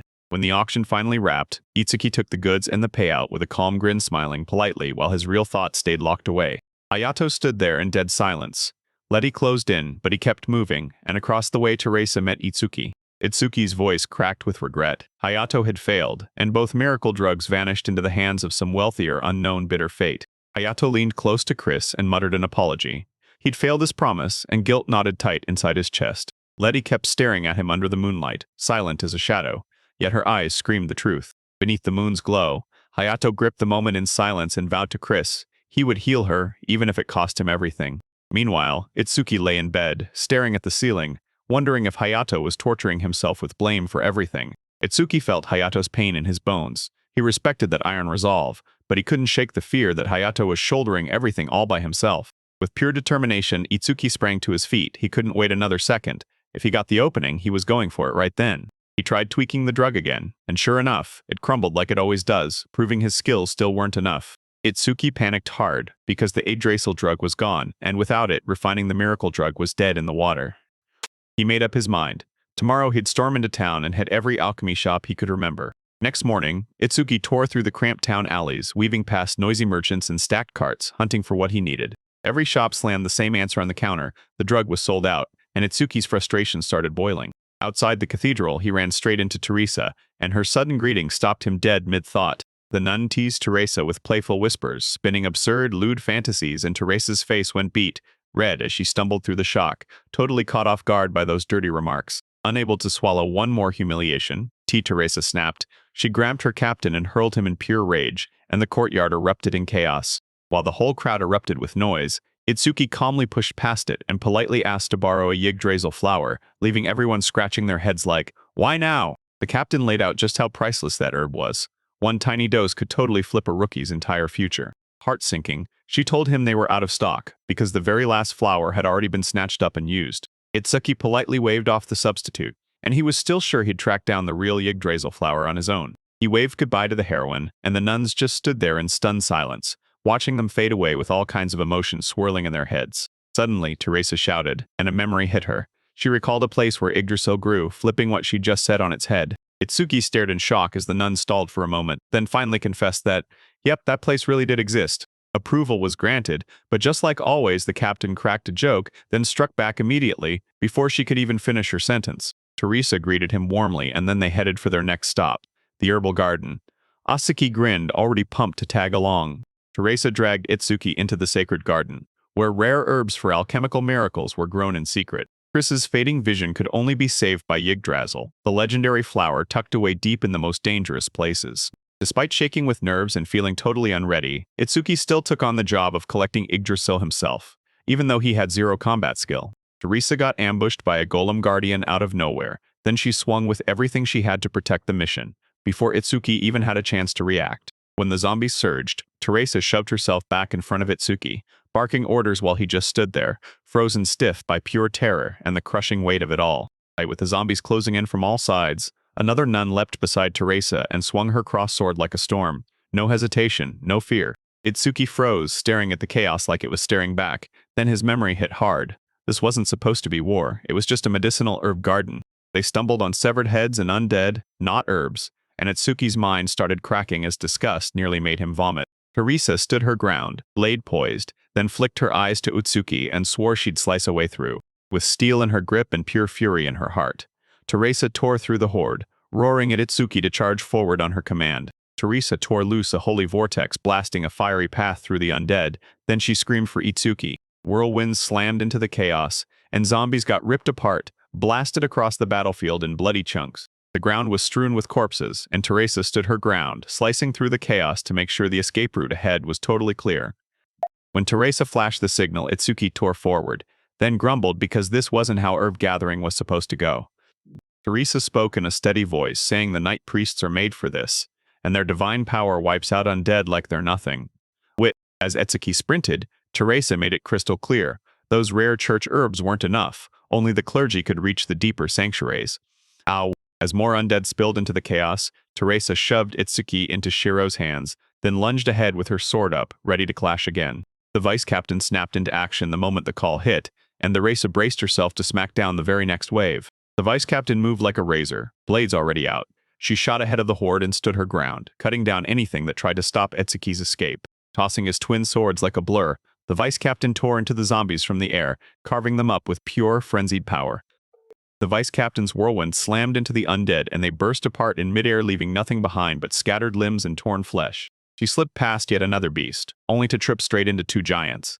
Then, with zero panic, she muttered, "Oops, like it was no big deal." Teresa narrowed her eyes, calm as steel, while her grip tightened, and she was ready to strike hard, fast, and without a shred of mercy. With a thunderous swing, Teresa hauled her greatsword up high and drove it straight into the brute's torso, so hard it yanked him clean off the ground. After the carnage, Teresa let out a heavy sigh, because the spawn rate had surged, and even Itsuki could tell those weren't ordinary nuns anymore.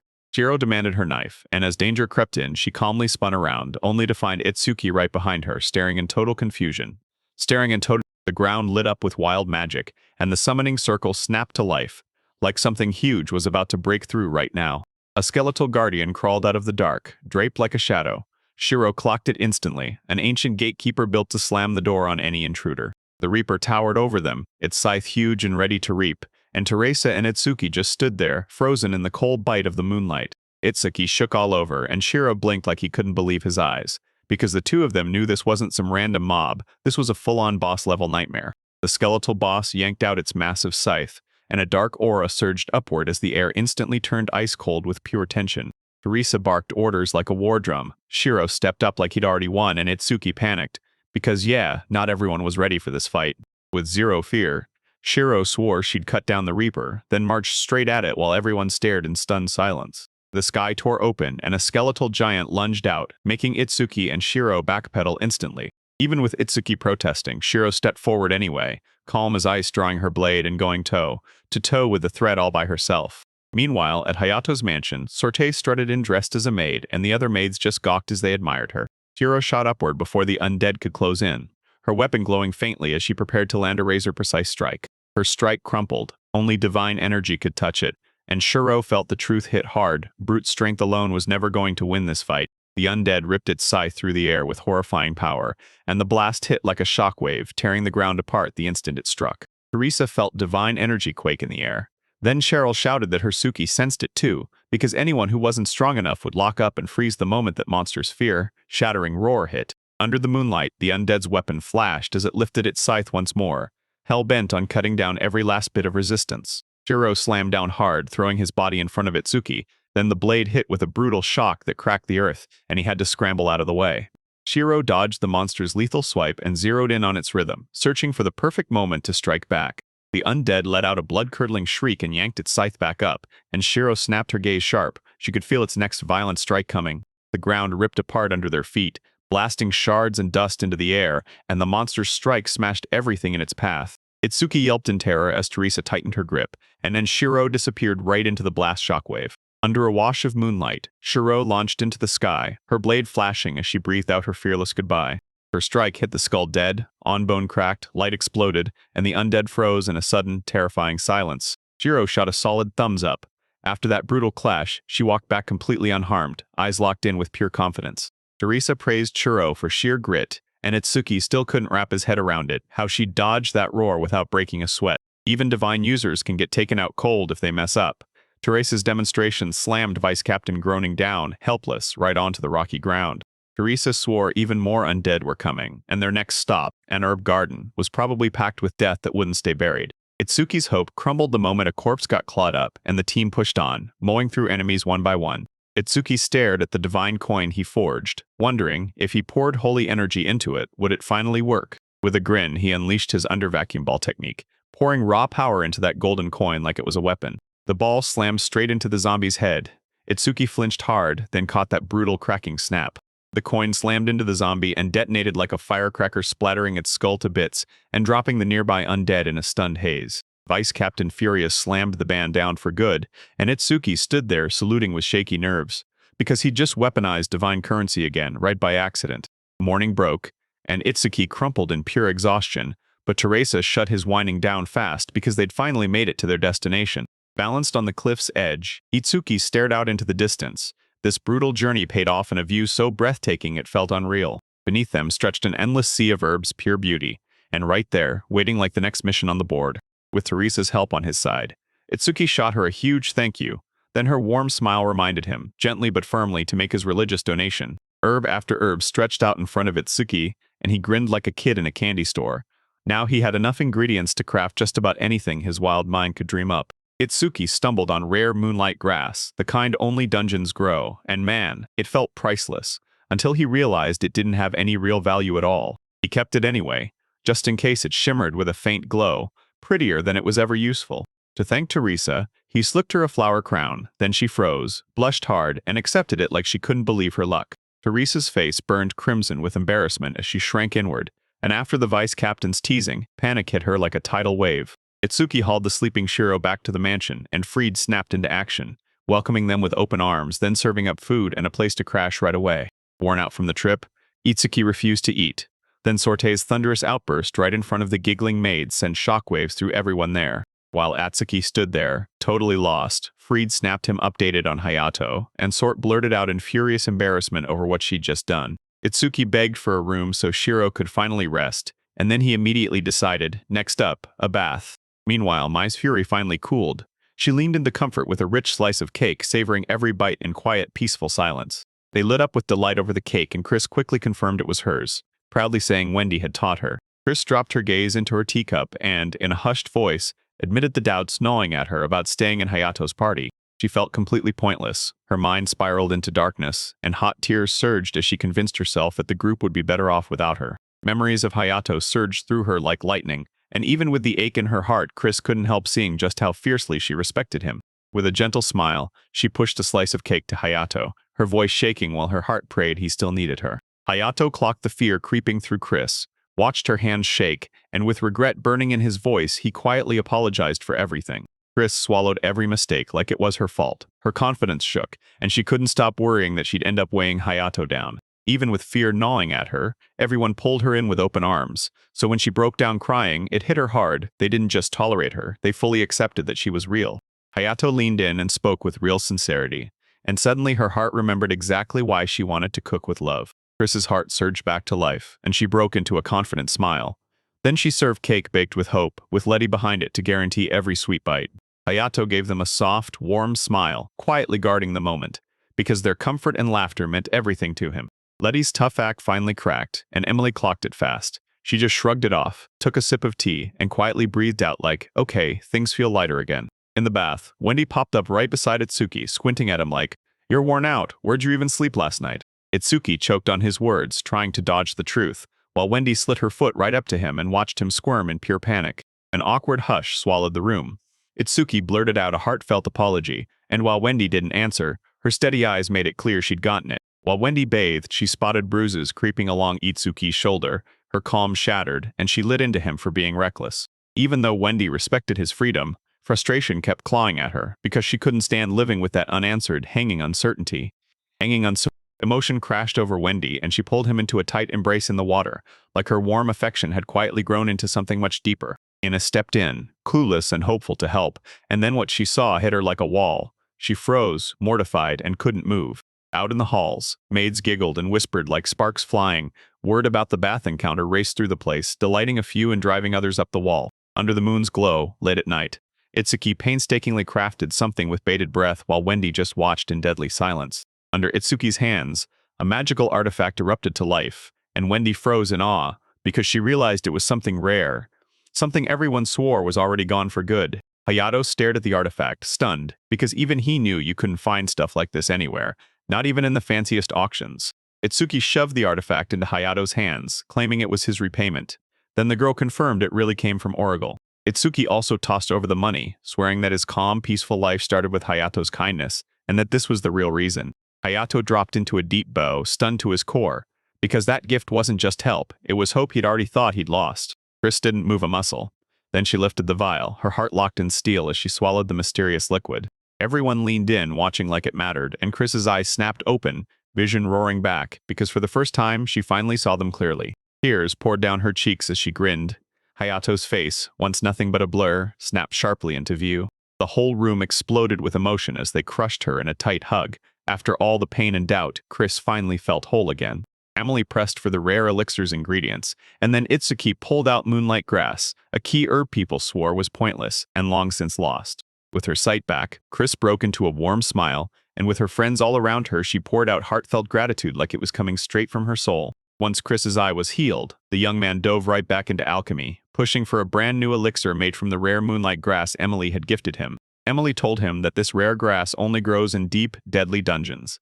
Still, with just one single piece, he pushed through the danger, brewed a full elixir, and handed it straight back to her. After he finally loosened up, two girls latched onto him and wouldn't let go, demanding all his attention while he fought to concentrate, torn between their loud voices. Tension snapped to life the moment the girls locked eyes. Sharp, burning stares like silent sparks were fighting for control. One guy wanted to pick out his clothes, while the other guy's mind was stuck on food. Tension snapped between the girls as they fought tooth and nail over how much time they'd get with their master. To cool the tension, he shot back a plan. Everyone would hit the capital together, no one would get left behind. His words melted the tension, and she finally nodded, still reluctant, but understanding he was trying to play fair with everyone caught in it. Still, a heavy doubt crept into the air, and their faces went thoughtful, like something they couldn't quite say was burning right under the surface. While the others stayed close in the same situation, this girl slipped away from the group and stared out over the city, and it hit her hard, no matter how similar their status was. Something about that distance still made her feel the bond pulling apart. Morning light blazed over the capital while the group burst into the crowded streets, drawing stares as they went. Before long, they burst into a lavish clothing store, the gorgeous interior stunning them on the spot, and one eager girl practically sprinted to grab outfits for her master. While she demanded a wardrobe upgrade, he stalled, clinging to plain simplicity, but her push was relentless. She marched him straight to the fitting room, dead set on seeing him dressed the right way. Strutting in formal attire, he threw a quick question into the air. Why bother when the fit was already spot on? The girls watched him anyway, reacting in their own way, each one silently comparing what they wanted. When they asked her to pick something, the quiet girl shook her head and turned it down. She'd already sorted her outfits for outings, and maybe there was something deeper behind her gentle refusal to draw attention. He told Ina and Ring to pick out the outfits they liked, and even when Ina stalled at first, she was ordered to choose something that truly fit her look. When she heard his encouragement, Ina's eyes flared with hope, and she snapped into action, taking the task with full grit and swearing she'd give it everything to see it through. Solt praised how thoughtful he was, but Shiro stayed totally unimpressed with fashion because for her, food was the only thing that mattered, and everyone else could deal with the style. A store clerk beamed and offered to help, but her nonstop cheer somehow rattled the girls, especially Aina, who found the whole approach almost too much to handle. Later, while they waited, Shiro suddenly blurted out how starving she was, and even after everyone changed into fresh clothes, all she could think about was one thing, getting her stomach full. The clerk shoved open the changing room door and practically buzzed with excitement as he welcomed the girls in. With a dramatic flourish, she unveiled the shop's prized treasures, all dressed up in school-inspired uniforms, and the girls stepped out looking unsure, while the boys stared on, completely baffled by the sudden theme. The clerk leaned in, hungry for the boys' take, and the kids, still stunned, admitted the outfits looked great, like they carried a wave of nostalgia. In her pure excitement, the clerk leaned in too fast and he stumbled hard. Then she spilled the truth. The clothes were made by earlier drifters from another world, maybe even like him. She didn't miss a beat. She introduced the three girls again, beaming as she showed off their fresh new look. In a razor-sharp miniskirt police uniform, she hovered in front of him, fidgeting like crazy, then asked, "Do I look weird?" At first, the clerk was stunned into silence. But the moment he did, he lit up with excitement and practically begged for the guy's approval. Even though he admitted the outfits were totally unique, he couldn't stop wondering how many other drifters had come through this way before him. Even with doubts swirling in their heads, the girls still seemed totally at ease. One flexed her arms and realized the outfit was way more practical than she expected, while the other kept glancing up, shy as ever. With gentle, soft eyes, she broke it down. This wasn't about luxury at all. She bought the clothes to say thank you for every bit of care she'd been given. When he told her she looked cute, her face instantly flared bright red. She tried to play it cool, but the fluster gave her away, and she bolted off, right as he laughed and pictured her as a school idol. Meanwhile, the girl in the police uniform eyed herself and muttered that her look was way too flashy. He quietly stared at the outfit's design, stunned that anyone could pull off something this wild, and inside his head he fired off a silent compliment to the mystery creator. A warm, gentle smile blossomed on her face, and with sincere eyes she thanked him, calling him master in a soft, heartfelt voice. His heart stuttered. Then a sharp voice sliced through the silence and snapped him back to the fact he'd been drooling. Shiro made it crystal clear.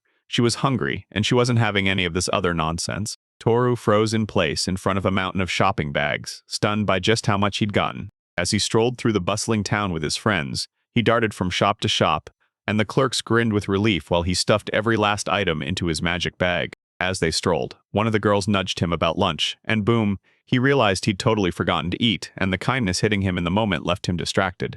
He scooped up the tiny beast girl and asked what she wanted, and she shot back right away, her absolute favorite meat. Soon, she was munching happily in the plaza, grinning like she just hit the jackpot, stuffed and satisfied. The crew dropped into a circle on the grass, sharing skewers and snacks in the warm glow of the sun, and the whole group looked relaxed, bright, and happy. Toru heard from a local that the park was packed with tourists, especially couples, and the whole place buzzed with a fun, welcoming energy. Back then, these scenes would have driven him insane, but now, that bitter storm had vanished, replaced by real peace. When the girls looked at him with that warm sparkle, Toru felt like he finally belonged, like his heart was swelling with pure, happy relief. In his head, he pictured himself surrounded by beautiful companions, like he was cradling a bouquet in both hands, and the idea hit him so hard he broke into an unstoppable smile. While Toru wandered near the park, he spotted a statue that looked just like Wendy, and the others rushed to tell him it was the monument to the Great Water Fairy, the one who vanished without a trace. Later, the crew dug in again for another meal,